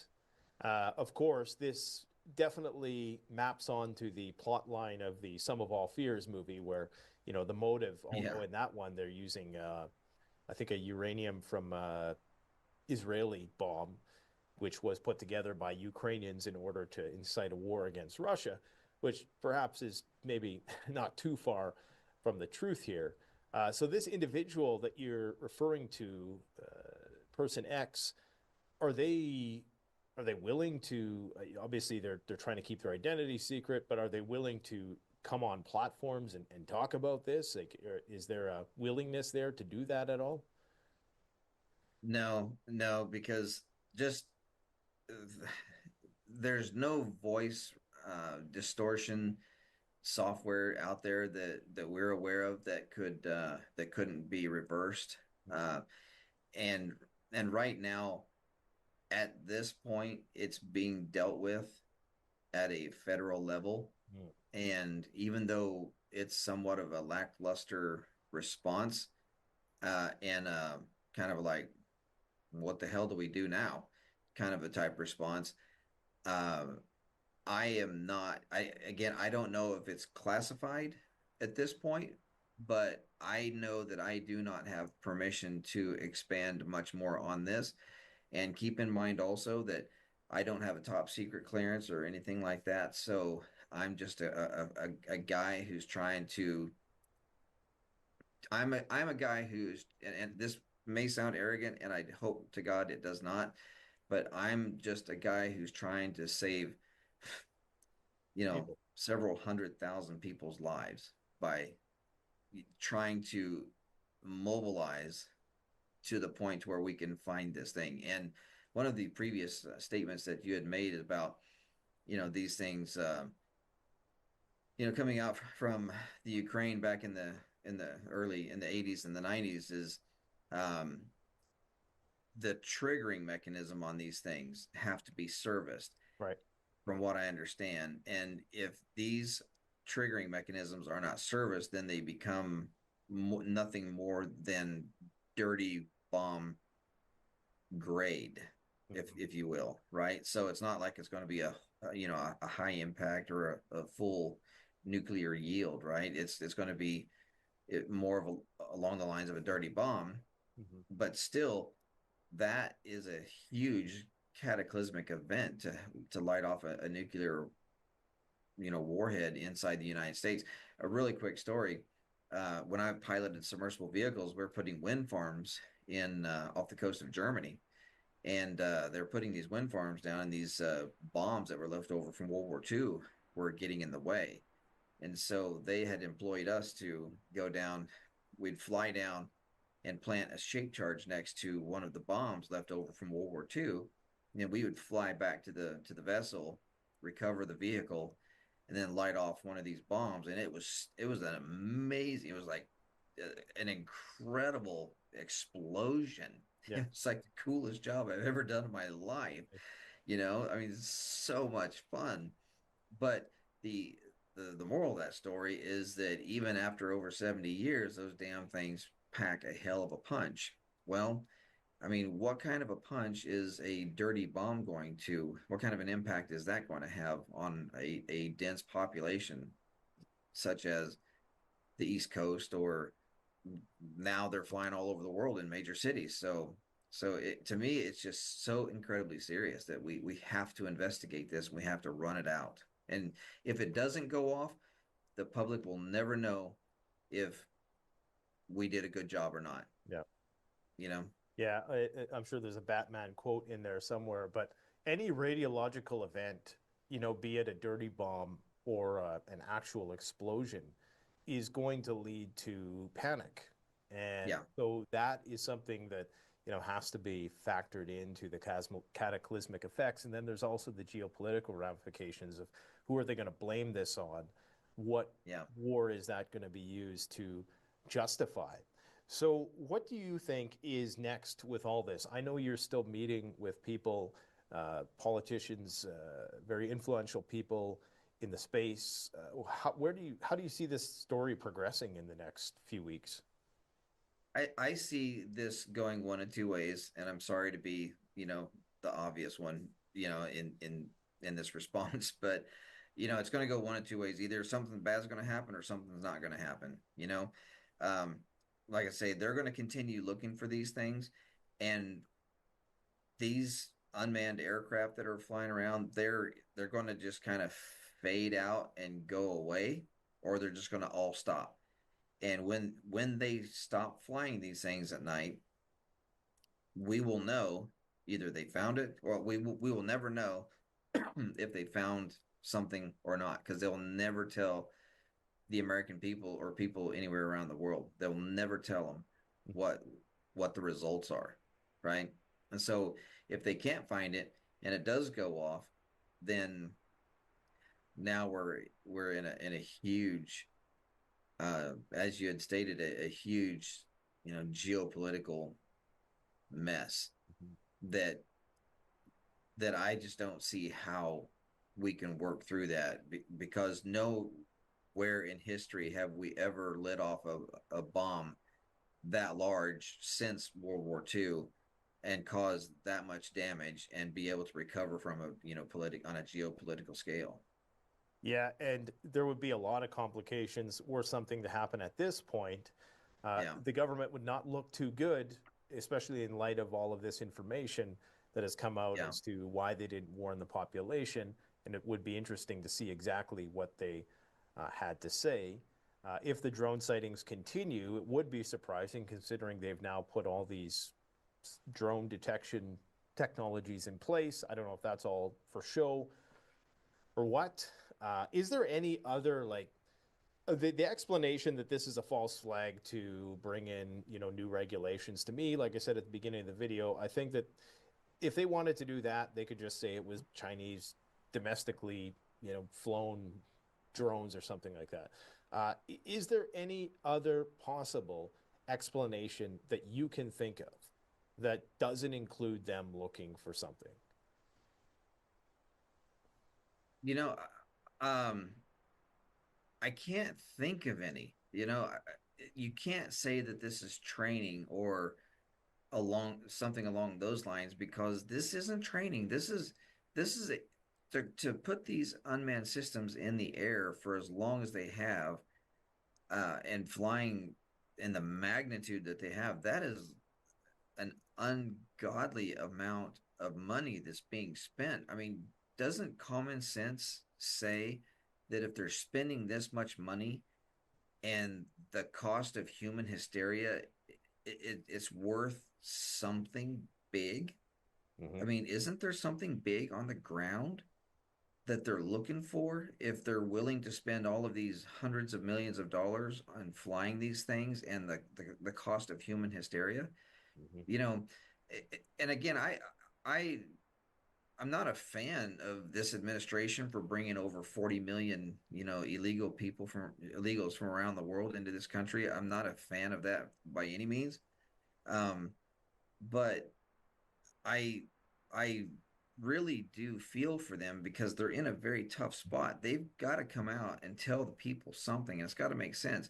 And I believe that they need to tell us the truth. They need to come out and say, hey, look, folks, we tried to do this, and not raise a big alarm over it. We don't want you to be alarmed. but there's something on the ground. We got a threat. There's something on the ground we feel that might be significant. We don't know if it's nuclear. We don't know if it's gas. We don't know what, but we know there's something on the ground. Somebody's planted a bomb somewhere, and we need to find it. I mean, we as the American people, we can take that. There will be a few people out there that go friggin' nuts, but we've got to be told the truth. I mean, if they're willing to tell us that, okay, yeah, there are aliens out there, if they're willing to tell us that, you can tell us that there's a threat and we're looking for it. They can do it in a way that we can understand it and not go batshit crazy. Absolutely. And you had your TikTok video banned, is that correct? The one that went viral? Yeah, so I made the first video. It was banned.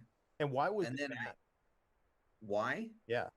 I don't know, some crap about community guidelines violation. So I made three more after that. And so the second one that I made was basically a carbon copy of the first one. Well, as I'd argued, they they let the first one that come back online, but then they totally deleted the second one.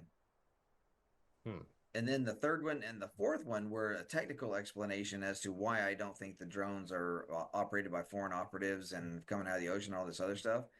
They allowed those to go through, but then they've been squashing me very hard. If it wasn't for Joe Rogan and Tudor Dixon and Patrick Bet David and all these major podcasters, I would have never had the views that I've had. So my hat's off to them and all the other wonderful podcasters. Well, the biggest tell for me with all this is that they're perfectly fine with people trying to create panic over aliens. Like they're perfectly fine with Project Bluebeam and all this other nuttiness. They'll allow that, and this is TikTok, so there's been some directive from the U.S. government, I would presume, because TikTok's on thin ice right now.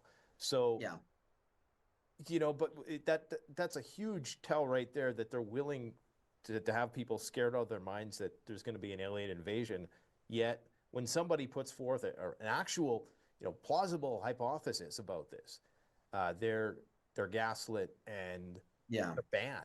I mean, that's the worst thing you can do in that situation is try to block the video. Well, yeah, and that's very true. And I didn't want to cause a panic. I just wanted to diffuse a panic, but I also wanted to inform the public that, hey, there's some stuff going on that y'all don't know about, But my hat's off to you and what you do because people need to understand. You need to be prepared for anything. We as a species are on borrowed time, and there's something really bad going to happen really, really soon. So if you are not prepared, if you don't have your food, water, medicine, fuel, all that stuff, all the stuff you talk about, if you don't have that stuff prepared, well, then it's your ass. And you're going to learn responsibility, right? The true meaning of responsibility. You're responsible for preparing for a horrible situation that's very highly probable going to happen, regardless of war or nuclear warhead or gas, weapon or something. But your audience, I think, are great because they understand. And if people don't prepare, well, then that's on you. Well, I can Not tell you, but them. I can tell you that there is, I know you have to get going here, so we're going to wrap this up, but I can tell you that there is certainly a taboo within the space. It's fine to provide people with information. They seem to be okay with that. But when you combine that with trying to advise people to be self-sufficient, for some reason, there seems to be some force out there which doesn't like it when those things are married together, when you're trying to inform people and encourage them to, prepare to a reasonable extent. We're not saying, like build a bunker and run off into the woods. Like, I'm not a technophobe by any stretch of the imagination. So, I mean, hence the relationship with me and your son potentially for doing business with drones. But, it's just about understanding that the government, it does not have the ability to address the needs of even a fraction of the population, much less, a statewide, I mean, never mind a nationwide disaster. I mean, you're on your own. Even a region-wide, like something like North Carolina hurricane. I mean, they're still to this day trying to help those people, and the situation hasn't been dealt with. So it's not even so much that this might be a benign attack. It could just be a attack which is limited to that region. But then you have to think about what's the effect on the supply chains? What's the effect on, are they going to declare martial law? Are they going to, is it going to necessitate some sort of military response to some other adversarial nation? So it's just being prepared and understanding that indeed, like you said, we're on borrowed time. It's a house of cards. It could collapse. Let's hope it doesn't. Enjoy every moment. Try to be the best person you can possibly be. But John, I know you got to get going. So where can I direct people? So if they want more information on, I guess, where this is going with you, and maybe you can just quickly tell us, is there anything we can expect more on this particular topic with you personally? Yes, and again, thank you. I really appreciate the invitation to be on your show, and thank you to all of your audience. But I started a new not Twitter, but X. It's jferg FERG _ Saxon, and then saxonunmanned.com is my website, and I'll come out with more content as we continue to progress with this. And I'll give everyone updates. But again, thank you so much for having me on your show. A lot of respect, a lot of respect here. So thank you for everything that you do. Yeah, no problem. And I look forward to chatting with you more, possibly about just doing a dedicated video on drones or something like that in the future here. Sure.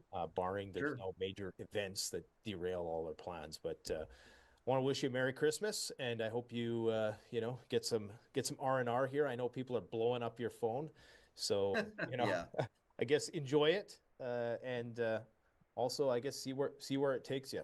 So I'm going to post that link to JF's handles in the description section below, and thanks for coming out, man. Hey, Merry Christmas to you and all your audience. So thank you.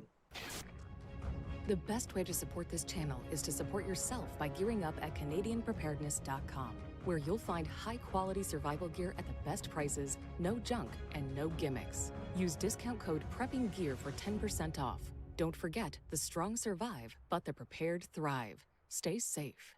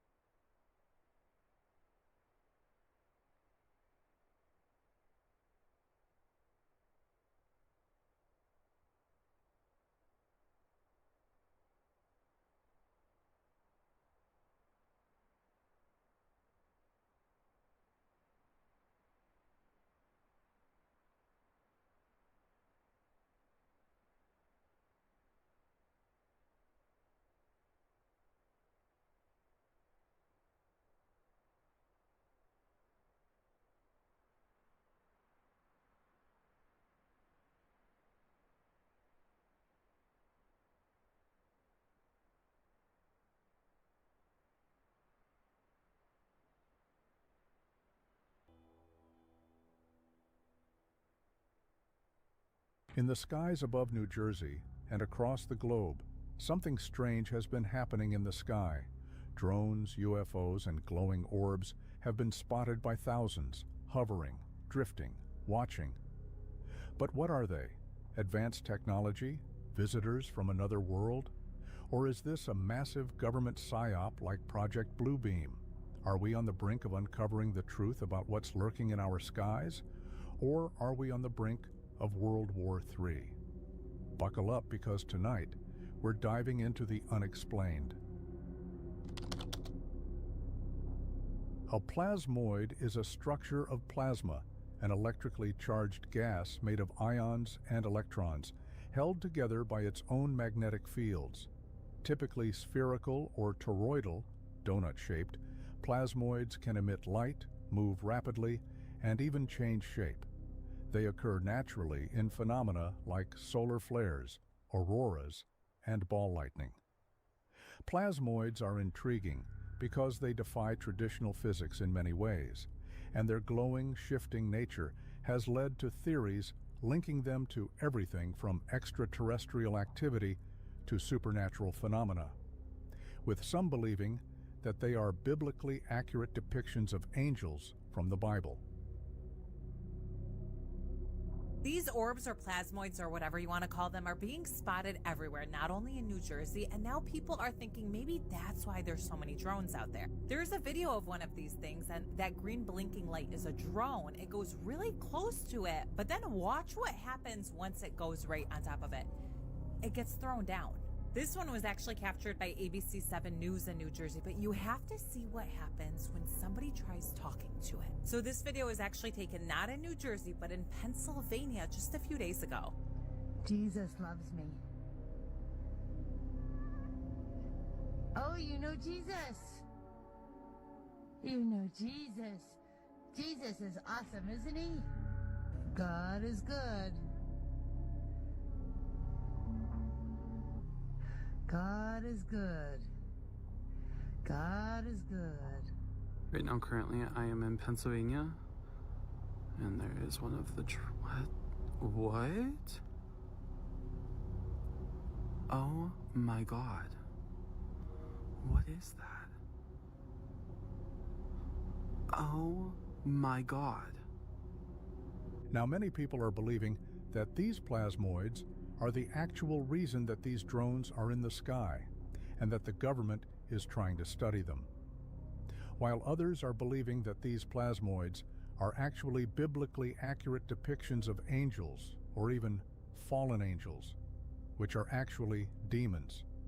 Others think that the plasmoids are extraterrestrial beings that have arrived to stop humans from destroying ourselves with tactical nukes, while others believe that the drones we are witnessing are actually the government looking for a dirty bomb that has been smuggled into the United States of America. My name is John Ferguson. I'm the CEO of Saxon Aerospace here in Wichita, Kansas. I'm not normally a TikTok kind of a guy. I like watching this stuff every once in a while. But I'm a manufacturer of unmanned aircraft, military-grade unmanned aircraft, as you can see one of my systems here. There's all of these mysterious drones going on off the East Coast, and as a professional, as a subject matter expert, I wanted to give you all my opinion on what I think could be going on with these drones. I don't particularly believe that these have a nefarious intent. I could be wrong, but I want to give you the truth and what I believe. It's my own opinion, and I've not bounced this off of anybody, so, you know, if you think it's bullshit, whatever, that's cool. You know, I don't want to spread misinformation, as we know that there's a lot of that going around. But anyway, back in the 1980s, Ronald Reagan had dismantled the nuclear program, and there were, with Russia, there were countless nuclear missiles that were disarmed and disposed of. Well, there were over 80, I believe. There were over 80 nuclear warheads that were in Ukraine that came up missing. Okay? We don't know where they are. Maybe somebody does, but nobody really knows where these are. And I speak with some pretty high-level government officials on this stuff, and it seems as though that is the case. So I spoke to a gentleman a few months ago who was trying to raise an alarm to the highest levels of our government, which they had their ears closed, about this one particular nuclear warhead that he physically put his hands on. He physically touched this warhead that was left over from Ukraine. And he knew that that thing was headed towards the United States. Okay? That is a very serious deal.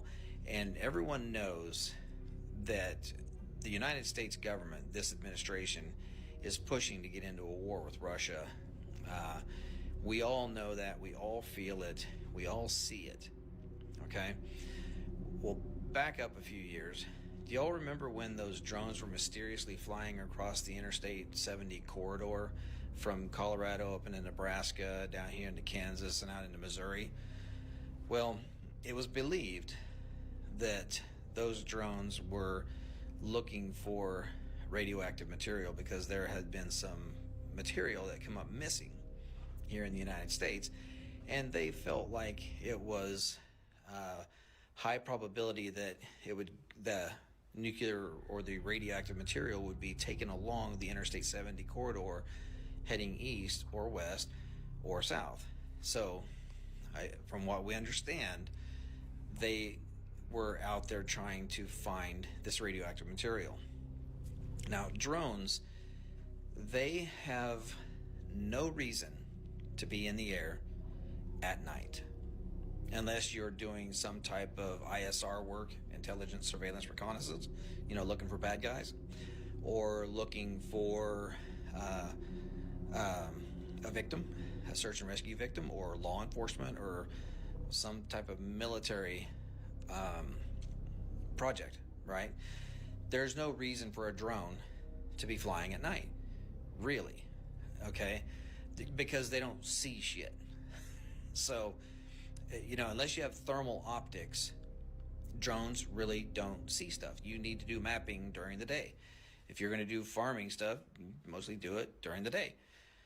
The only reason why you would ever fly an aircraft, an unmanned aircraft at night, is if you're looking for something, whether it be a person or trying to smell gas. We have methane gas detection systems that can detect gas leaks in pipelines. You really wouldn't use thermal optics for trying to find gas leaks, just simply because the only way you're actually going to find a gas leak with thermal optics is if the gas leak is aggressive enough that it has a difference in temperature. Because thermal imaging, it creates a digital image based off of the temperature variance. So whatever is different in temperature, it creates an image. Gas, usually gas leaks so slow that it goes quickly into ambient, before you can even see it. So we have special sensors that can detect gas leaks. We also have special sensors that can detect radioactive material. So with this gentleman that I had spoken with, who was trying to raise the alarm to try to get somebody in the government to say, hey, we need to work together to go try to find this nuclear warhead, none of that ever happened. They knew that warhead was on its way to the United States. That's all that ever came of it. Nothing ever happened. This government did not do anything at all to help this gentleman raise the alarm and raise awareness that there is a very deadly weapon on its way to the United States. It's out there. Nobody knows where it's at now. It left Europe. Now it's gone. So my guess, my own guess, is that these drones are not nefarious in intent. If they are, they are, but I doubt it. But if they are drones, the only reason why they would be flying, and flying that low, is because they're trying to smell something on the ground. That's it. There's no other reason for a drone to be flying in the air other than to piss a bunch of people off at night. And last but not least, many think that this is actually a part of a conspiracy theory called Project Bluebeam, which is a document from the 1990s that depicts the government faking an alien invasion in an attempt to unite the entire globe under a one-world government, by creating an external, non-worldly enemy that threatens the entire human race, forcing the entire world to unite as one. So here we are left to ask ourselves, what exactly is going on? Is this a government psyop, aliens, or is this a sign of the end times with the second coming of Jesus Christ on the horizon? For it says in Luke chapter 21 verses 25 through 27, there will be signs in the sun, moon, and stars. On the earth nations will be in anguish and perplexity at the roaring and tossing of the sea. People will faint from terror, apprehensive of what is coming on the world, for the heavenly bodies will be shaken. At that time they will see the Son of Man coming in a cloud with power and great glory. Or could it be China who is controlling these drones and orbs? Because according to a China expert on Fox News, we're all about to get attacked by China. Welcome back now to China. At least 17 U.S. military bases near Chinese-owned farmland, reportedly seeing a surge in drone activity and sightings in recent weeks. The sightings happening near bases in Hawaii and installations in Utah, California, Maine, and Florida. House Foreign Affairs Committee Chairman Michael McCall has been warning about the drones in focus these last couple of weeks. He says they're from China. My judgment, based on my experience, is that those that are over our military sites are adversarial and most likely are coming from the People's Republic of China. Communist China is very good at this stuff. And we know they bought land around military bases. This would be very consistent with their policy over the last couple of years. Another strange thing that has been happening the past week is the behavior of animals. Now many people could argue that this is just normal animal migration, but some are led to believe otherwise, and that the animals may be able to actually feel that something is coming. But at the end of the day, nobody knows exactly what's going on, and if they do, they surely are not telling us. So many questions, yet no answers. But if one thing is for sure, is that something big is coming. Let me know down below in the comments what you think of all of this.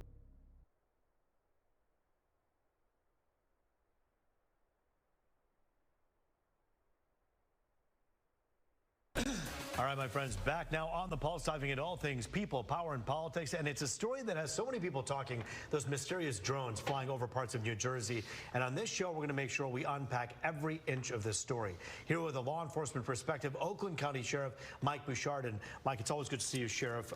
You wrote a letter to Congress, and you basically said, let's just look at some numbers here. Look at the violations that are happening year to date. And the numbers are staggering. What did you tell them? Yeah, well, I mean, just year to date, year over year has gone up exponentially. Year to date, 729,000 airspace violations, meaning they did things in the airspace that they were not allowed by rule or law.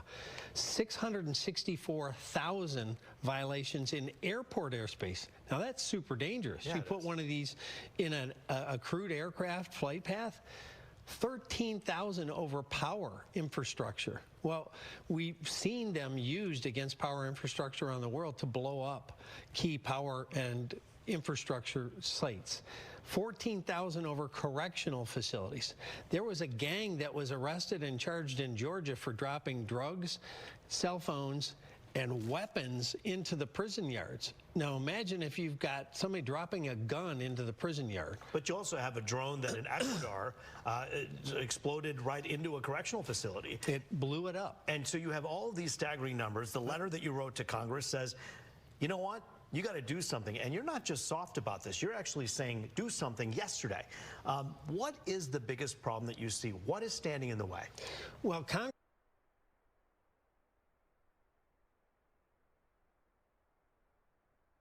Okay, so we have an urgent information coming out. Please share this video. Today is December 23rd, 2024, and welcome to the Real GS News channel. All right, so we're going to start with this one here. New Jersey officials believe they know what's affecting the water in over 60 towns. Alpha-penine, a product not widely used in water treatment due to its poor solubility, dissolve, and potentially toxicity to aquatic life. So how in the world did this get into our water supply? This is not good. Absolutely not good. Please share this video. There is something going on. There is something going on, guys. I don't trust these those in the spotlights, like the leadership and stuff. It just it's not looking good. So there's an update here. You have an important message from the New Jersey American Water, and we're gonna see what's going on here. And once again, New Jersey American Water is monitoring water quality, even though they keep saying that everything is fine, even though it smells funny, even though the color looks a little off. It's still good to drink. But now it seems like all these new information, I just feel like there's so much lies going on, or they're trying to hide certain things. It gets tired, you know. I mean, it's like enough is enough. So we're gonna get to this breaking news here, guys. But before I start, and I will play the video and all these messages, but before I start, let's go with the verse of the day. We're gonna start with the book of Luke, chapter 12, verse 23. Life is more than food, and the body more than clothes. Please share the video. Thoughts on today's verse. In the rush of the holiday season and the grab at getting and giving gifts while eating good food, it is very important to remember that life is much more than the most basic things we think we need, like food and clothing. If we lose sight of God this season, miss His work, or lose track of His will in our lives, then what do we have that is lasting? Not much. And what we do have won't endure. My prayer for you and me during this holiday season is that we are reminded of what is most important, valuable, and enduring: our life in Jesus and His loving grace and boundless future for us. Let's celebrate that eternal joy in this season. Amen. Here's a prayer. Sweet and precious God, you are almighty in power and awesome in glory. Yet, dear Father, you are also near and eternally concerned about me and those I love. Thank you for knowing and loving me with your everlasting love. Please give me the wisdom to see beyond the transitory things of life, the perishable things I think I need, and help me find you and your sustaining presence. In Jesus' name I pray, amen. For those of you that want to send us letters, a prayer request, you can send it to me, Luis Santiago, or my wife, Jessica Santiago, at 3432 US Highway 19, number 2, Holiday, Florida, 34691. Alright, so let's see what's going on with this one here. I want to play this audio. Please share the video. Guys, the most important thing is hit that thumbs up. It truly helps out. YouTube sees all the thumbs up, and they can actually recommend my videos to new people out there. So if you can, please hit that thumbs up. All right, let's play this this message here. Change in taste and odor. Many of our customers have raised questions regarding the recent change in taste and odor to the water in the Raritan system. The health and safety of our customers is a top priority, and we want to emphasize that there are currently no drinking water advisories in place. New Jersey American Water continues to monitor water quality and laboratory testing, which indicates that all water leaving New Jersey American Water's 2 Raritan system treatment plants and making its way through our distribution system meets state and federal drinking water standards and does not pose a public health risk. Since learning of this issue on December 17th, our team has worked tirelessly, collecting hundreds of water quality samples and performing flushing around the clock throughout our system to help address the cause of the changes in taste and odor. These efforts, along with proactive measures to adjust our treatment process, have allowed us to provide water to our customers that meets state and federal drinking water quality standards despite these challenges. We understand our customers' frustration, and we look forward to a prompt resolution to this problem. Stay safe, and thank you for watching. Everything's fine. Everything's great. But it just, you have some great concerns going on here, guys. I mean, it just...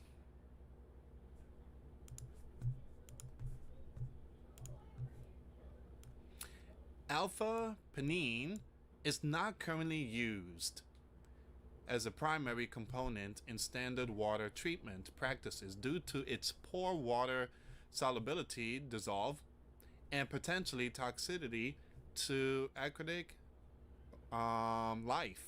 However, research is exploring the potential of its oxidation products, which can be generated through control processes to be used in water treatment application like coagulation and flocculation, particularly in treating water contaminated with certain organic pollutants. Now, I truly apologize about some of these words here, guys.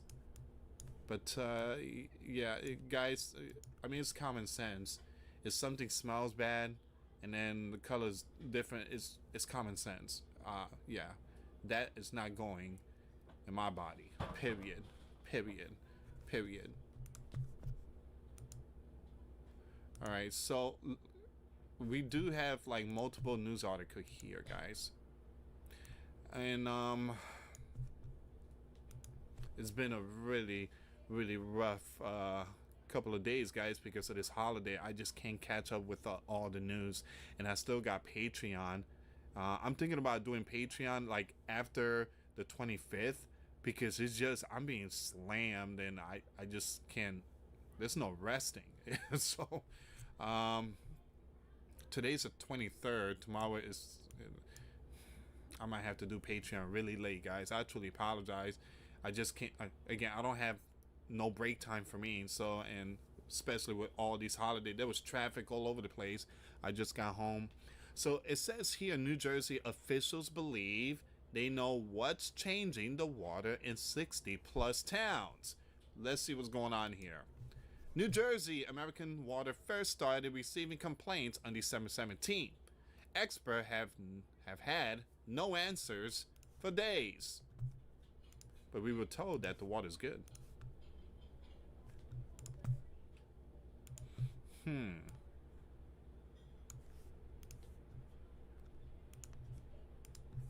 Alright, so nearly a week after NJ residents began noticing an odd taste and smell to the water in their homes, New Jersey American Water and state officials say they believe they know the source of the change.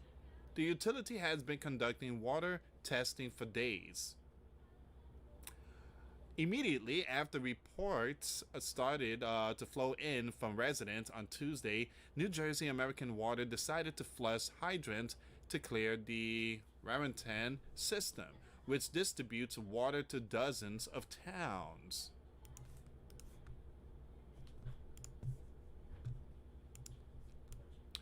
The testing continues now that officials have preliminary answers, and the message remains that the water is safe, meeting all drinking water standards.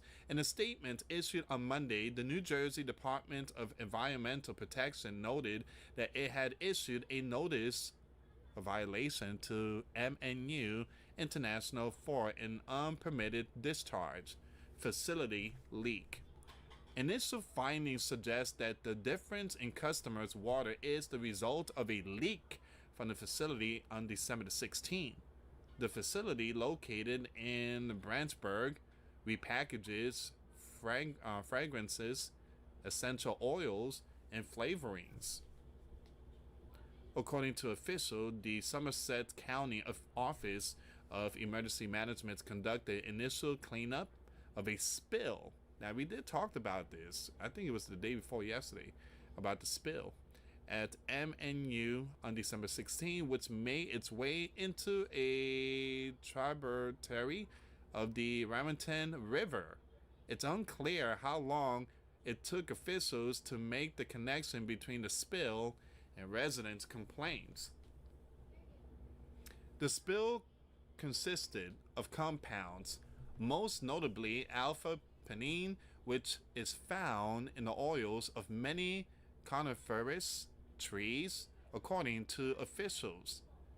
Monday evening, New Jersey 101.5 spoke to an MNU worker who said that no one could respond until the new year. Providing safe drinking water to our customers is our foremost priority, Mr. Mark, president of the New Jersey American Water, said. And since Tuesday, December 17, our teams have worked tirelessly, collecting hundreds of water quality samples around the clock throughout our system to help address the cause of the changes in taste and the smell. Our proactive measures to adjust our treatment process and flush our system have allowed us to continue to provide water to our customer that meets state and federal drinking water quality standards despite these challenges. So supposedly it's because of a spill. Possibly a pipeline or something went wrong, or flushing the hydrant. So in response to the issue, New Jersey American Water has been coordinating with New Jersey Water Supply authorities in order to have water released from a reservoir to flush the utility source water. What really concerns me is these drones were flying near these area. They were out there. They were out there in a water reservoir facility. They were out there. But supposedly it's a pipe. It's some kind of spill. Alright, so NJDEP noted that the alpha-pinene can be smelled at minute concentration. Its impact may still be noticed over the next several days.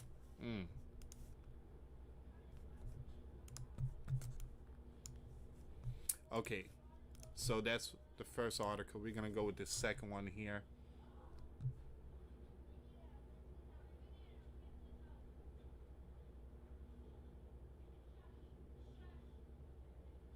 So once again, the DEP said the initial result of its investigation attributed the challenges to a December 17 leak from an unnamed facility, and again, that's supposedly what's causing it.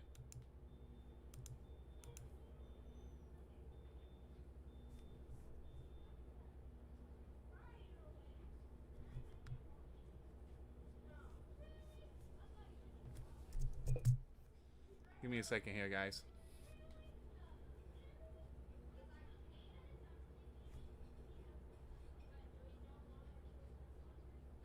There's a video here I want to play, but I'm just waiting for.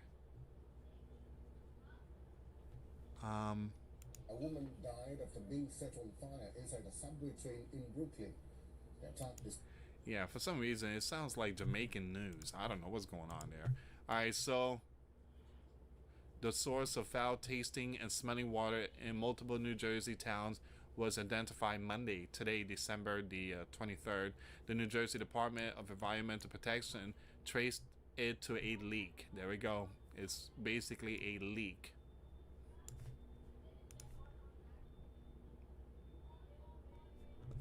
All right.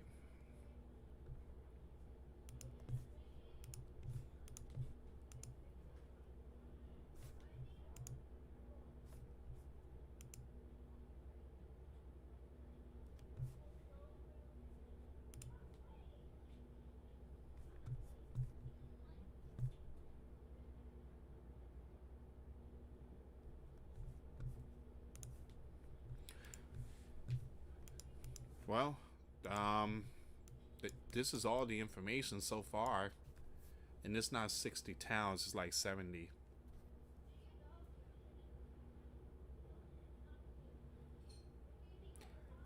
All right, let me see if I can find more information here, guys.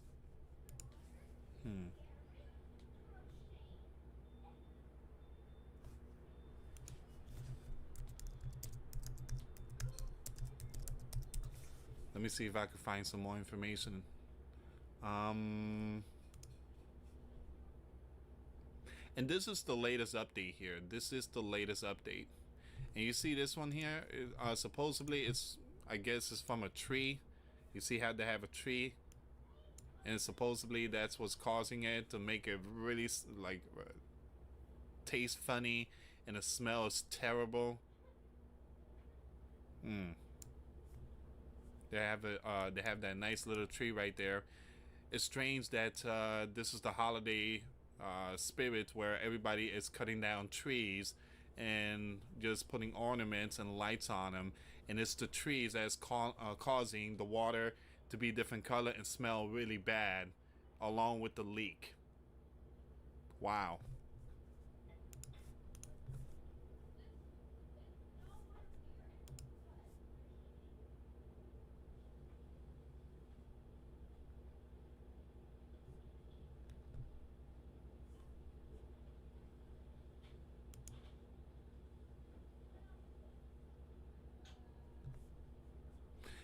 I'm looking for more updates here.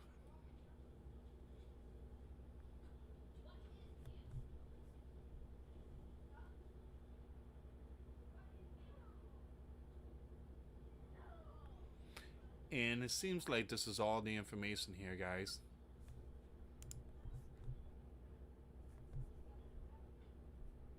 Someone said this.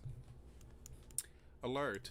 NJ sites reporting toxic smelling fumes in water supply. They are beginning to poison the water supply in cities in the Sleeping Giant and across the world. Again, that's again, you don't have nothing to back that up. That's considered assuming. The Bible said that we should not assume because it's bearing false witness. The 10 Commandments does speak about that. So you got to be very careful here, guys. Very careful.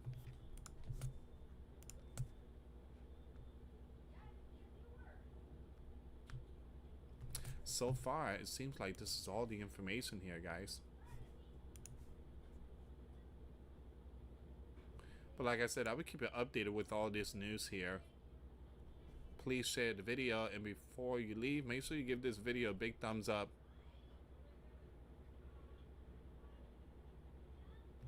Alright guys, I'm gonna end it right here, but again, please share the video, and like I said, I will keep you updated with all this. I mean, if I was living in New Jersey, I would definitely not drink that. I would not drink it, but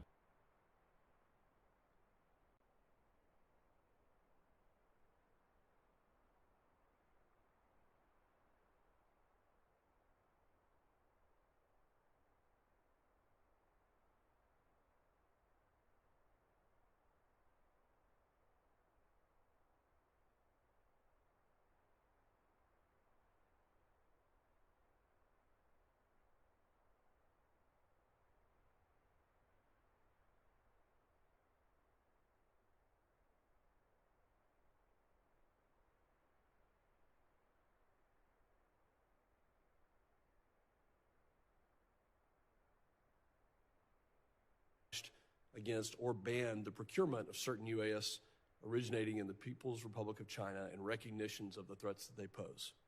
Just this past October, reports indicated that CBP is blocking the importation of some UAS produced by DJI due to potential violations of the Uyghur Forced Labor Prevention Act, which is a law that prohibits the importation of goods into the U.S. produced in whole or in part with forced labor out of the PRC. We must work to protect U.S. communications equipment while strengthening U.S. supply chains by ensuring foreign manufactured technologies that pose security threats cannot operate in U.S. networks. The threats posed by UAS continues to present challenges. The U.S. border is one of the most significant vulnerabilities when it comes to this type of threat. UAS have already been used to circumvent traditional border security measures such as fences, walls, and surveillance towers. UAS have been used to smuggle drugs and weapons across the border and surveil CBP locations for human smugglers to then evade detection.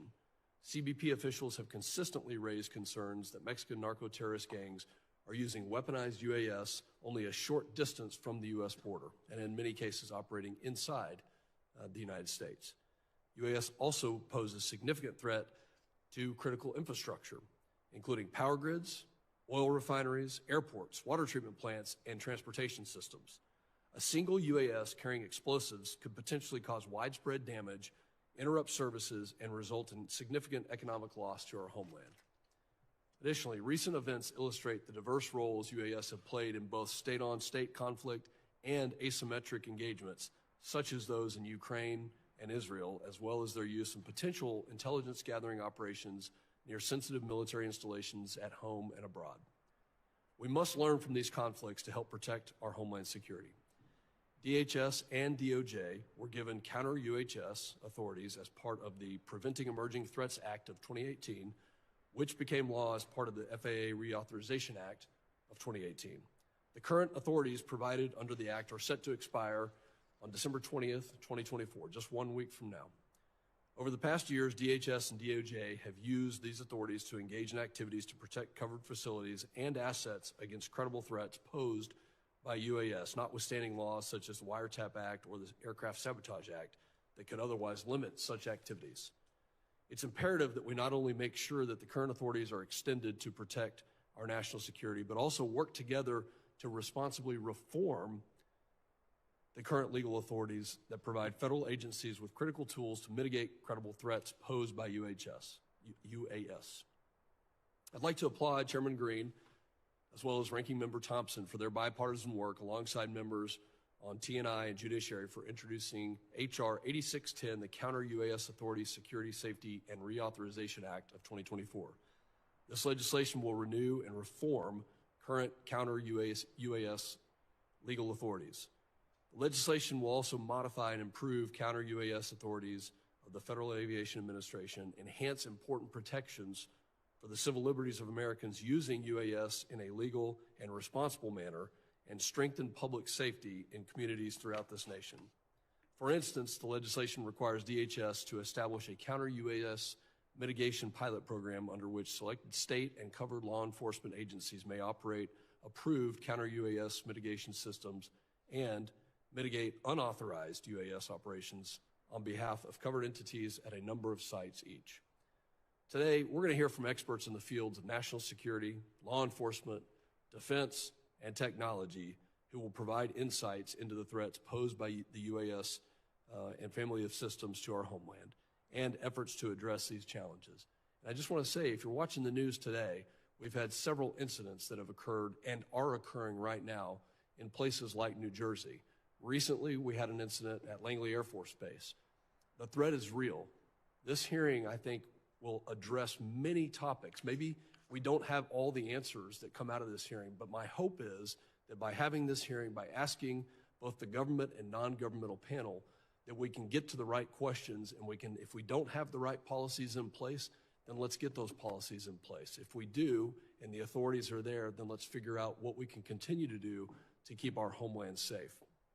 There's many aspects of this, but the most important aspect is the safety and the security of every American citizen and the life that we live here. I look forward to hearing from our distinguished panels today and working in a bipartisan manner. I now recognize the ranking member of the Subcommittee on Counterterrorism, Law Enforcement, and Intelligence, the gentleman from Rhode Island, Mr. Magaziner, for his opening statement.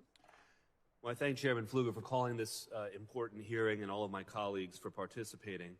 The proliferation of unmanned aircraft systems has created a technological arms race between criminals who use UAS technology to plot acts of terror, traffic fentanyl and other illegal substances, and invade the privacy of ordinary Americans, and law enforcement agencies tasked with keeping our homeland safe. Both the criminals and law enforcement agencies are innovating at a rapid rate, and it is important that the federal government keep up. The time has come for Congress to expand the authority of federal, state, and local law enforcement agencies to better utilize monitoring, tracking, and signal jamming technologies to protect critical areas, including our borders, large public events, prisons, and sensitive government facilities, while also ensuring the civil liberties of drone operators. This is the goal of H.R. 8610, the Counter-UAS Authority Security, Safety, and Reauthorization Act, authored by Chairman Green and Ranking Member Thompson, which I am proud to have co-sponsored. For years, DHS, DOJ, and other agencies have briefed this committee on the threats posed by malicious and authorized UAS. We have seen drones shot down at airports in this country and around the world. Major sporting events have been interrupted with players rushed from the field when unauthorized drones with unknown motives entered restricted airspace. And just a few weeks ago, the FBI arrested a white supremacist in Tennessee who planned to use a drone with an explosive payload to attack a power grid. However, it must also be said that drones are useful tools for many occupations and hobbyists. They can be useful for search and rescue, navigation, agriculture, and more. And these positive aspects remind us that we must take a measured approach to the issue. I look forward to hearing from today's witnesses about how best to balance the benefits and risks of UAS. Moreover, I hope that this hearing will help lay additional groundwork for getting H.R. 8610 over the finish line. Thank you to our witnesses for being here today. I yield back. I thank the gentleman. The chair now recognizes the chairman of the Subcommittee on Transportation and Maritime Security, the gentleman from Florida, Mr. Jimenez, for his opening statement.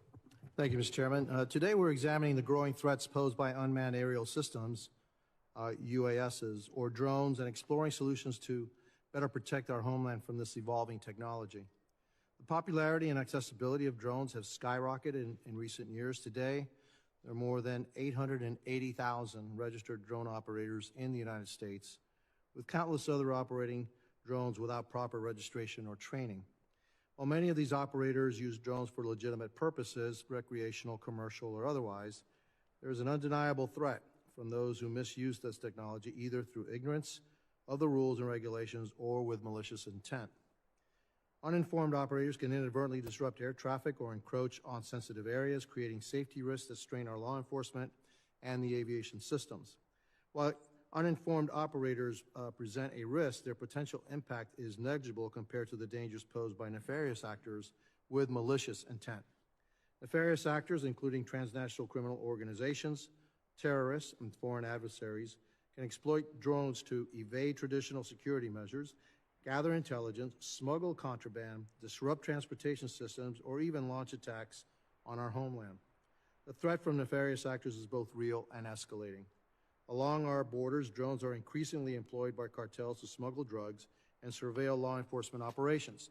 We must consider all appropriate actions to ensure that foreign adversaries like the Chinese Communist Party are not using drones under the guise of legitimate activities to relay sensitive information back to China or other entities that seek to harm the United States. Critical infrastructure such as airports, power plants, and ports face growing risks from rogue drones capable of conducting surveillance, causing disruptions, or carrying out acts of sabotage. These risks are not hypothetical. Since 2021, the Transportation Security Administration has documented nearly 2,000 drone sightings near U.S. airports, with major airports experiencing drone incursions almost daily. Furthermore, between 2021 and 2022, the FBI reported 235 incidents of suspicious drone flights at or near chemical plants in Louisiana. Similar UAS activity is also observed at oil storage facilities in Oklahoma and natural gas facilities in Texas, highlighting the growing threat to critical energy infrastructure. Beyond our borders, the conflict in Ukraine has highlighted the weaponization of drones in modern warfare.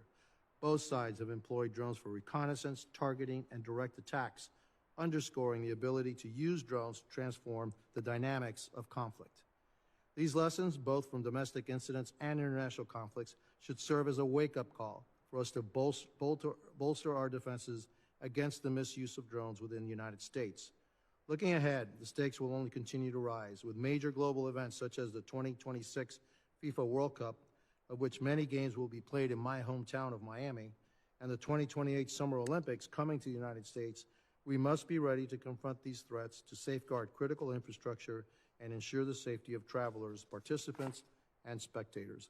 We have a responsibility to defend against drone threats, and the need for action is clear. We must act swiftly. Today's hearing is an opportunity to better understand the full scope of the challenges posed by drones and to explore innovative solutions to mitigate these risks. I want to thank my colleague from Texas, Representative Pfluger, as well as my colleagues from the Subcommittee on Counterterrorism, Law Enforcement, and Intelligence for partnering with us to host this important hearing. Thank you to our witnesses, Deputy Executive Assistant Commissioner Jones, Deputy Assistant Attorney General Wiegman, and Assistant Director Wheeler for appearing before the subcommittees. I look forward to hearing about how we can better counter rogue drones, safeguard critical infrastructure, and ensure our policies keep pace with this evolving technology, and I yield back. The chair now recognizes the ranking member of the Subcommittee on Transportation and Maritime Security, the gentleman from Michigan, Mr. Tanadar, for his opening statement. Good afternoon, and thank you to both Chairman and Ranking Member Magaziner for holding today's hearing, as well as to our witnesses for joining us. Over the past few years, the use of unmanned aerial systems, also known as drones, has become common across a wide range of applications. Drones have become increasingly affordable and useful within agriculture, law enforcement, search and rescue, photography, and other industries. However, as the airspace becomes more and more crowded with unmanned aircraft, we must ensure the government is prepared and empowered to protect the safety and security of U.S. critical infrastructure and the American public. In 2018, Congress enacted initial authorities for the executive branch to begin testing and operating counter-drone technologies, also known as CUAS technologies. Those authorities have kickstarted the interagency coordination and technology development needed to carry out such a complex effort, but the authorities remain unlimited. Authorities remain limited and have relied on one short-term extension after another. I hope Congress will act early next year to advance legislation to extend and expand these authorities.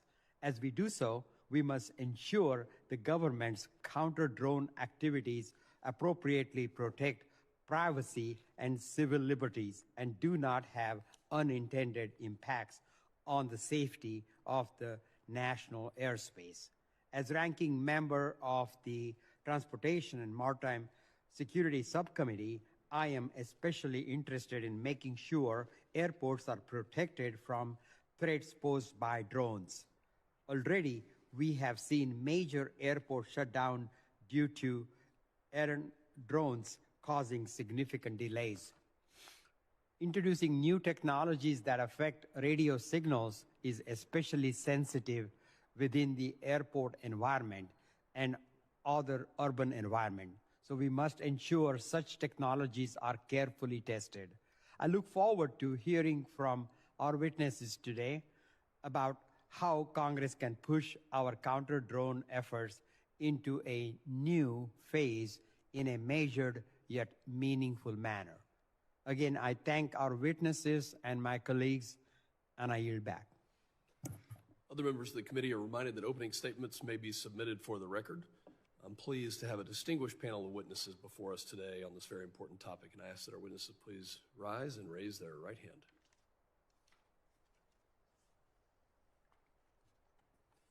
You solemnly swear that the testimony you will give before the Committee on Homeland Security of the United States of House of Representatives will be the truth, the whole truth, and nothing but the truth. So help you God.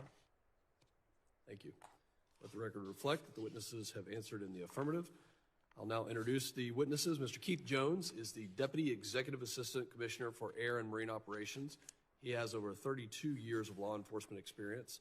Notably, he has helped found the San Diego Sector's Border Patrol Search, Trauma, and Rescue Team and was the primary driver of its national expansion. Mr. Robert Wheeler Jr. serves as the Assistant Director of the FBI's Critical Incident Response Group. His responsibilities include providing expertise in crisis management, negotiations, hazardous devices and tactical operations, behavioral assessment, surveillance, and aviation. He joined the division in July of this year. And Mr. Bragg Wiegman serves as the Deputy Assistant Attorney General for National Security at the U.S. Department of Justice. He has spent his career as a government attorney with legal experience at the Department of Defense, Department of State, and at the National Security Council. We thank all of you for being here today. We will now begin with opening statements. I know that you have submitted written statements as well, and thank you for that. And if you'll please adhere to the 5-minute summary of your statements. We'll start with Mr. Jones. You're now recognized. Thank you, Chairman. Good afternoon, Chairman Pfluger, Ranking Member Magaziner, Chairman Jimenez, and Ranking Member Tanadar, and distinguished members of the subcommittee.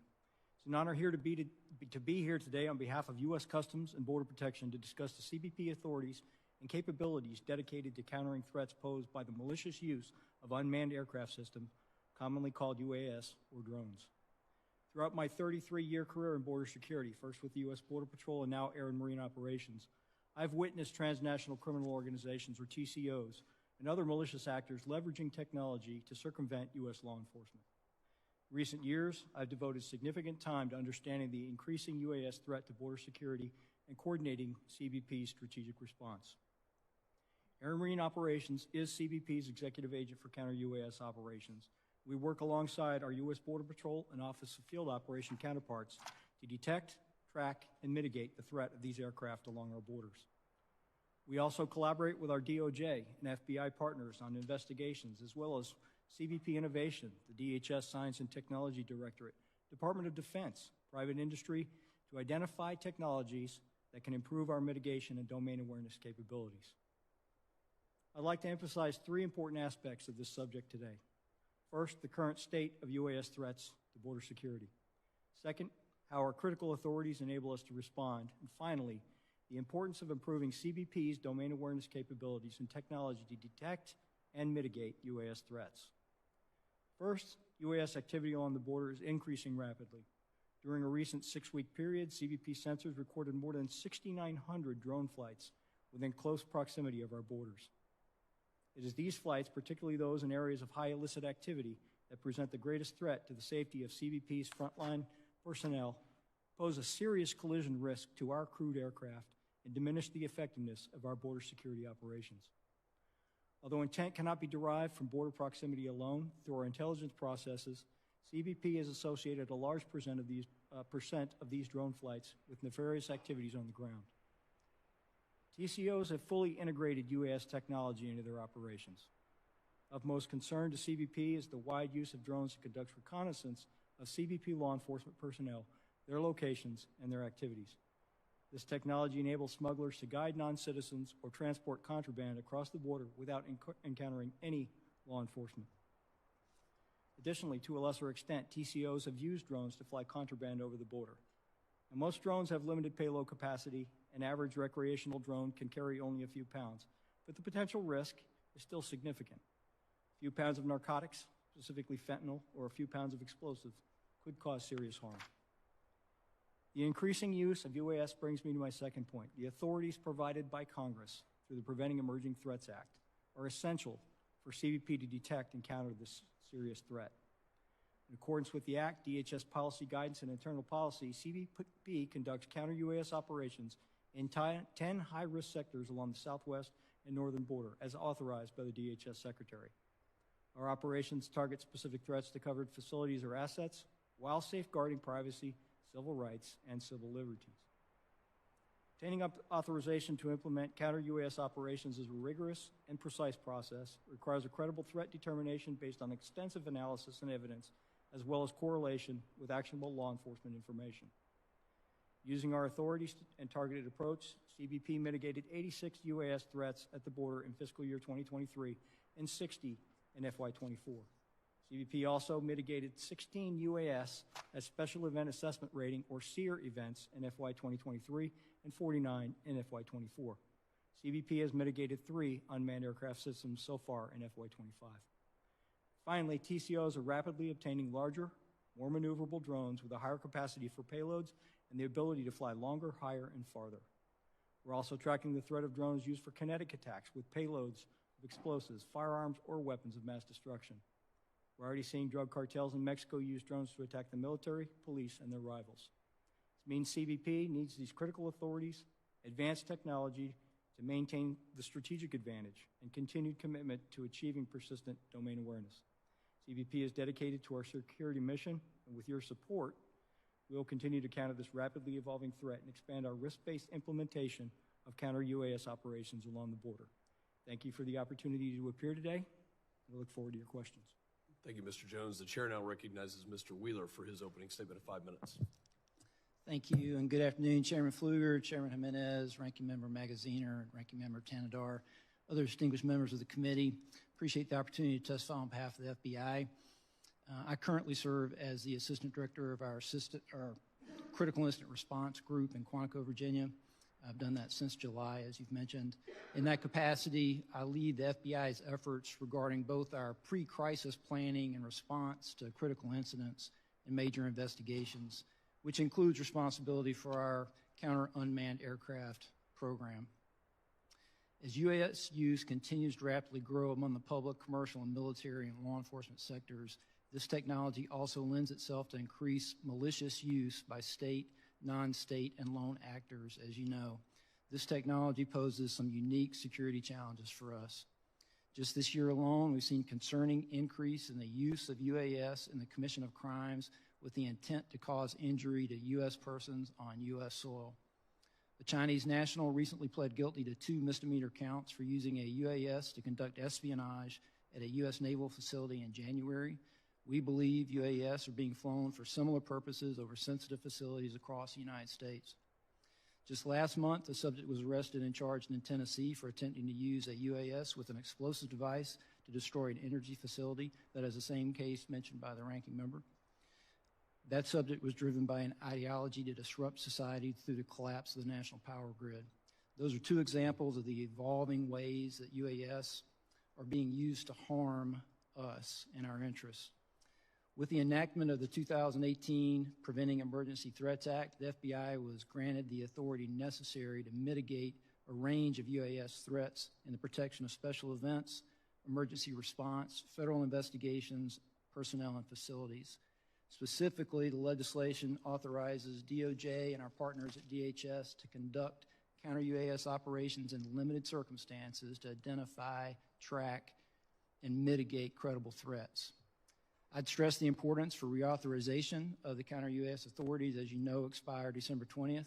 Failure to extend the authorities beyond then would cause significant impacts on our ability to protect the public. A durable extension is also extremely important. Our experience has taught us that short-term extensions to counter-UAS authority effectively prevent the Bureau and our partners from budgeting and staffing in ways which would allow us to execute a long-term strategy. We know that Congress is considering extensions of 5 years or more, and we thank you for that consideration. The FBI strongly supports pursuing expanded counter-UAS authorities for state, local, tribal, and territorial partners as robustly and swiftly as prudently possible. SLTT partners have repeatedly informed us that existing counter-UAS authorities are inadequate. Since our counter-UAS authority was granted in 2019, the FBI has adopted 69 operational missions using this authority and provided limited support to 121 other events. We've detected over 1,000 UAS in violation of federal law during these missions. One example, at the Boston Marathon this past April, our team mitigated a UAS threat, which resulted in the capture and prosecution of a subject. The FBI cannot alone protect the over 40,000 Special Event Assessment Rating, or SEER, events annually held in the U.S., along with the countless other requests for counter-UAS support at mass gatherings. The use of counter-UAS to protect against these situations is crucial and can only be fully addressed by expanding the capability to include our state and local partners. In closing, we remain committed to protecting Americans by countering the malicious use of this technology. The reauthorization or long-term extension of this legislation is essential to continue our mission in combating the evolving threat. And we look forward to working with you in establishing sustainable strategies to mitigate the threat going forward. Thank you. Thank you, Mr. Wheeler. The chair now recognizes Mr. Weigman for his opening statement of 5 minutes. Thank you. Good afternoon, Chairman Pfluger, Chairman Jimenez, Ranking Member Magaziner, Ranking Member Tanadar, and other distinguished members of the committee. Thank you for the opportunity to testify on behalf of the Department of Justice. As my colleagues have just said, we are committed to continuing to work hard to protect the American people from the threat of illicit drone use. But to do so most effectively, we need additional legal authority. As drones become more and more prevalent in our airspace, merely continuing with our current authorities is insufficient to address the current scale of the threat. More than 2 years ago, I and others from DHS and the FAA testified before a Senate committee about this growing threat and the need for a more durable and significantly expanded legal framework. Since that time, the Congress has provided extensions of existing counter-drone authority while considering how best to expand it. We are very grateful that both the House and the Senate continue to agree that this authority must not lapse. The department is eager to share with you the lessons gained from our experience to help reach consensus about how much and in what way to expand the existing law. Now, the reason we need legal authority is that without it, use of the most effective types of drone detection and counter-drone technologies could violate criminal laws, including those that prohibit destroying or disabling aircraft in flight and intercepting signals and communications. As has just been said, our current authorities will lapse within the next 10 days unless reauthorized. So our first priority is for Congress to reauthorize the existing law. But I know that this committee and others have also been working on legislation to go well beyond that, and we are eager to work with Congress on a bill that will help keep the American people safe. Now, as described in our written testimony, the two most important issues for us are, number one, broadening the types of sites that law enforcement can protect from nefarious and suspicious drone uses. So, for example, to cover, as was mentioned in the opening statements, airports and critical infrastructure like power plants and chemical facilities. So we need to expand the types of sites that can be protected. And then number two, as my colleague from the FBI just mentioned, it's about empowering state and local law enforcement and operators of critical infrastructure to engage in counter-drone efforts themselves nationwide. This is not a job the federal government can do alone. The FBI can only cover a tiny fraction, less than half of 1%, of the tens of thousands of events throughout the country each year that might need counter-drone support to protect public safety. So the demand for protection across the country just vastly exceeds available federal resources. To be clear, this activity can and must be done while safeguarding Americans' privacy and civil liberties. The technologies that we employ typically detect only communications being passed between the operator's controller and the drone to detect its activities, to direct its activities.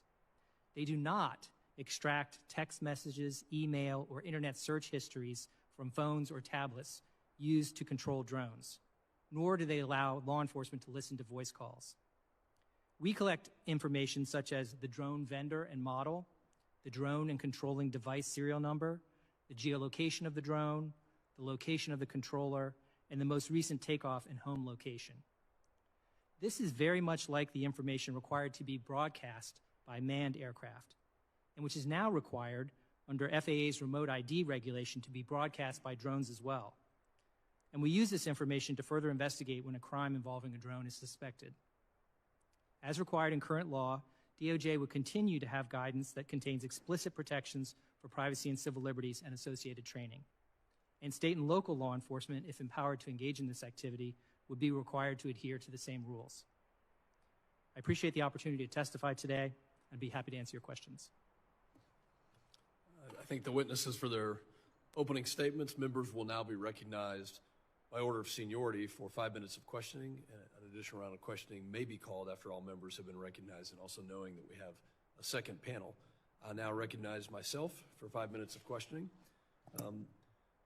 Let's just start with current events, and I'll ask an open-ended question. What is going on in New Jersey?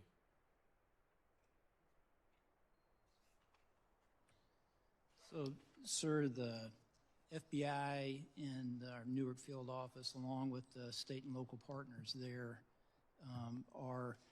the Bureau is actively investigating the situation you mentioned, just the unexplained sighting of drone activity over that part of New Jersey, including proximity to sensitive sites and areas of concern. So we do not attribute that to an individual or a group yet. We're investigating, but I don't have an answer of who's responsible for that, of one or more people that are responsible for those drone flights. But we're actively investigating. What the Bureau has done to aid our state and local partners is what we generally do, enlist the help of the interagency, enlist the help of the public. There's a tip line there, that 1-800-CALL-FBI, tips.fbi, for information from the public that could help us resolve this. It is concerning. Is the public at risk? Is public safety at risk? Are we concerned that there are nefarious intentions that could cause either national security or a public safety incident that would put Americans at risk? There's nothing that is known that would lead me to say that, but we just don't know, and that's the concerning part. I think the fact that we have these unknown drones, UASs, that are flying over either critical or sensitive facilities is exactly why we're having this hearing. And Mr. Jones, actually for anybody on the panel, let me just say, we go back to last year, there were incidents, including Langley Air Force Base, where for over a week we had unknown drones flying over a very sensitive military installation with F-22s and other, weapon systems on the ground. And I think that was cause for concern. So from a DHS standpoint, either on a border mission or from an FBI or DOJ, you mentioned, Mr. Wheeler, we don't necessarily have the authorities we need. Why can't we take action against these drones that are flying over sensitive sites? Why are we not taking action against drones that are flying over sensitive sites? So authority exists to mitigate a UAS in flight when authorized, and that could certainly apply to a sensitive site. I would be a little measured in speaking for the Department of Defense for those sites that are in question here, but I will say that we're, for the FBI, in a position, close liaison relationship with the Department of Defense and those areas that you mentioned, and will help in every way possible. But for securing those particular sites in this way, it is a DoD equity. Mr. Jones, for the border, I was down in the RGV last year, and they told me that they had over 20,000 incidents just in a quarter of drones that were being operated by cartels. What's the danger along the southern border to our citizens, the safety of our citizens from drones? Thank you, Chairman. So you touched on the volume of activity within the 500 yards of our contiguous border, the south, and even on the north is staggering. We have deployed detection technology. You mentioned 20,000. The significant threat is counter surveillance. They are surveilling law enforcement activities. They're doing this 24/7, 365. And historically, they've had to have high ground or terrain. Now everywhere is the high ground. This is their high ground. They can see what's going on. Exactly. Do you have the authority to mitigate those physically or by other means? So the Secretary has designated certain areas along our border as covered facilities. So yes, the capability exists and the authority exists in those covered areas. Have those types of mitigations taken place? Are we actively mitigating? We are actively mitigating, yes, sir. And how many, my time is expiring, but how many events are we experiencing per year along the southern border? So, for example, last year, if we look at 45,000 detections on the southwest, of those, 2,500 plus or minus actually made an incursion. So now we're talking about a very small subset. A lot of the surveillance is taking place outside of our jurisdiction in foreign airspace. That makes it particularly challenging for mitigation. I bet we'll get back to these. My time has expired, and I recognize the ranking member for his 5 minutes of questioning. Thank you. I'll pick up on this same line of questioning. When a number of us visited the southern border last year, we heard from your officers about the challenges that drones were posing. And one question I have is, I understand they're being used primarily by the cartels for surveillance, to see where your officers are so that they can, more effectively traffic people, narcotics, firearms, et cetera, across the border. Do you see any evidence of the cartels using drones to actually move some of that contraband? Like, I'm thinking specifically of fentanyl. Are they using UASs to actually move fentanyl across the border? We have yet to see fentanyl being moved via UAS. We have seen other narcotics, albeit in small quantities. From a cost model, it's not as effective for cartels because the payload capacity is so small, they have to make multiple trips. We have seen cocaine, we have seen heroin, we have seen methamphetamine, we've seen weapons. So there is a threat of moving contraband across our borders. So the numbers, of course, are staggering. I think at one point in your written testimony, you alluded to periods of as many as 1,000 detections a week. but the number of mitigations at the southern border was 86 in fiscal year 23 and 60 in fiscal 24. So why so few as a percentage of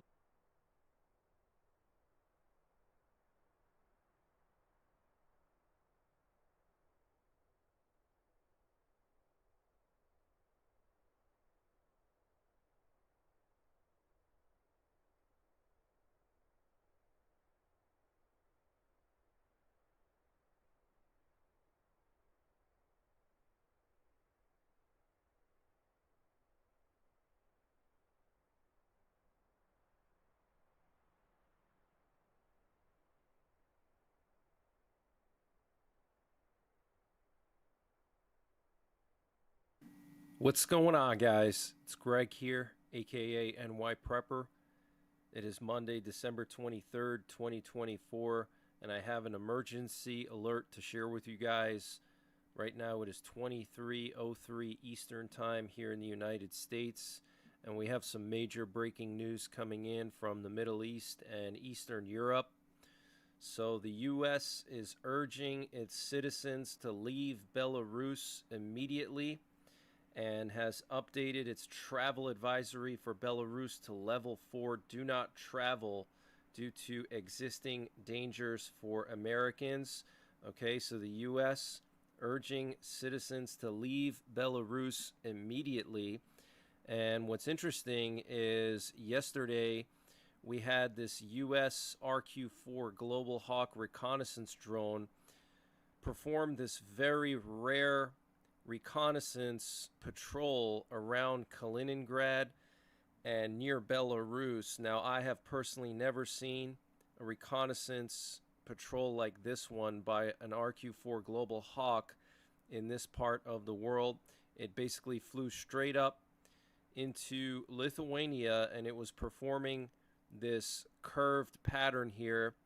And by what's going on, guys? It's Greg here, aka NY Prepper.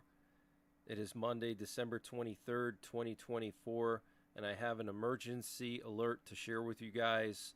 Right now it is 23:03 Eastern Time here in the United States, and we have some major breaking news coming in from the Middle East and Eastern Europe. So the U.S. is urging its citizens to leave Belarus immediately and has updated its travel advisory for Belarus to level 4, do not travel, due to existing dangers for Americans. Okay, so the U.S. urging citizens to leave Belarus immediately.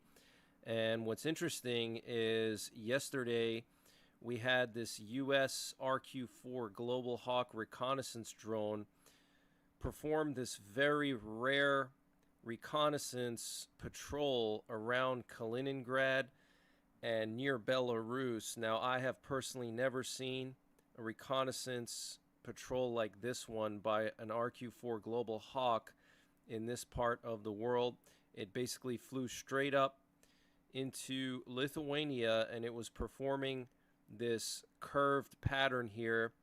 And by performing a curved pattern like this, it's looking at all areas perpendicular to the straight lines. Okay, these drones have side-looking radars, so it was looking into Kaliningrad, also looking into Belarus, and what's very interesting is it was doing loops here near the portion of Belarus close to Poland and Lithuania, and this is the area where Belarus has stacked up hundreds of semis. Actually, Russia has stacked up hundreds of unmarked semis here right on the border of Poland. They also have hundreds of S-400 missiles and dozens of S-400 launchers in this area as well.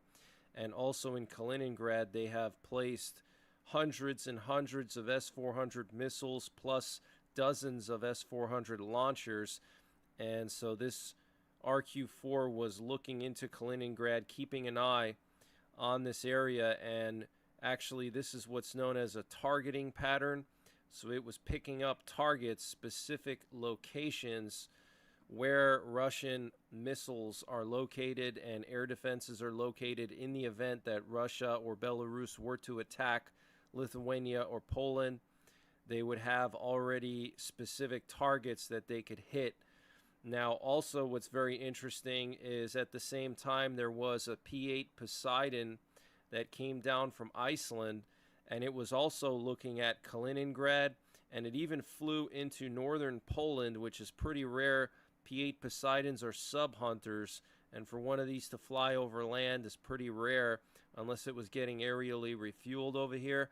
But you can see that it was performing reconnaissance right off the coast of Kaliningrad, so something is brewing over here.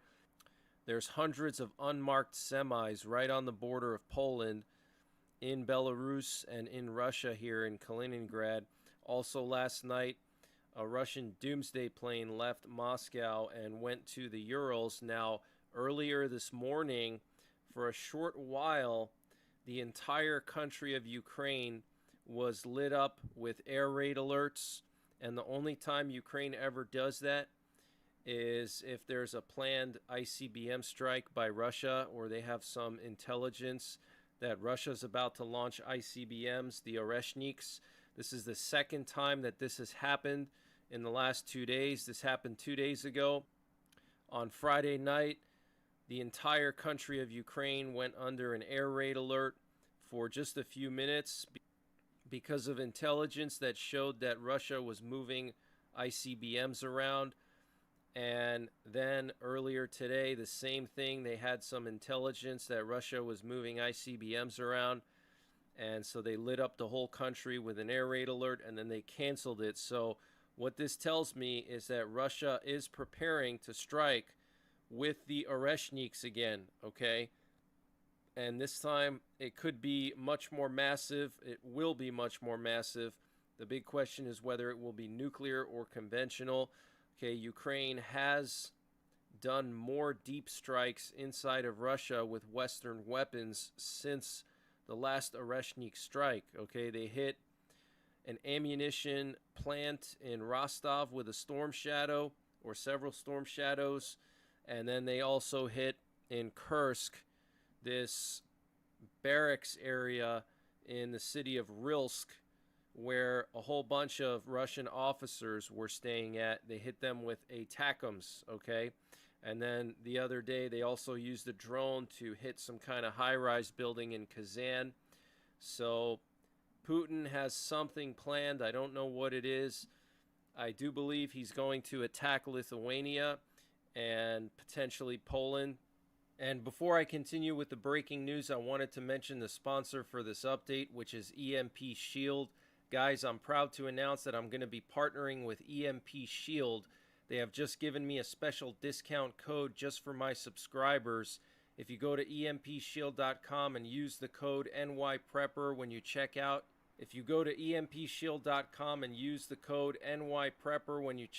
you'll get 15% off your entire order. Good for anything on their website. They're also doing a Cyber Monday sale. Guys, the threat of an EMP has never been higher, and you need to protect your vehicle and critical electronics. The EMP Shield is a device that protects your vehicle's computer or electronics by installing in line with the electrical system. The EMP Shield has passed rigorous military testing and is compliant with several military standards. They're also IP66 weatherproof and made in the USA. They can be used to protect your ham radio base stations, your RV, your camper, your solar generator, and various other things in addition to your vehicle. So go to empshield.com, use the discount code NYPrepper to get 15% off, and the link and the discount code are in the description below this video. It could happen before Trump takes office. That would make the most sense for Putin to make his moves now, before Trump takes office. So we have to monitor this part of the world, and here's a closer look at the RQ-4. You can see this targeting pattern that it was doing, collecting target information for NATO on Russian forces in Kaliningrad and Belarus if things were to escalate.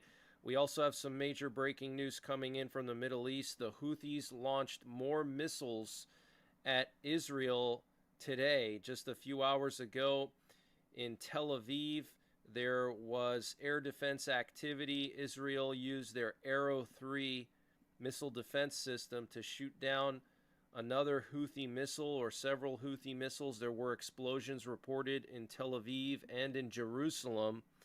And we're hearing that more than 2 million Israelis fled to shelters when this went down, and the Ben Gurion International Airport was also closed. Here we have some video footage of the air raids, and you can see some of the missile interceptors up in the sky. Check this out.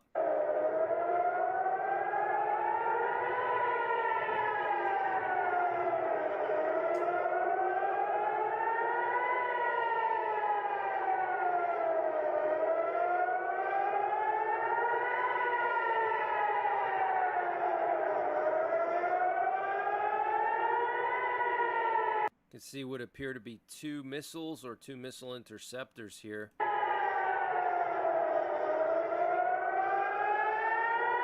But guys, this is not Ukraine. This is the Holy Land, okay? This is God's chosen people, God's chosen land under attack now on a daily basis from the Houthis launching missiles constantly, okay? This is very, very serious and another sign that we're living in the end times. And this evening and this afternoon, we had multiple U.S. presidential doomsday planes airborne over Nebraska. I have a source that happens to live right next to Offutt Air Base, and this person was keeping me updated throughout the day.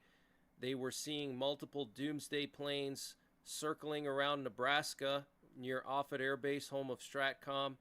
And these doomsday planes were not on flight trackers. Okay, here's a video of one that was airborne just about 2 hours ago. It might still be airborne. It was apparently circling around Offutt Air Base. You can see the blinking red light there. It's a little bit hard to make out. The quality's not the best, but this person constantly sends me updates, and they know exactly what a doomsday plane looks like day or night. They are very good at spotting these. So very serious, guys, for there to be these doomsday planes airborne with no transponder turned on. And we have Saudi Arabia launching a surprise attack on Yemen tonight. Saudi artillery units are now bombarding northern Yemen near the border with Saudi Arabia. Observers on the ground are reporting intense fire, so I don't know if the Saudis have teamed up with Israel to deal with the Houthis, but Saudi artillery is now pounding northern Yemen.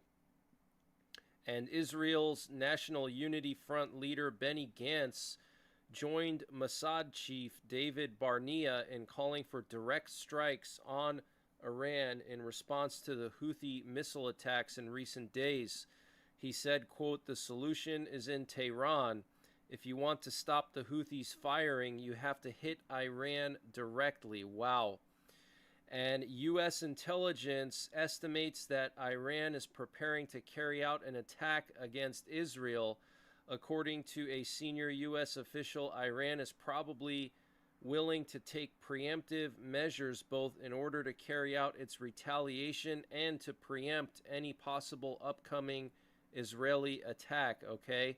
So U.S. intelligence saying that Iran will carry out some kind of attack against Israel. This same intelligence source is saying that Iran wants to do it before Trump gets into office, because we know that Trump wanted Israel to strike the nuclear sites. And now there's talk of Israel striking Iran again because of the Houthi attacks.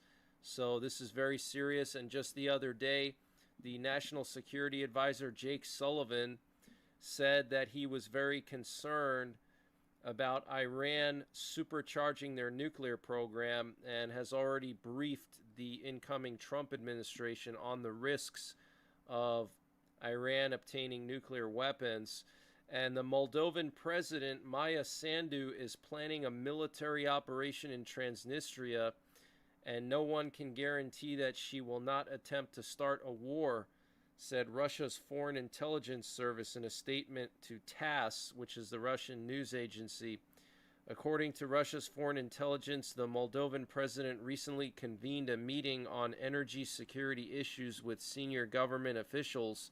At the end of the meeting, Sandu emphasized the need to organize a military operation to take control of Transnistria and end Russia's peacekeeping presence in the region. Wow. And the Chinese drone manufacturer has disclosed a massive government order for almost 1 million lightweight kamikaze drones to be delivered by 2026.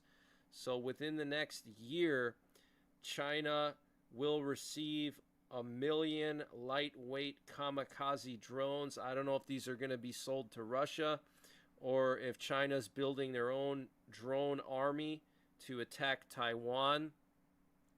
And the Milarovo airfield in Russia was hit hard by Ukrainian drones tonight and is currently on fire. And we're hearing that 70 cities in New Jersey are now dealing with discolored water that smells like nail polish. And Los Angeles reported their first human case of the H5N1 bird flu. And the first pair of Polish F-35s arrived at Fort Smith earlier today. These two F-35s will be used to train Polish pilots on how to fly the F-35s, and then they will be transferred over to Poland. Poland ordered 35 F-35s, which will be slowly delivered over the next couple of years. And I want to remind you guys that the F-35 is cleared for nuclear use. Okay, they can carry the B-61 nuclear gravity bomb. So there's talk of Poland becoming part of the NATO nuclear sharing program. Poland officially applied to be a part of the NATO nuclear sharing, and so far the Biden administration did not openly grant Poland's request. However, we know that the Trump administration is very close to the Polish president, and Trump himself and the Polish president get along really well. And I would not be surprised if one of the first things that Trump does in Eastern Europe to counter Putin is to give Poland nuclear weapons, okay? We know that Trump built several bases in Poland, U.S. military bases, and also a permanent detachment of U.S. Army in Poland. That was under Trump. And last night, a northern Michigan town plunged to minus 21 degrees Fahrenheit, breaking a record from 1989. The National Weather Service in Gaylord, Michigan, that's right, Gaylord, Michigan, said the daily cold temperature record in that city was broken at 5:24 a.m. today, when the pre-dawn temperatures hit minus 21 degrees Fahrenheit. The previous record of minus 10 for December 22nd has been standing since 1989. Meanwhile, the remainder of northern Michigan wasn't much warmer, as the majority of the region dropped well below zero. But that's the latest breaking news that I have. I want to wish you guys a Merry Christmas, and hopefully you guys remember the reason for the holiday. And yes, presents are great. I love Christmas festivities. I love having a Christmas tree, sharing gifts, going to Christmas parties and things like that. But remember the reason for Christmas, which is the birth of our Lord and Savior Jesus Christ, okay? So I don't know if I'll be able to post an update tomorrow. I'm going to be busy with family, but I will have my 24/7 streams going. And until the next time, take care, God bless, and don't forget the 3 Ps. Prepare, practice, and persevere. Members of Congress received a classified intelligence briefing today about the drone swarms that have appeared for weeks now over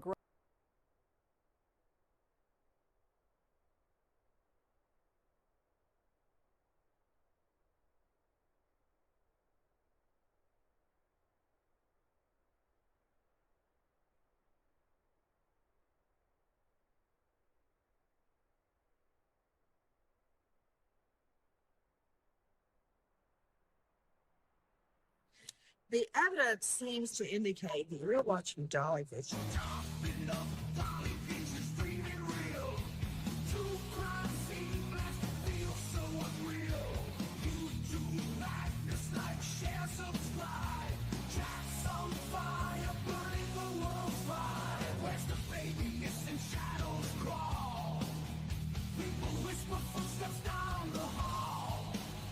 Fingerprints of the dead, cold as stone. He's got the scoop, best around town known. Dolly vision headlines, king of peace. Truth unravels, crackling through the heat. Lost soul shouting, echoes in the night. Rock the truth while live on air light. Tough enough, Dolly vision screaming real. True crime scene blast feels so unreal. YouTube madness like share, subscribe. Chat's on fire, burning the world's fire. Where's the baby missing shadows crawl? People whisper footsteps down the hall. Fingerprints of the dead, cold as stone. He's got the scoop, best around town known. Dolly vision headlines, king of peace. Truth unravels, crackling through the heat. Lost soul shouting, echoes in the night. Rock the truth while live on air light.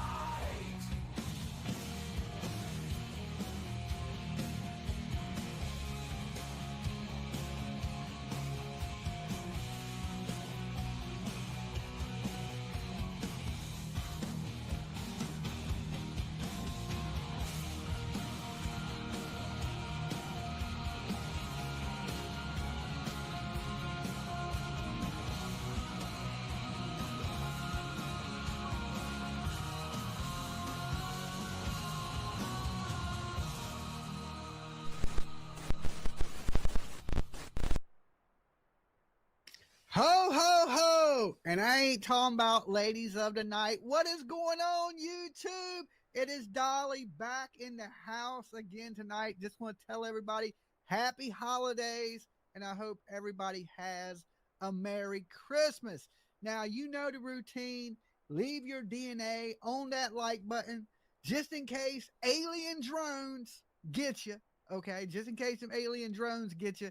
I'm going to need your DNA on file to clone you. Okay, I'm just going to clone you just in case they take you off into space. We'll just create a clone. Also, we're not too far from hitting 62,000 subscribers.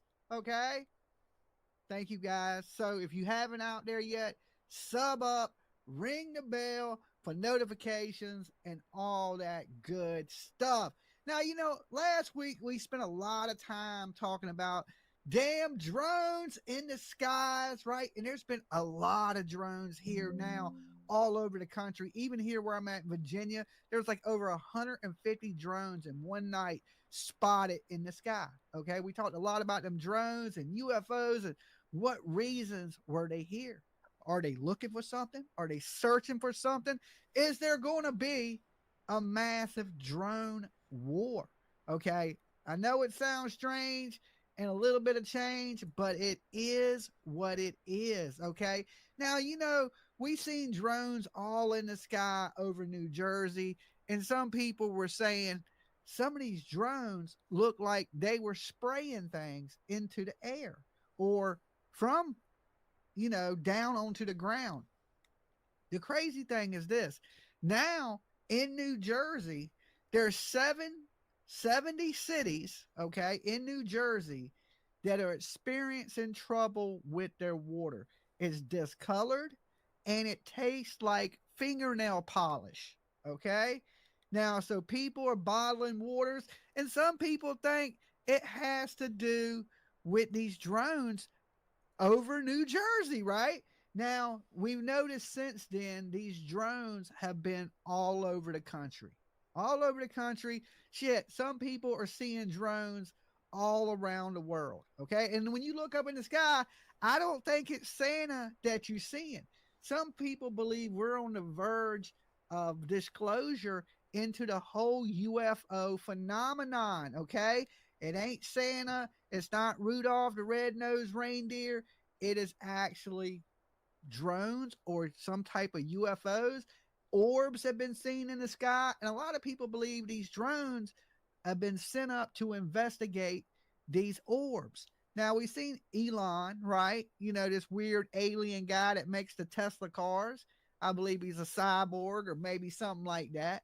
He said in a post to prepare yourself for drone wars. Now, we know that these people are part of the elite, okay, the one percenters, you know, these rich people, and they sort of know what's coming before it happens. Now, are we on the verge of actually seeing some type of drone war? Now, we do know there's a lot of conflict in this country, and some people believe that some radioactive materials were stolen and may become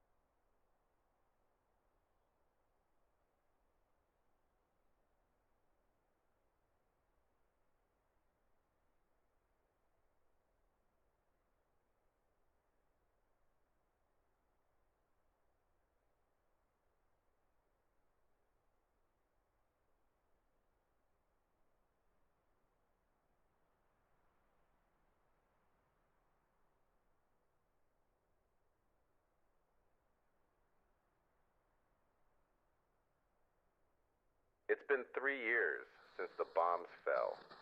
3 years since the day everything we thought we knew about the world was erased, like a chalkboard wiped clean in a single stroke.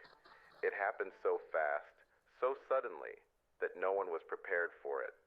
The worst part wasn't the explosion, or the firestorm, or the fallout that followed. It was the silence, the kind of silence you never come back from. Back then, the world felt invincible. We had everything: technology, wealth, power, believed ourselves to be untouchable. But all of it crumbled in an instant. The skies went dark with smoke and ash, the sun turned into a sickly red glow that never went away, and everything we cherished was reduced to dust. I don't know if you remember that moment. For those of us still alive, it's burned into our minds. That deafening roar when the missiles hit, the earth shaking beneath our feet, the blinding light that seared everything. It felt like the end of the world. And in a way, it was. Cities vanished, entire populations wiped out in a blink, and the rest of us were left to scramble for survival in a world that no longer made sense. It's quiet now. Too quiet. There's no more shouting, no more sirens, no more people fighting for power. Only the eerie stillness of a world that has forgotten how to breathe. When it first happened, there was no warning, just a flash on the horizon. Then everything went black. People assumed it was a test. Something like that could never actually happen, right? We were wrong. So wrong, those of us left here, wandering the ruins, scavenging for whatever we can find. We're the proof that the world as we knew it is over. There's nothing left to rebuild. The old governments are gone. The power grids, the highways, the cities, all of it is nothing but rubble. The radiation's still heavy, making the land toxic to grow anything. Some days the wind blows ash from the old world, coating everything in a grim reminder of the firestorm that wiped out civilization. But it's not as thick anymore. It's like the world is slowly, quietly trying to recover. Or maybe it's just me, hoping. I've been running this broadcast for as long as I can remember. 3 years now. I don't know if anyone's listening, but it's the only thing that keeps me going. I can't let this be the last voice anyone hears. If someone somewhere is still out there, maybe they'll hear me. Maybe they'll know they're not alone. Every day feels like a dream now. Some strange, half-remembered nightmare that I can't wake up from. But there are moments. There are small flashes of something, of hope. I found a plant last month. Just a single sprout breaking through the scorched earth. It's fragile, barely clinging to life. But it's something. That little green sprout is a symbol of everything we've lost and everything we might still save. It's been a while since I've heard any other voices over the airwaves. A few weeks ago, I picked up something odd on the frequency. A faint hum, like static mixed with whispers. At first, I thought it was just the equipment acting up. But then, it came again. And again. It was too regular to be random noise. Someone was out there. Someone else was trying to reach out. I don't know who it is. I don't know if they're a friend or a threat. But I know one thing for sure. There's something happening out there. Today, I finally made the decision. Tomorrow, I'm heading out. I'm going to track the signal. I don't care how far I have to go. I've lived in the ruins of this broken world long enough to know that nothing worth saving is easy to find. The radio's been my only connection to the outside world. The hum of static is like the pulse of this new world, beating quietly in the background of everything. I've learned to listen to it, to read its rhythms and interruptions. The world is a new place, and I have to figure out how to survive in it. We all do. 3 years ago, we were a species on the brink of extinction. Now, we're just trying to survive the aftermath. People are different, harder, maybe. I've met a few survivors along the way, but trust is a luxury none of us can afford. We keep our distance. We take what we need and move on. There are others who are more desperate, those who didn't take the opportunity to hide or run, those who think the world still owes them something. They're dangerous. The radiation's twisted them, warped their minds. I've seen what they're capable of. And then there are the ones who just give up. Some of them went mad. Some of them just sat down and waited for the end. But not me. Not yet. The supplies are running low, though. It's been weeks since I've come across any decent food or water. I've learned to make do with what I can find, scavenging, trading what little I have left. But it's not enough. If I don't find that signal, if I don't find other survivors soon, I'll be just another casualty of the end of the world. I don't know how much longer I can keep this up. Some days, it feels like I'm the last person left. I know there are others out there, there have to be. But we're all too afraid to trust each other. Fear is a powerful thing. It can make people do terrible things. But it can also keep you alive. I've learned that the hard way. The wind outside is picking up. The days are growing colder and the nights are longer. The radioactive storm clouds still hover over the horizon, a reminder of how fragile this new world is. Sometimes I can almost feel it. Like something's coming. Like something is shifting out there. It could be the signal I've been hearing. It could be something more dangerous. But it doesn't matter. I can't sit here any longer, waiting for whatever's out there to find me. I have to find it first. The equipment's ready. My pack's packed, and my boots are tied tight. Tomorrow I leave. I don't know what I'll find or how far I'll have to travel, but there's no going back. I've heard the whispers on the radio, and it's enough to make me take that first step into the unknown. Maybe it's a trap. Maybe it's a false hope. Just another cruel joke in a world that's become nothing but tragedy. But I have to know. I can't just keep surviving. I have to live. I'm not the only one left. I know that. Out there, somewhere, someone else is listening. And if we're both still here, we have a chance. Maybe not to rebuild the world we lost, but to create something new. Something worth holding on to. It's just a glimmer of hope, but it's something. And sometimes that's all we need to keep going. Tomorrow, I find the signal. The morning light filters weakly through the thin veil of ash that still clings to the sky. It's not sunlight in the way it once was. Bright and warm, a reminder of a time when everything felt alive. Now, it's more like a dull gray filter, casting a cold, sickly hue over everything. The sky itself seems broken, unable to fully recover from the wounds left by the warheads. I don't know how long it's been since I last saw a truly blue sky, and I'm starting to forget what it even looked like. Sometimes, I think I can remember it. A faint recollection of a time before everything turned to dust.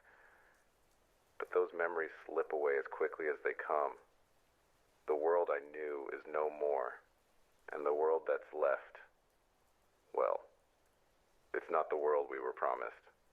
Outside the shelter, the earth is cracked and pockmarked, blackened by the fallout. The wind carries an acrid metallic tang, and the air still crackles with static, like the sky itself is broken. Every step I take is careful, calculated. There's no room for mistakes. The last thing you want to do in this world is attract attention, not from the weather, not from the raiders, and definitely not from whatever's hiding in the wreckage of the cities. I step outside, the door creaking as I push it open. The hinges haven't worked properly in months, and every movement feels like it might be the last. The shelter I've been holed up in is one of the few buildings that didn't collapse completely during the blast. It's a crumbling old apartment complex, once a high-rise, now barely a skeleton, but it's sturdy enough to give me some protection, even if it smells like rot and old food. The walls are coated in a fine layer of dust and grime, and the windows are shattered, leaving the interior exposed to the elements. In the corner, my makeshift radio setup hums faintly, an ever-present companion in this desolate world. The equipment is patched together from scraps. Pieces of broken electronics and scavenged wires. I check it one last time before heading out, adjusting the frequency just in case there's anything new. There's nothing but static, but I've learned to listen closely. Sometimes in the silence, you hear things you don't expect. The backpack is packed with the basics: water, food, a flashlight, and a crude knife I've sharpened more times than I can count. It's all I can carry. In this world, you don't get to carry luxuries. You carry what you need to survive, and nothing else. I pull the hood of my jacket tighter around my face, trying to shield myself from the burning wind that whips through the streets. The ash makes it difficult to see more than a few feet ahead, but I've learned the terrain. I know the abandoned blocks, the ruins of the old world that used to hum with life, but now they're silent. There are no cars on the streets, no people walking by, no children laughing, just the distant echoes of memories trapped in the skeletons of old buildings and rusting vehicles. The city, what's left of it, is a graveyard. There used to be trees here, tall, proud ones that swayed in the breeze. I remember watching them from my window, listening to the birds. Now, those trees are gone. They were some of the first casualties of the fallout. The forest turned to ash. There's nothing green left. The land has been scorched, and everything that once flourished has withered away, leaving behind a barren wasteland. I make my way down the cracked sidewalk, stepping carefully over the remains of an old storefront. The glass is shattered, the shelves upended. It's a place I've been to before, but today I'm looking for something specific. Food, medical supplies, anything that might help. There's a danger in scavenging these places. They're not as abandoned as they seem. The first few blocks are eerily quiet. The only sound is the crunch of my boots against broken pavement and the occasional rattle of wind stirring the debris. Every now and then, I catch the faintest echo of something moving, a shadow, a rustling sound, the softest scraping noise. But when I turn to look, there's nothing there. Still, I can't shake the feeling that I'm being watched. It's a feeling that comes from the ruins, from living in a place where danger lurks around every corner. People, animals. There are things in these ruins that you can't trust. It's not just the hunger and the thirst that will get you. It's the desperation of survival. People will do anything to stay alive, even if it means betraying someone else. I reach the old supermarket.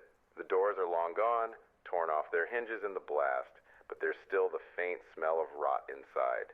I've been here before, but it's worth checking again. Maybe something survived. Maybe there's something edible left behind in the storage room. I move cautiously inside, my flashlight cutting through the gloom. The aisles are empty. Most of the shelves have collapsed or been stripped bare. The walls are stained with old dried food that hasn't seen daylight in years. But I don't give up. I crawl over the wreckage, checking every corner, every dark spot that might hide something valuable. That's when I hear it. A faint noise. Not the usual creaks and groans of the building settling, but a soft shuffling sound, as though something or someone is moving just beyond the shelves. I freeze. My breath catches in my throat. I turn off the flashlight and crouch low, listening. The noise isn't the wind. It's too rhythmic, too deliberate. Someone or something is nearby. For a moment, everything goes still. The kind of silence that hangs in the air like a heavy fog.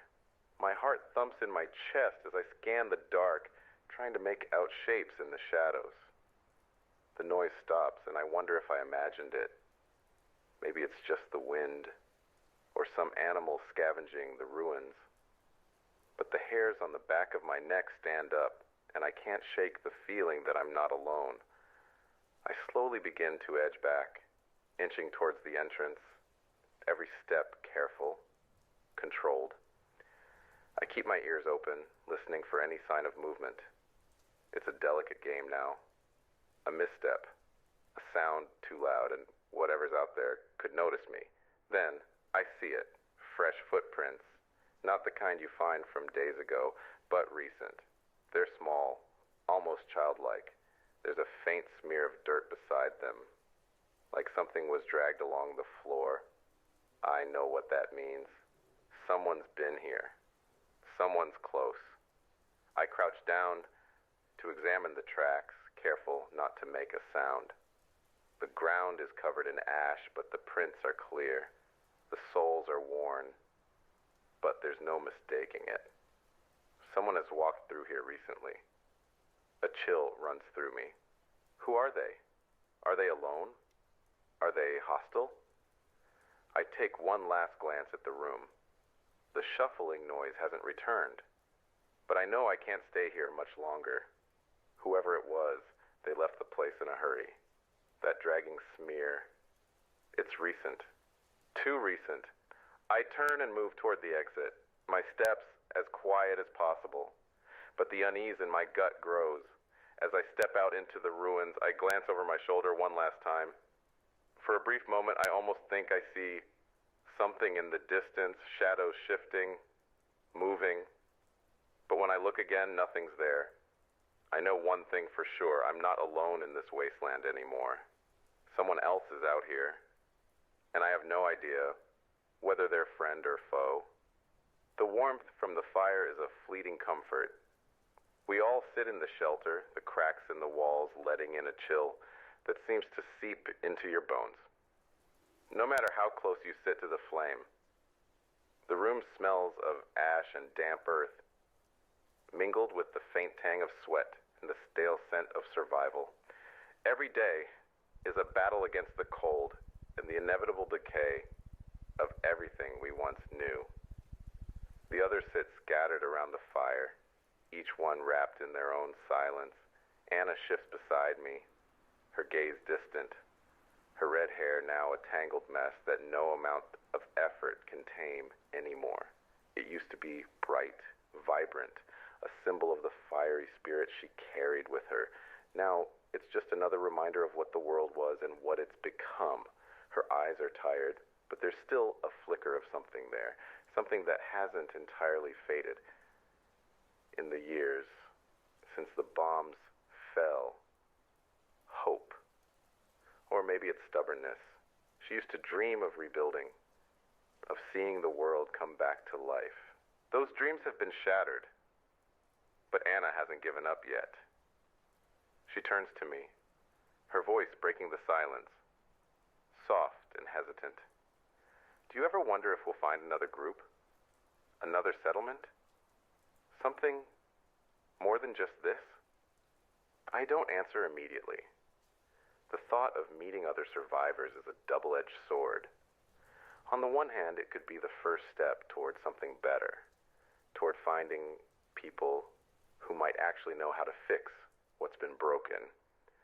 On the other hand, every encounter we've had with others has ended in violence or betrayal. Trust in this world is a luxury that few can afford. I don't know, I say, finally, my voice low. I think we're better off just keeping our heads down, staying here as long as we can. But I won't stop looking. If there's a chance to find something better out there, we'll take it. Anna nods, but I can see the doubt in her eyes. I know what she's thinking. How much longer can we stay hidden away in this forgotten corner of the world before it comes crashing down? How long can we keep pretending that things might get better? The silence stretches on, thick and heavy, until Marcus shifts beside me. His broad shoulders are hunched, and the faintest flicker of firelight dances off the blade of the knife he's working on. The rhythmic scrape of metal against stone fills the room, the sound oddly comforting, like the beat of a heart that refuses to stop. But it's also something else. A warning. A reminder that there are dangers still out there. Raiders, wild animals, the occasional storm that could wipe us off the map. Marcus has been a constant in our lives since the start of this nightmare. And though he doesn't speak much, there's a weight to his presence. A weight that doesn't let anyone forget that we're all just one step away from disaster. You planning on using that knife for something? I ask, half teasing, half serious. He doesn't even look up, the blade still rasping against the stone. always need a sharp edge. You never know when things will get ugly. There's no humor in his words, no hint of sarcasm, just a simple truth. In this world, nothing is ever as it seems. Marcus is practical, methodical, the kind of man who doesn't waste time with unnecessary words. What he's done to survive, what he's been through. It shows in the scars that cover his hands and face. You don't survive as long as Marcus has, without making choices that haunt you, choices that leave marks long after the wounds have healed. A part of me wishes Marcus would open up more, share what's been eating away at him, but I know better. People like him, people who've seen too much, don't talk about it. They keep it buried. It's the only way to keep moving forward. I've tried once or twice to get him to share, but the closest he's come to opening up is a grunt or a sharp "don't ask" when the topic turns personal. Across the room, Lila is wrapped in her jacket, her body hunched against the cold. She's sitting in the darkest corner of the shelter, as usual. The shadows seem to claim her like they do with so many people these days. Lila's been with us for as long as I can remember. And like Anna, I've seen her go from being a frightened girl to a hardened survivor. She's still young, barely 20 now, but she carries herself like someone twice her age, someone who's already seen the worst the world has to offer. Lila, I say, my voice soft, more out of concern than anything. She hasn't spoken much since we arrived here, and though I try not to pry, I can't shake the feeling that she's hiding something dark. She looks up from the small journal she's been scribbling in, her eyes dim but sharp. What? I pause, considering. You're not sleeping again, are you? Her eyes flicker toward the fire, her lips pressing into a thin line. I sleep when I need to. It's an answer, but not a full one. Lila is one of the most resilient people I know, but there's always been something about her, something that feels off. She doesn't trust anyone fully, and I've learned not to press her.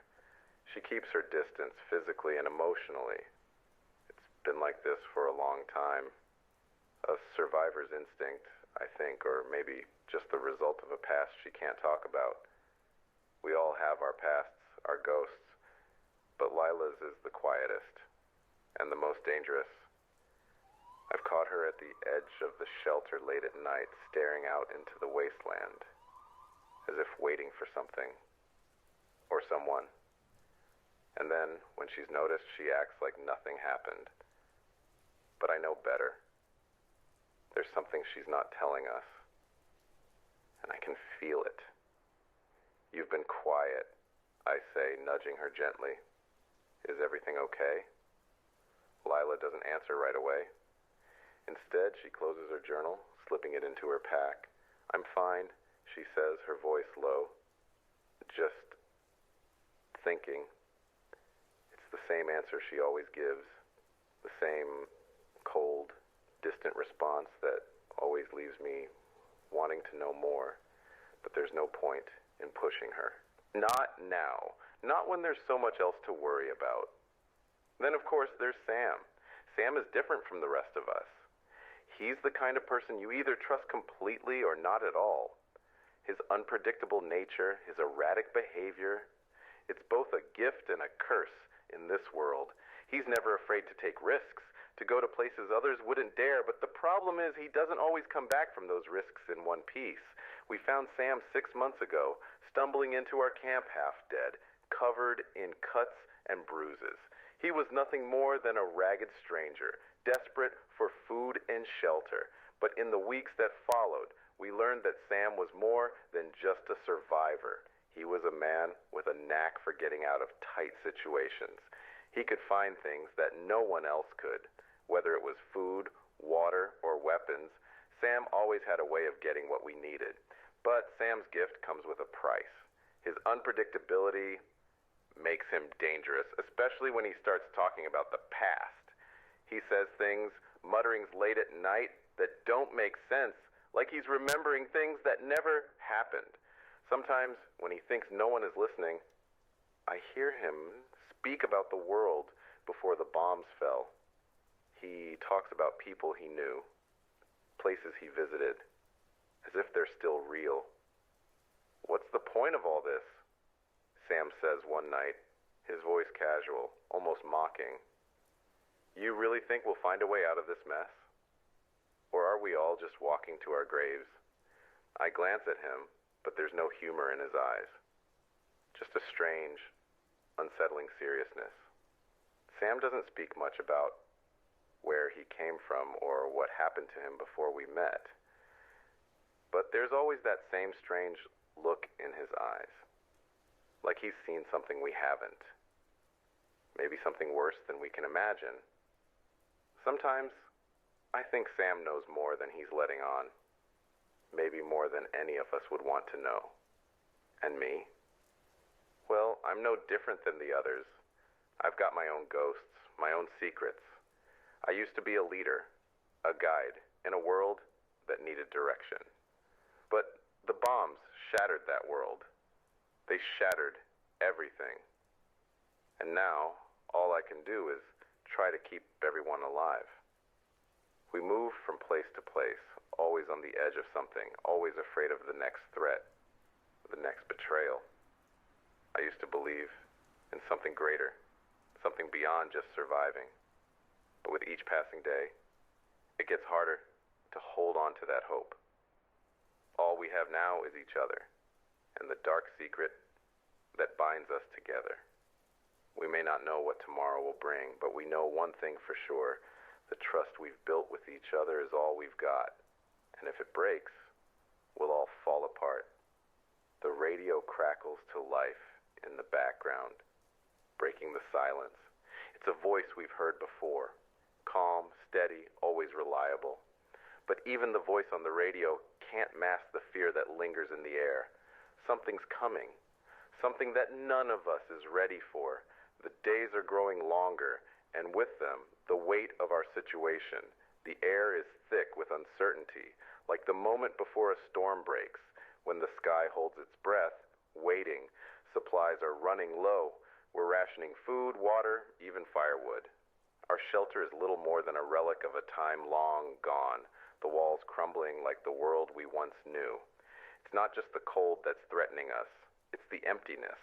I sit at the edge of the fire, my fingers trailing through the dirt, mind racing over every possibility. We can't keep living like this. We can't keep surviving in the shadows, scavenging the remnants of a ruined world. Something has to change, but what? We don't have the luxury of answers. All we have is the next day, the next minute. But today feels different. There's something in the air, a shift. I don't know what it is, but I can feel it creeping closer with every passing moment. Marcus stands up abruptly, his eyes narrowing as he stares out into the distance. "We need to go out, now." I follow his gaze, my heart skipping a beat. It's not the first time he said this, but something about the urgency in his voice makes me pause. It's been days since we last scouted, and we're running out of time. The storm's coming. We all know it. The weather is getting worse by the day. Rain turning to sleet, then snow freezing everything in its path. And it's not just the weather we're worried about. "The tracks?" I ask, standing and grabbing my jacket. Marcus nods. "Fresh ones. I don't think we're alone anymore." My pulse quickens. Fresh tracks could mean anything. An animal, a person, maybe even a raider group. But if there's one thing we know by now, it's that a sign of life isn't always a sign of safety. Every time we've encountered others, it's ended badly. Trust is a currency in short supply, and we've already learned the hard way that kindness can be a death sentence. Anna joins us shortly, her rifle slung across her back, her face set in a mask of determination. "What's the plan?" "We find out who's out there," Marcus says, his voice hard. "And if they're hostile, we deal with it." The tension is palpable. There's a fine line we walk between caution and aggression, and we've crossed it before. Each time, it's felt like we've been left with less of ourselves, less of the people we used to be. But we can't afford to be passive anymore. Not with what's at stake.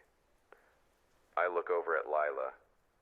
She's still in the corner, her face hidden beneath the hood of her coat. She's been quiet. Too quiet. Since we first noticed the tracks. I can't shake the feeling that she knows something we don't. That she's hiding something. Lila, I say, trying to catch her attention. You coming? She glances up briefly, her eyes dark. For a moment, I think she might say something, anything, but then she just nods and stands. There's no argument, no refusal. She's part of this, whether she wants to be or not. The scavenging mission takes us farther from the shelter than we've ever gone before. We're cautious, moving silently, each step a calculated risk. The world is cold and desolate. Ruins of shattered buildings, overturned cars, a landscape that was once full of life, but now serves only as a reminder of how fragile it all was. We pass through streets that were once bustling with people, now reduced to rubble. There are no voices, no sounds of life, just the wind, howling through broken windows and torn street signs. The silence is suffocating. It feels like the whole world is holding its breath, waiting for something to break. There are no signs of life anywhere. No animals, no scavengers, no other survivors. The streets are eerily deserted, the buildings empty husks. But as we make our way deeper into the city, we begin to see signs of life, of death, really. Everywhere we look, there's something broken. Shattered glass, twisted metal, overturned crates. The remnants of what used to be a thriving city. Now, nothing more than an abandoned ghost town. The tracks lead us into a dense thicket of trees where the ruins of a city block dissolve into wilderness. I can hear the crunch of leaves beneath our boots, the scrape of branches against our jackets. Every sound feels amplified in the silence, and with each step, the air grows thicker with anticipation. Then we see it. A figure, standing in the distance just beyond the trees. It's a person, hunched over, as if they're searching for something. At first, they don't notice us and we freeze. My heart pounds in my chest, and I can feel the others tense beside me. The wind is picking up, carrying with it the sharp sting of ice. We don't speak. There's no need.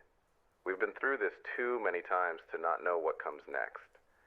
We approach slowly, making sure not to make a sound, but the closer we get, the more I realize something is wrong. The figure isn't moving the way a person should. It's stiff, jerky, like a puppet on broken strings. And then I see it. The blood, spilled across the ground, a trail leading to the figure. Before I can react, Marcus is already moving forward, his hand gripping the knife at his belt. His instincts are sharp, honed by years of survival. He doesn't hesitate. He steps into the clearing and calls out, his voice low but demanding, "Hey, you, stop!" The figure jerks its head up, and for a moment, I swear time stops. It's not a person at all. It's a corpse, half-eaten, the flesh torn away by scavengers, perhaps animals, perhaps something else. The face is a grotesque mask of blood and decay, the eyes wide open, staring blankly into nothingness. Anna recoils, her breath catching in her throat. She stumbles back, her rifle slipping from her hands.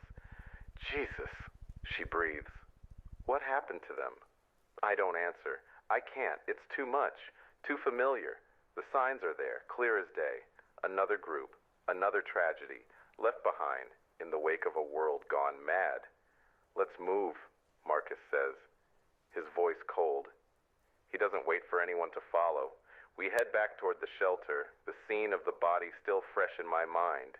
It feels like a warning, like something larger is out there, something we can't escape.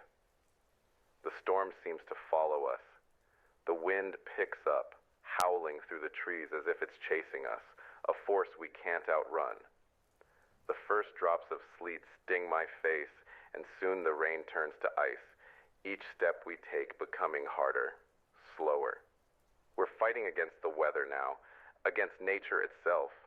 I catch a glimpse of Lila in front of me. She's looking around constantly, eyes scanning the horizon. Her silence is more unsettling than the storm. I can't tell what she's thinking, but the unease in the air is starting to seep into her too. But it's not just the weather. There's something else. Something more insidious, something brewing beneath the surface. And it's not the storm. By the time we reach the shelter, the storm has grown into a full-blown blizzard. The wind howls against the walls. The once dim light from our fire barely penetrates the darkness. But as we settle in, the sense of foreboding continues to cling to us. We huddle around the fire, trying to shake off the chill, but there's no warmth in the air. There's no comfort. And that's when it happens. The radio crackles to life. It's the familiar voice of the broadcast. The only thing that has kept us tethered to some semblance of connection to the outside world. But the message is different now. The voice is strained. It sounds desperate. We've been tracking a group of survivors. They're on their way. We don't know their intentions. Stay hidden. Lock up your shelters. If you're hearing this, you're not safe. The voice fades, cutting off in mid-sentence, leaving us in stunned silence. I look at Marcus. His face is unreadable. We've got to move. Now. The threat, the danger, it's not out there anymore. It's here in the heart of this broken world. And it's only a matter of time before we face it head on. The sense of betrayal weighs heavily on us as we realize the gravity of the situation. We've been at the mercy of the storm, at the mercy of nature, but now we're facing a far more insidious enemy, one that could tear us apart from the inside. The quiet tension within the group, the cracks in our fragile unity, have become impossible to ignore. And worse, someone here knows more than they're letting on. That's the terrifying part. We don't know who we can trust. It's then that I catch a glimpse of Lila, her eyes dark, staring into the fire. Her face is unreadable, her posture rigid. Something about her is different now, distant, withdrawn. It's a subtle shift, but it's enough to set off the alarms in my mind. Something is not right, and I can't shake the feeling that she knows exactly what's coming next. The days blur into one another, each indistinguishable from the next. The cold has begun to gnaw at our bones, relentless and unforgiving. The wind howls through the cracks in the shelter, rattling the walls like the fingers of ghosts from a forgotten world. Outside, the land is a wasteland, a barren stretch of desolation that reflects the darkness within each of us. We've seen the world at its worst, and we've learned to survive it. But that doesn't mean we've given up on the hope that one day we might find a way to thrive again. I'd almost forgotten what it felt like to feel hope in the marrow of my bones, to let it warm me like the first rays of sunlight after a long winter. But today, something has changed. There's a shift in the air, a subtle, almost imperceptible shift. But it's there. I first notice it when I wake up. The usual silence greets me, but there's something new in it. A sound. A hum. It's faint at first, like static fuzzing across the radio, but then it clears. A voice. This is the Eastern Collective. To all survivors listening. We're here. We're waiting for you. For a moment, my heart skips a beat. A voice. A group. Not just static or interference, but a message. A survivor group. Somewhere. Anywhere. I feel the air change, the frozen chill in my chest, the cold dread that has gnawed at me for months, lifts, if only for a moment, a crack in the darkness. It's not much, but it's something. And for the first time in a long time, I can't help but believe that maybe, just maybe, there's more to the world than this never-ending wasteland. Did you hear that? Anna's voice is shaky as she steps into the room, her eyes wide with disbelief. She's been awake longer than me, probably already heard the message, but I know she's thinking the same thing I am. It's not just static. There's someone out there. I nod, my throat tight. I'm not sure what to feel. Relief, excitement, fear, maybe all of it at once. Where? Marcus asks, stepping into the room from the shadows. He's already processing the implications of this new information, his mind working faster than the rest of us can catch up. Did they say where they are? I look at the radio, trying to catch any detail, any clue that could lead us to them. But the transmission cuts off abruptly. Silence returns. The message was short, almost too short. And like all things in this new world, it leaves behind more questions than answers. I swallow, hard, trying to keep my voice steady as I turn back to the group. They didn't say, I answer, my voice a little strained. But it's something, a sign. Maybe they can help us. Marcus stares out the small, cracked window. Or maybe it's a trap. We don't know who's on the other end of that signal. I know he's right. It could be anyone. Anyone desperate enough to draw survivors into a trap. The world is full of deception, full of hidden dangers that can't be trusted. But something inside me pushes back against that reality. Something inside me refuses to let go of the hope that this fleeting, fragile message might actually be something real. Later that afternoon, the weight of the message still lingers in the air, filling every corner of our shelter. It's not just the words. It's the possibility. It's a crack in the wall of despair, a reminder that the world wasn't always this broken. There was a time when humanity reached out to each other, when survival wasn't a lonely, solitary thing. Maybe it's not too late to return to that. Lila's quiet as ever, but I can see her glancing at the radio. She hasn't said anything since the broadcast. I wonder if she's thinking the same things I am, if she's imagining what could be waiting out there. A part of me wants to believe that we could be safe again, that we could rebuild, find others who share that same vision. But another part of me knows the world doesn't work that way anymore.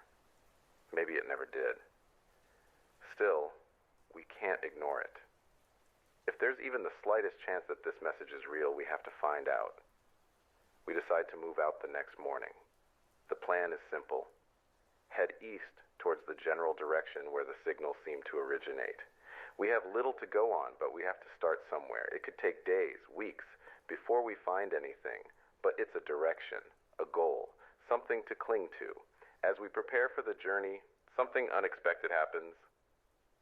Lila, who's been withdrawn and distant for days, suddenly stands up. She's holding a small, cracked bottle of water, one of the last remaining bottles we have. We should take a detour, she says, her voice soft but firm. There's a grove not far from here. I think we could find food. I pause, looking at her. A grove? She nods. I've been out there before. It's not much, but it might be enough to stretch our rations. Just a few days, maybe. I glance at Marcus. He's not one to take unnecessary risks, but the idea of finding even a small source of food is tempting. We all need something to keep going, something to hold on to. We're all starving for hope, in more ways than one. Marcus hesitates, but finally nods. All right, but we move quickly. We don't know what else is out there. The journey to the grove is slower than we'd hoped. The snowstorm from the previous days has left the ground slippery, and our path is often interrupted by fallen trees and wreckage. Still, the cold isn't as brutal today. and we push through. The landscape is vast and empty, stretching on in every direction. Every shadow seems to hide something dangerous. Every wind seems to whisper of threats we can't see. But we keep moving forward. When we finally reach the grove, it's nothing like I imagined. The trees are sparse, but there are still some patches of greenery. A few resilient plants poking up from the snow. It's not much, but it's something. We gather what we can, roots, berries, some edible plants I can't name, and stuff them into the bags. For the first time in days, I feel a small sense of relief. It's not a feast, but it's more than we had before. As we sit in the grove, huddling together for warmth, the air seems to soften, as if nature itself is giving us a moment of grace. It's a rare, fragile thing. Anna picks a handful of berries and offers them to Lila, her face soft, with a warmth that's been missing for too long. We're going to make it, Anna says, smiling, as she looks around at the others, one day at a time. There's a sense of camaraderie in the air, a moment of peace, fleeting but beautiful. Even Marcus, who's always so guarded, allows himself a small, almost imperceptible smile. There's a shared understanding that we are still alive. That's something worth celebrating. But as the day wanes and we prepare to leave the grove and head back to the shelter, a part of me remains unsettled. The message we heard on the radio still lingers in my mind. Could it be real? Could there really be other survivors out there? People who aren't as broken as we are? I don't know. But I have to believe it. I have to. As we make our way back through the snow-covered trees, a distant sound catches my attention. A low hum, almost like the sound of machinery. Something mechanical. Something alive. It's faint at first, barely audible over the howling wind. But as we continue forward, the sound grows louder, clearer. There's something on the horizon, something out there. My pulse quickens. Could it be? Then, as if on cue, the air shifts, and I hear it, the faintest whisper on the wind. A trap. Stay away. The message, or the warning, is distorted. Broken, but it's there. A faint trace of the same signal we heard earlier. I stop in my tracks. Marcus looks at me, his face hard, unreadable. We need to go, I say, my voice hoarse. We need to go now. But even as I speak, the words feel hollow. We don't know what's waiting for us. Hope can be as dangerous as despair in this world, and I can't help but wonder, has our spark of hope already turned into something far more dangerous? The air feels different today. Thick, heavy, with a sense of impending doom. It's as if the world itself knows something we don't, something we can't prepare for. We've walked miles in the direction of the radio signal, hoping it's real, hoping there's still a world left worth saving. But the journey hasn't been easy. Every step forward has been met with new obstacles, treacherous terrain, dangerous wildlife, and the lingering threat of raiders. But today, something is worse than the rest. It's not just the unease that fills the air, it's the silence. We haven't seen another living soul for days. It feels wrong. Too quiet. Lila's voice breaks the silence as we walk through the dense forest. Her words sharp and urgent. I don't like this, she says, her eyes scanning the horizon, the shadows deepening around us. We're close to something. I can feel it, but I don't know if it's what we expect. Her unease rubs off on the rest of us. Marcus, normally the most grounded of us all, has his hand resting on the hilt of his knife. Anna looks over her shoulder every few steps, her eyes flicking nervously to the surrounding trees. I feel the same unease crawling beneath my skin, but I try to push it away. If there's any chance we'll find other survivors, this is it. We can't afford to turn back now. But the tension builds with every step we take. The further we go, the less we can hear the usual sounds of the wilderness. Birds, the wind, even the distant cry of animals. It's like the world has gone still, waiting for something to happen. Finally, we reach the clearing, and it hits us all at once. The unmistakable sign of human activity. In the center of the clearing is a camp.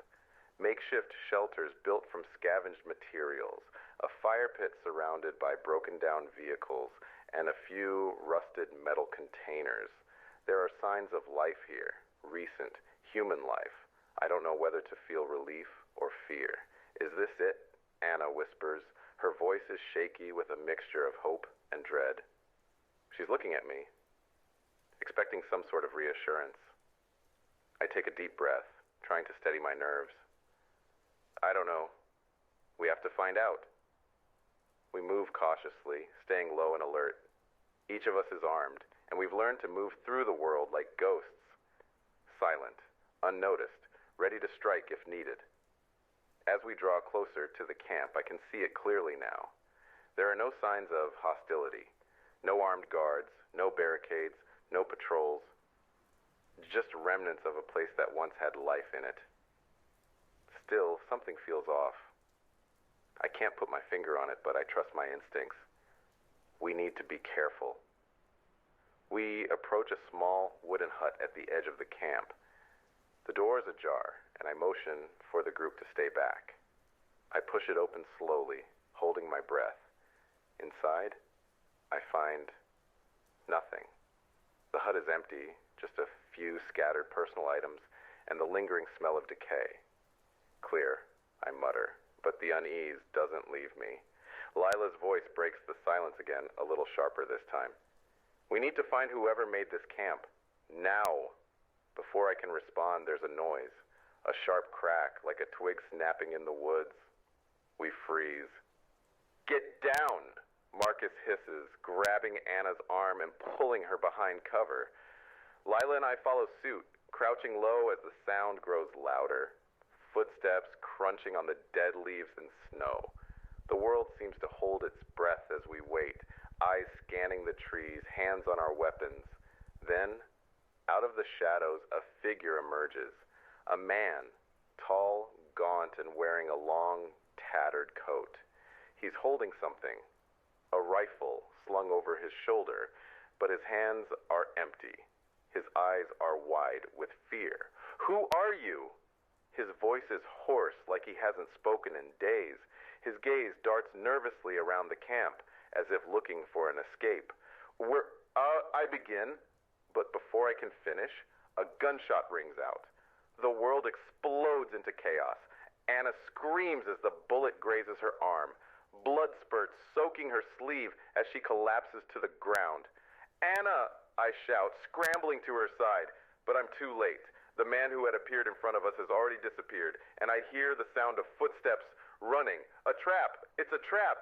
Go! Marcus yells, pulling me to my feet. His face is a mask of rage. We can't let them get away. We have to get Anna out of here. We don't have time to think, only to act. The world narrows to a single blinding focus. Survival. We drag Anna behind a nearby wrecked vehicle for cover, and I quickly assess her injury. The bullet didn't hit anything critical, but the wound is deep, and the blood is flowing faster than I'd like. We need to move, Lila says, her voice sharp. We can't stay here, not with them on our tail. Marcus nods, his jaw tight. She's right. We've got to get Anna out of here, now. But then we hear it, the unmistakable sound of a vehicle approaching, engine rumbling in the distance, growing louder. They're coming for us, I mutter, barely able to hear my own voice over the pounding of my heart. What do we do? There's no answer for a moment. For a few seconds, everything feels still, frozen. Then Marcus makes his decision. We fight, he says, his voice steady. We fight, or we die here. There's no in-between. Lila's eyes flick to the horizon, calculating. There's a small outpost to the east. We can make it if we run.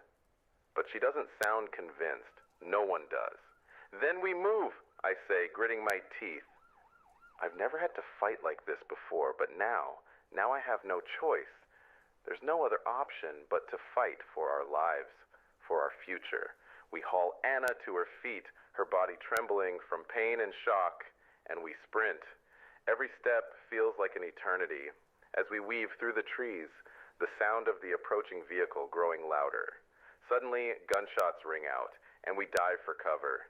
The bullets slice through the air, missing by mere inches. "We need to split up," Marcus says, his voice calm but edged with urgency. "I'll distract them. You two, get Anna to the outpost. Go." Before I can protest, Marcus is already running in the opposite direction, drawing fire. The rest of us don't hesitate. We move. The chase is a blur, each of us pushing our limits, tearing through the forest, the sound of gunfire echoing behind us. But we make it, just barely. We reach the outpost. A small, dilapidated building that barely holds together in the winds. Inside, there's shelter, a moment of calm. But we don't have much time. Anna collapses, her breath shallow and ragged. I kneel beside her, pulling the makeshift bandage tighter to slow the bleeding. Lila looks out the cracked window. We're not safe here. Not for long. I can hear the sound of the vehicle outside, circling, searching for us. And I realize something that chills me to my core. There's no way out now. No easy escape. The road ahead is paved with impossible choices. And one thing becomes clear. Survival will come at a cost. We've crossed a point of no return. The world feels quieter now in the aftermath of the storm. The fire inside the small outpost crackles faintly. Its warmth, a stark contrast to the cold, desolate landscape outside. We're safe, for the moment, but it doesn't feel like victory. Not yet. We've made it this far, but we all know it's only temporary. The fight, the struggle, the uncertainty, it's never really over. Anna's breathing has steadied. The makeshift bandages I wrapped around her arm seem to be doing their job, though I can tell the pain is still there. Her face is pale, her body stiff with exhaustion. Lila's been keeping watch, her gaze fixed on the horizon, eyes narrowed as she scans for any sign of movement. She hasn't spoken much since we reached the outpost. I can't blame her. There's too much at stake now. We can hear the low hum of the wind outside. It's eerily still, as though the world is holding its breath. We should rest, I say, looking around the small room. There's barely enough space for the four of us, but we're here, alive, for now. It's been a long day. Anna nods weakly from where she's lying on the cold floor, her body curled up tightly. "Yeah," she says softly, though her voice betrays her. There's no comfort in this place, no peace, just cold stone and rusted metal. We've been through so much, and yet it doesn't feel like it's enough to shake off the dread that lingers. Lila, however, shakes her head. We're not safe here. Not yet. Her voice is sharp, filled with a quiet urgency that cuts through the silence. We need to move again. As soon as possible, I meet her gaze, and for a moment, I see the familiar worry in her eyes. She's right. We're sitting ducks in here, exposed and vulnerable, but I'm not sure how much more we can endure. "What do you suggest?" I ask, my tone steady, but betraying the exhaustion I feel deep inside. I've never been one to let fear show, but at this moment, I'm not sure where to go next. Lila stands up abruptly, walking over to the window. The distant glow of the fading sun catches the edge of her face, highlighting the grim determination etched into her features. She gazes into the horizon, the deep silence pressing against her. Then, she speaks.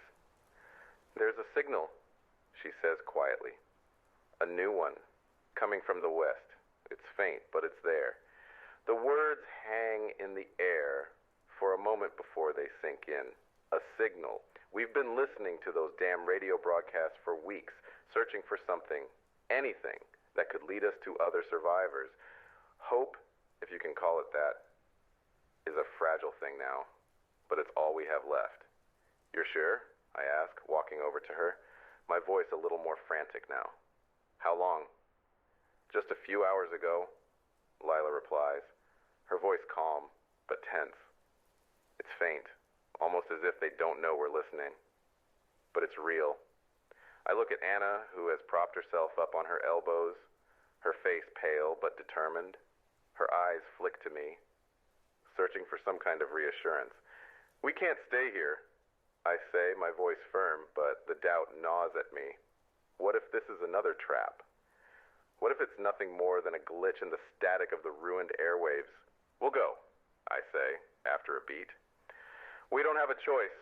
We leave the outpost in the dead of night, moving quickly but cautiously. The cold air bites at our faces as we travel in silence. The only sound, the crunch of our boots on the frozen earth beneath us.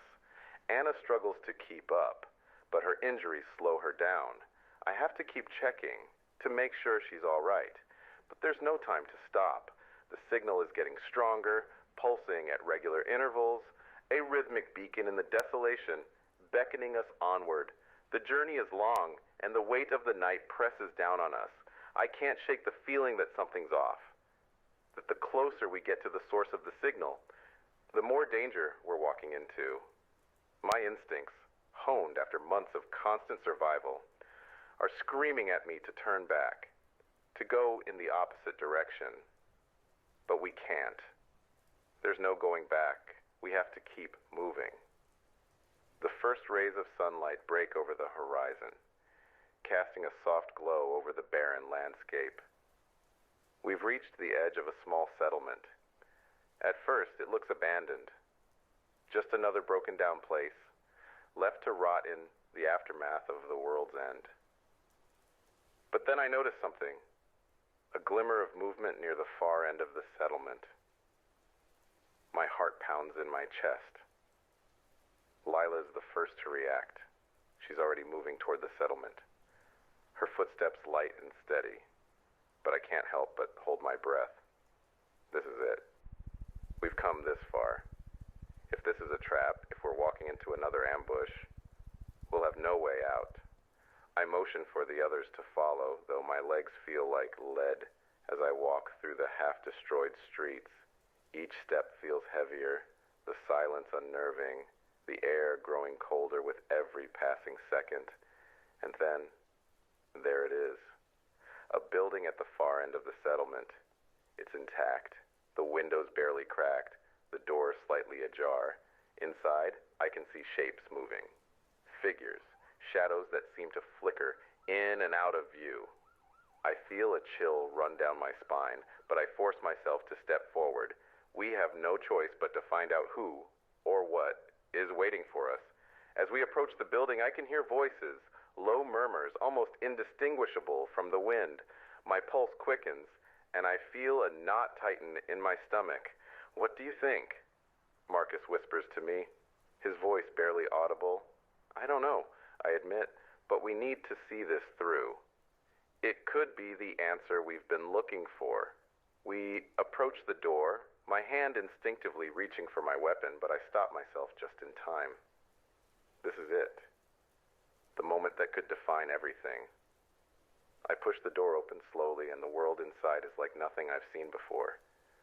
The first thing that hits me is the sound. The hum of machinery. The low murmur of voices. It's a place alive with activity, people, technology, life. But something isn't right. The people inside aren't what I expected. They aren't survivors like us. They're different. They're waiting for us. And when they see us, when they recognize us, their eyes go wide with something I can't quite place. Who are you? One of them asks, his voice shaking. Where did you come from? The silence falls heavy between us as I take a step into the room, my heart pounding. I don't have an answer. I don't know who they are. I don't know what they want. I don't know if we're safe here. The broadcast cuts out abruptly, leaving only the crackling static to fill the void.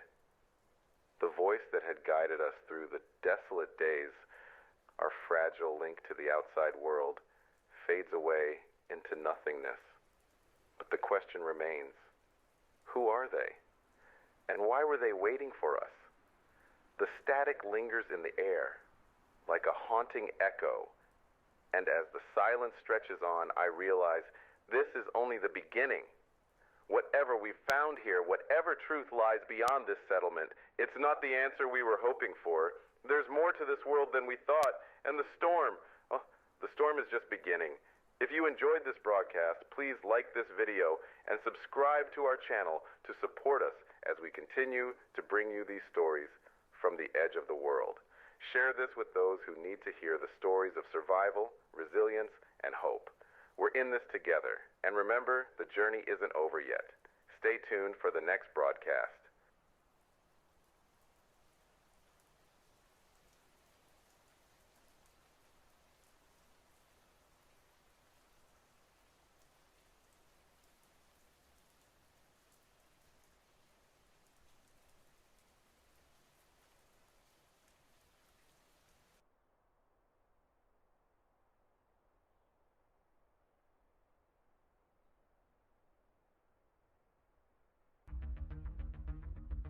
I'm Dom Nichols, and this is Ukraine the Latest.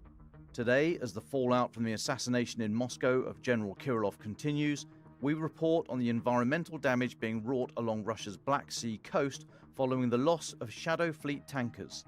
And we examine the possible poisoning of the mother of Russian opposition activist Vladimir Kara-Murza. Bravery takes you through the most unimaginable hardships to finally reward you with victory. The first duty of my government is security and defence, to make clear our unshakable support of NATO and with our allies towards Ukraine. Kyiv stands strong. Nobody's going to break us. We're strong. We're Ukrainians. It's Wednesday, the 18th of December, 2 years and 304 days since the full-scale invasion began, and today I'm joined by foreign correspondents Daniel Hardacre and James Kilner. So just in the last hour, the news has broken that Kyiv has unveiled what they're calling a cutting-edge Trident laser weapon, said to be gifted from the UK. The UK said it would share prototypes with Kyiv some months ago. Now, Colonel Vadim Syrikevsky, who's the commander of Ukraine's unmanned systems forces, said that the laser would be capable of shooting down aircraft at distances of more than 2 kilometres. Speaking at the Europe Defence Industry Conference, he said, "It really works, it really exists," adding that efforts are underway to scale up its capabilities. Now, we don't know any more technical details about that. I mean, how powerful the laser is.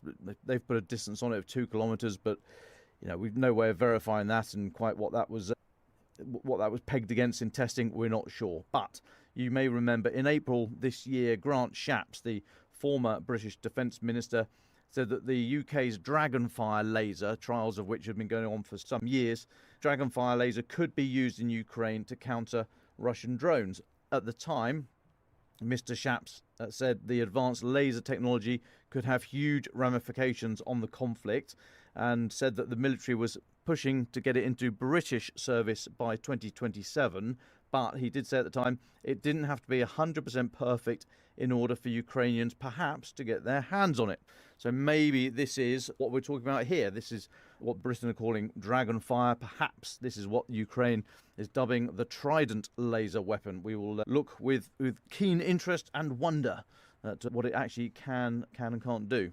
Okay, the next one. Now, the fallout from the assassination of Russian General Igor Kirillov in Moscow continues.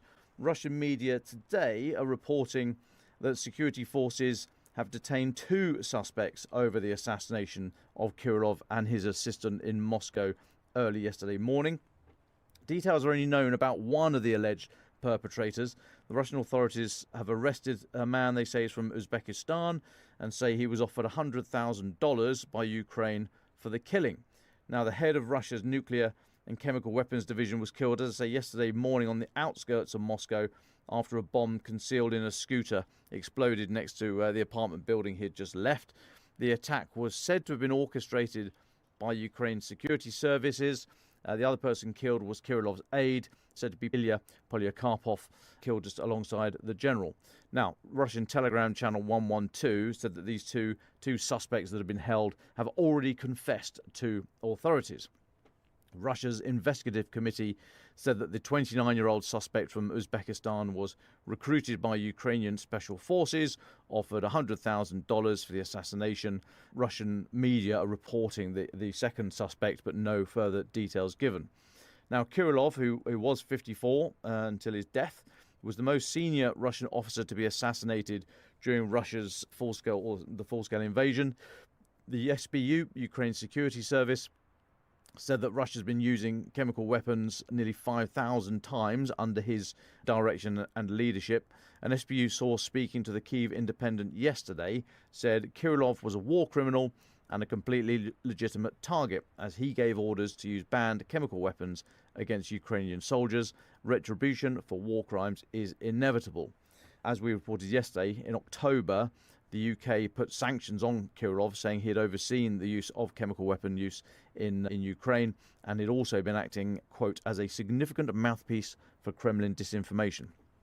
Now, the Kremlin's investigative committee said that these two suspects had told interrogators, the 29-year-old suspect said that he'd been brought into Moscow to carry out the attack. He flew into the city, rented a car, installed a number of cameras to record the explosion, and used a homemade explosive device. All sounds a little bit convenient, if you ask me, but that's what they are reporting. Now, Russian mill bloggers have reacted with outrage, as you might expect. A Kremlin-affiliated mill blogger called for the targeting of Ukrainian commanders instead, quote, of launching 100 missiles at Ukrainian energy infrastructure. An interesting sort of soft criticism of the policy. Now, that mill blogger added that the war is only 8 hours from Moscow, and he cautioned that Russia remains vulnerable to Ukrainian agents working inside Russia. Then another Kremlin-affiliated mill blogger said Kirilov's assassination once again showed that Ukrainian forces are able to conduct intricate operations despite Russian gains on the front lines. Another said that Russia cannot win the war simply by launching unguided aerial bombs and Oreshnik ballistic missiles. That's being seen as, a soft criticism of the Kremlin's recent attempts or recent tactics of going after the energy infrastructure, and their attempt to present the Oreshnik as they had quote, the latest powerful weapon. That reporting comes from the Institute for the Study of War. The Kremlin have said said little, but they, in a brief statement, said it was obvious, their word obvious, that Ukraine was behind the killing. Kremlin spokesperson Dmitry Peskov said that Kyiv does not shy away from terrorist methods. Elsewhere, inside the country, inside Ukraine and Kursk, a negligible movement on the ground. Ukraine's Kursk lodgement continues to be under pressure, especially in the southeast area of that lodgement. Yesterday, Commander-in-Chief Alexander Syrsky said Russian forces are carrying out an intensive offensive in Kursk Oblast for the third day in a row and using North Korean units. He said North Korean mercenaries have already suffered heavy losses, adding that Kyiv's troops are holding the defences and destroying Russian personnel and equipment. Now then, elsewhere, remember those two oil tankers that sank, and the third one that put out a mayday yesterday? Environmental group Greenpeace says that heavy fuel oil from those Russian tankers that sank on Sunday has begun washing up on the shores of the Black Sea coast. In a statement, Greenpeace said the length of the contamination is at least 60 kilometers long from the Kerch Bridge to Anapa in Russia's Krasnodar region. Now, several towns along the coast have declared an emergency, and locals have been posting dozens of videos of fuel oil contamination and a number of birds trapped in it all along the seashore. It's thought that about 3,000 tons of heavy fuel oil might have leaked into the sea after the tankers broke up and sank at the weekend. Natalia Gojak, who's the office director of Greenpeace Ukraine, said the accidents involving the two tankers in the Kerch Strait, both over 50 years old, are serious, and the leaking fuel oil is now jeopardizing the local ecosystem. The accident is a warning sign of a much bigger problem, the Russian shadow fleet. Russia uses this fleet of obsolete tankers to export crude oil and sponsor the war in Ukraine. These must be urgently added to the EU sanctions list.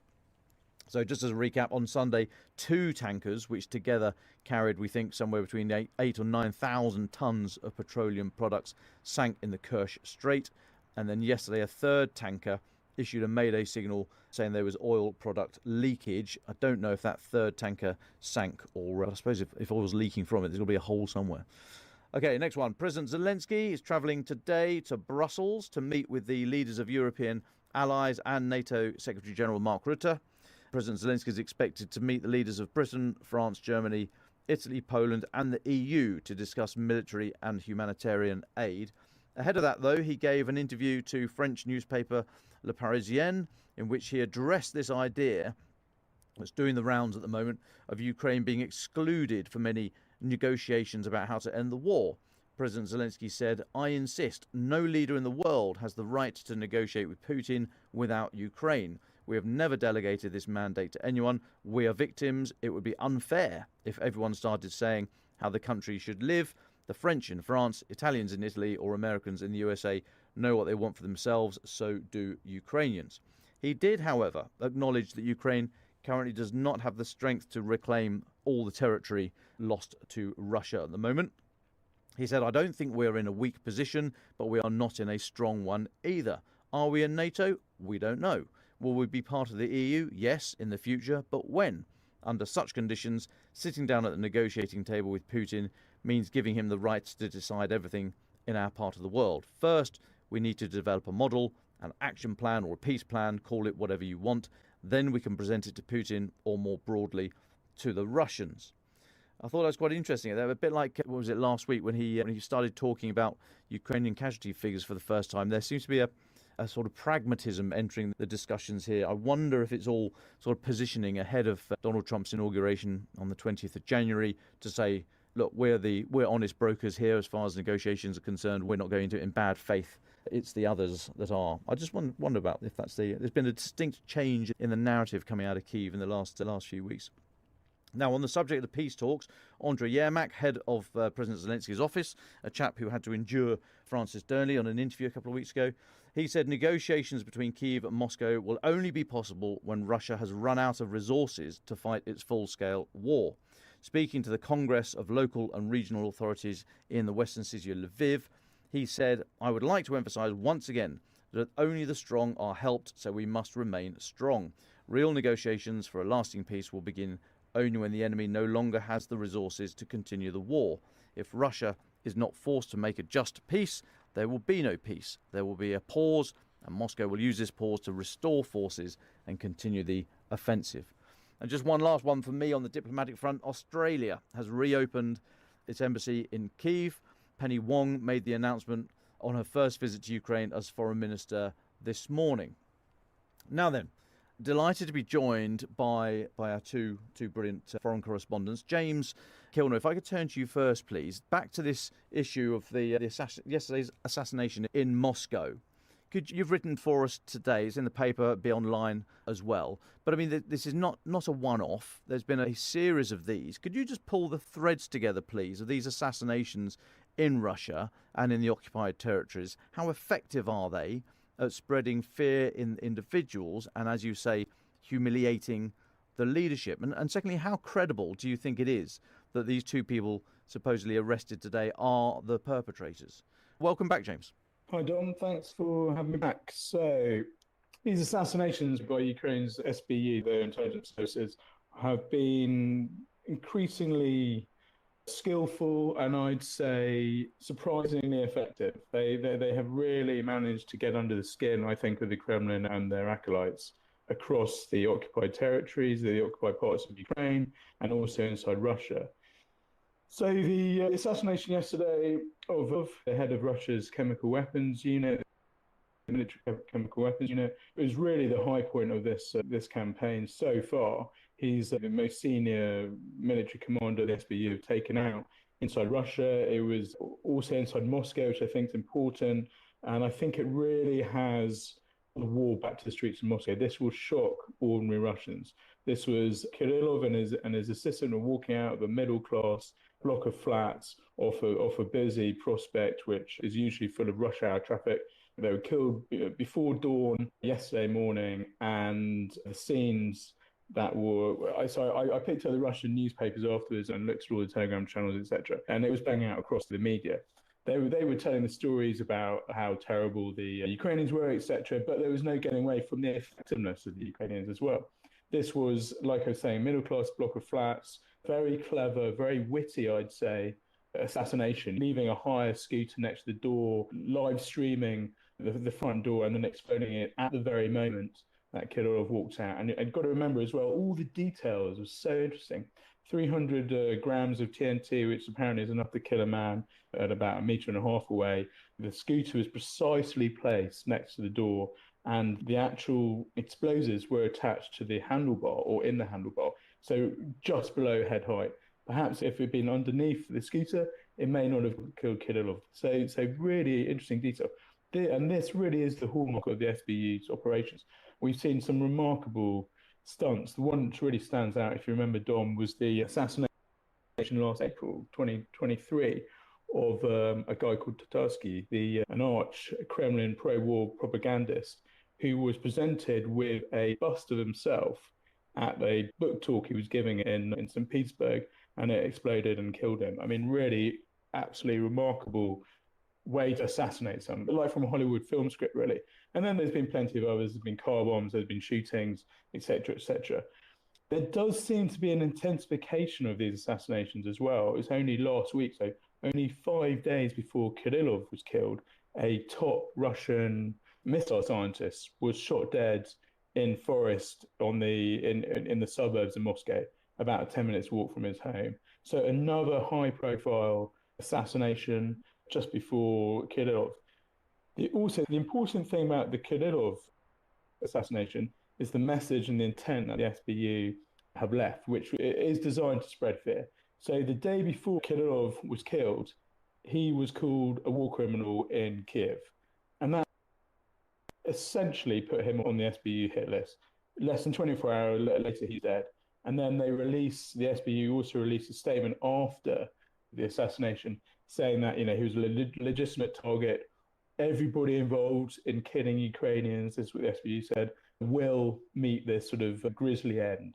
So it's a real warning for other senior commanders, other weapons scientists, etc. in Russia. And I think it will get under the skin of the Kremlin and these people. We know, Putin himself is a very paranoid person. He's absolutely paranoid of being assassinated.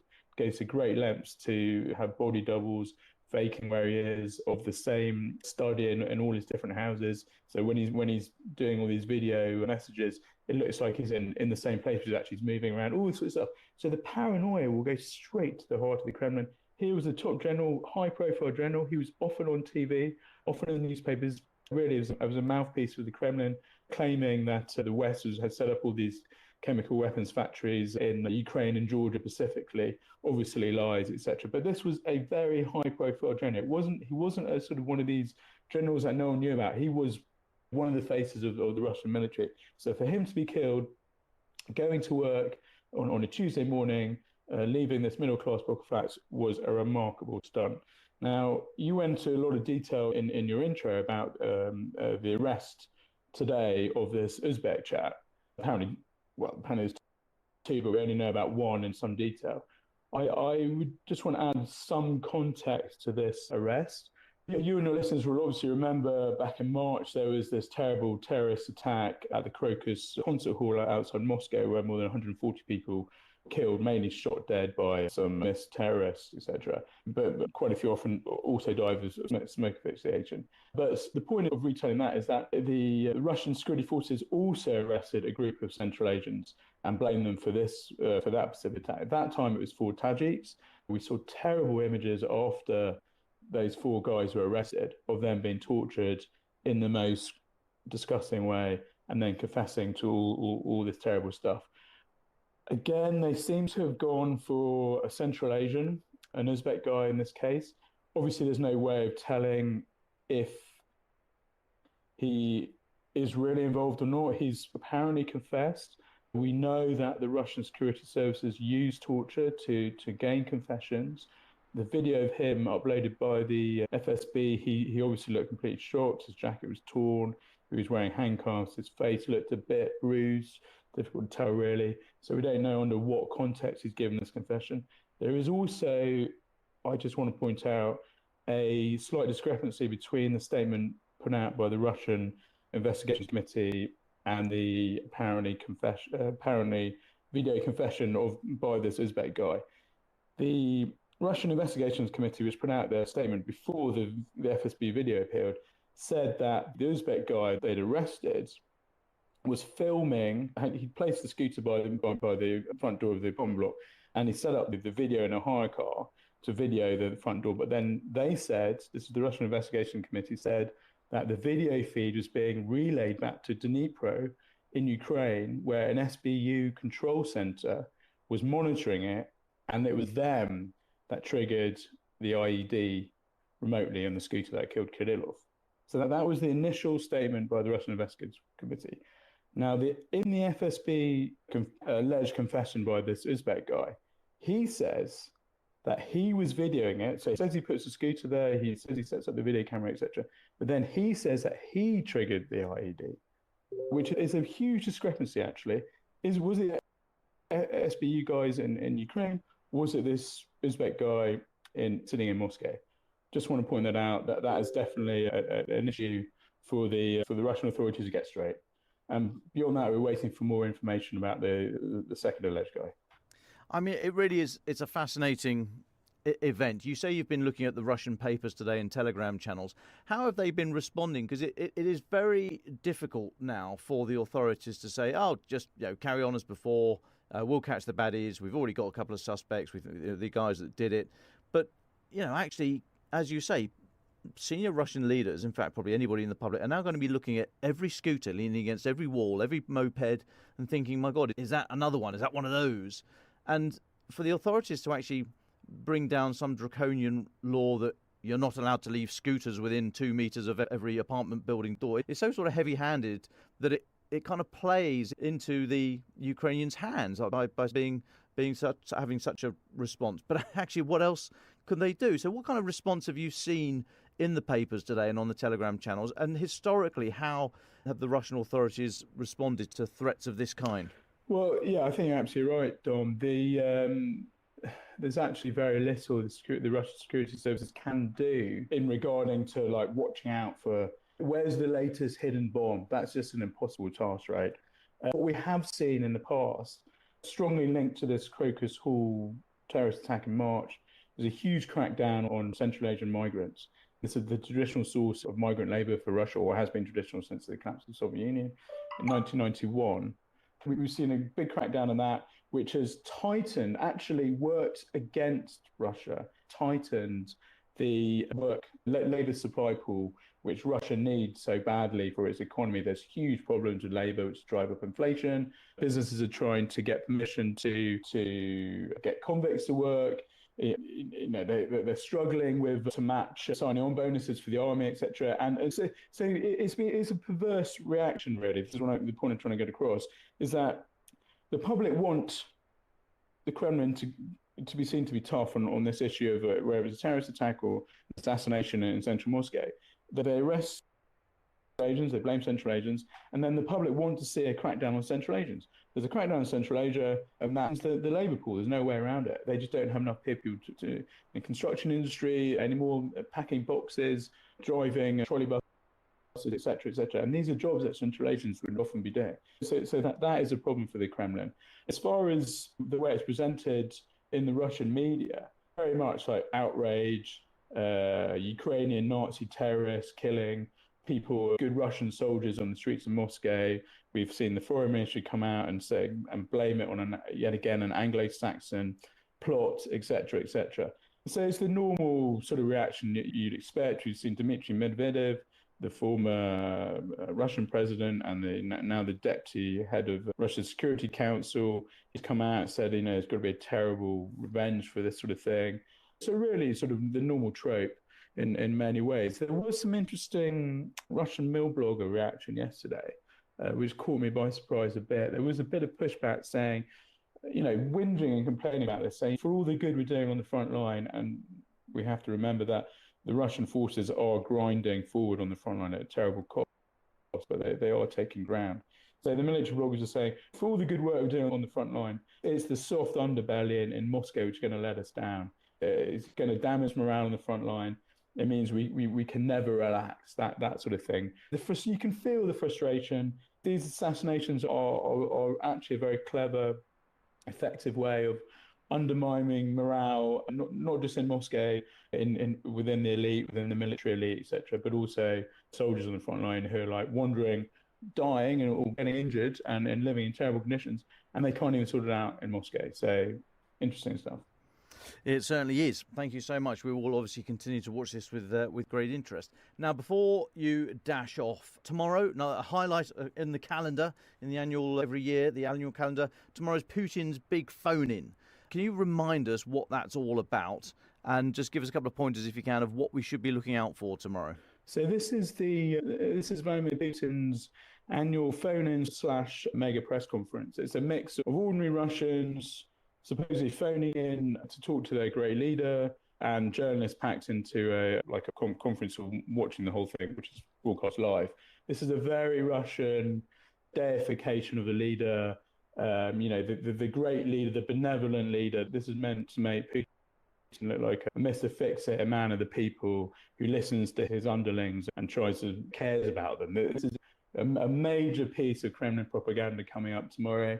Last year it lasted, I think, I covered it last week, the newspaper, it lasted about 4 hours last year.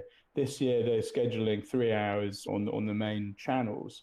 I'd expect plenty of praise for Putin, about the good he's doing in defending Russia against Western aggression in Ukraine, that sort of thing. But also, I would expect the economy.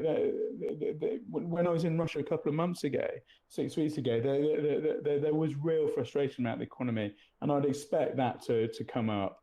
And in many ways, that's quite a sort of a softball problem for Putin to bat away. He can blame on the West again or other people.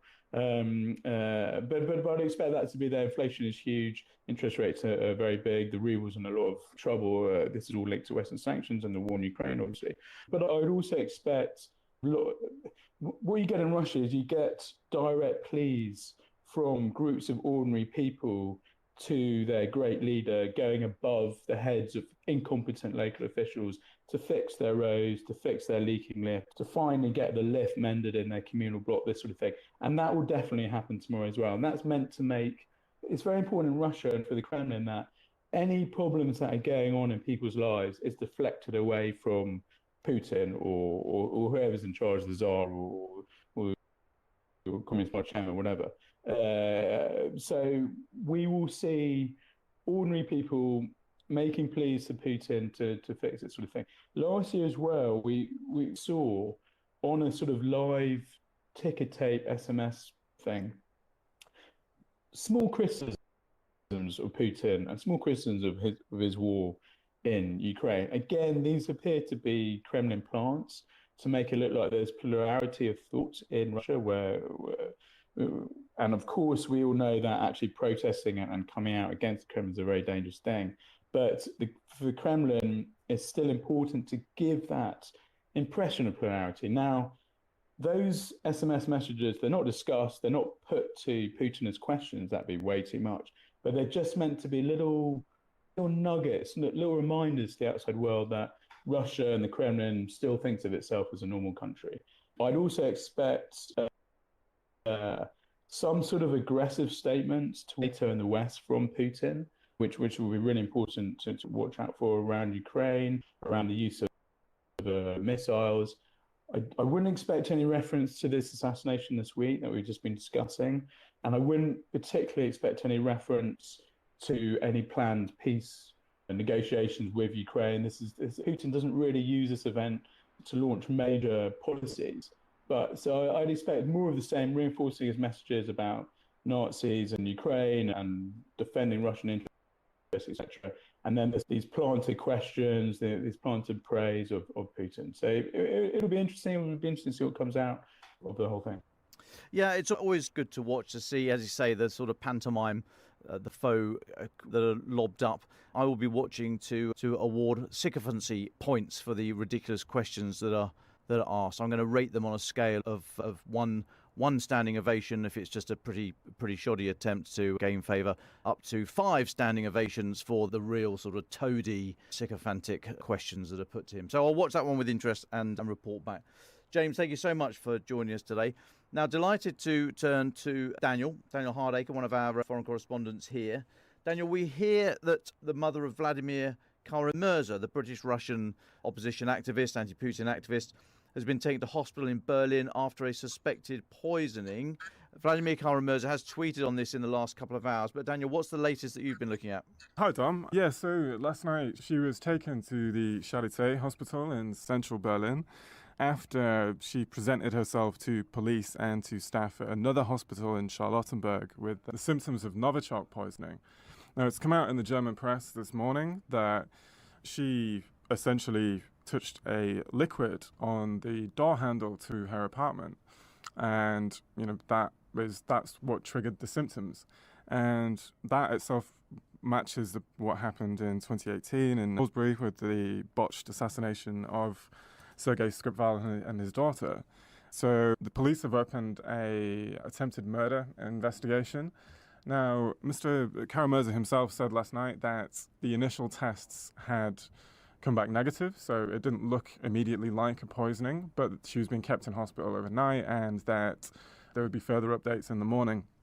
Now, I rang the German police about an hour and a half ago, who said that final updates would be given this afternoon, so we're just waiting on that at the minute. Right, well, please do keep us in touch with that. I note that Vladimir Kara-Murza has tried to downplay some of the wilder, more lurid speculations that have been doing the rounds. So, yeah, we are not going to overplay this, but of course we will keep in touch with it. Please do let us know. Now, you've also you mentioned Germany there. You've spent a lot of time in Germany. Just interested to pick your brains as somebody who knows the country and the politics and the society better than I do. What's happening there, do you feel, at the moment regarding their position vis-a-vis Russia and the rise of some of the more extreme politics, particularly in the East, and Mutter's legacy and all the rest of it? What's your view at the moment? I mean, this is what happened with Kara-Murza's mother last night. It's the kind of latest incident in Berlin, which seems over the last few years to have retaken up its Cold War mantle as a kind of place of East-West intrigue. And the thing, it's often reported in the press here, or Germany somewhat drags its heels with supplying weapons to Ukraine. But in Germany, a significant amount of the German population either is itself ethnically Russian or has some cultural tie to Russia.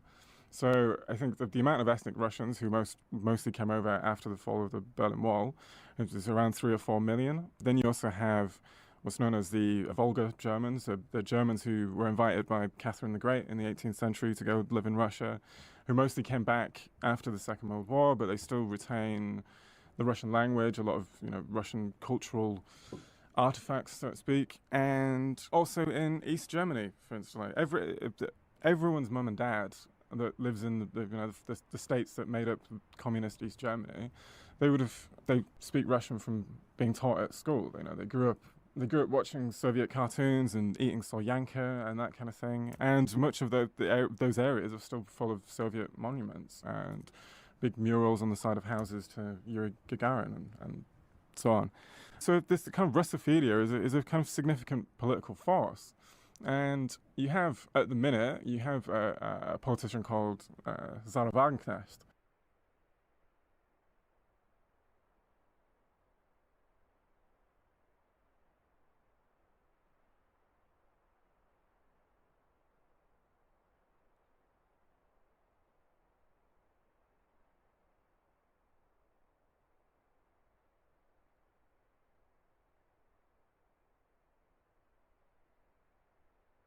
Look at his mother. Look at him spraying.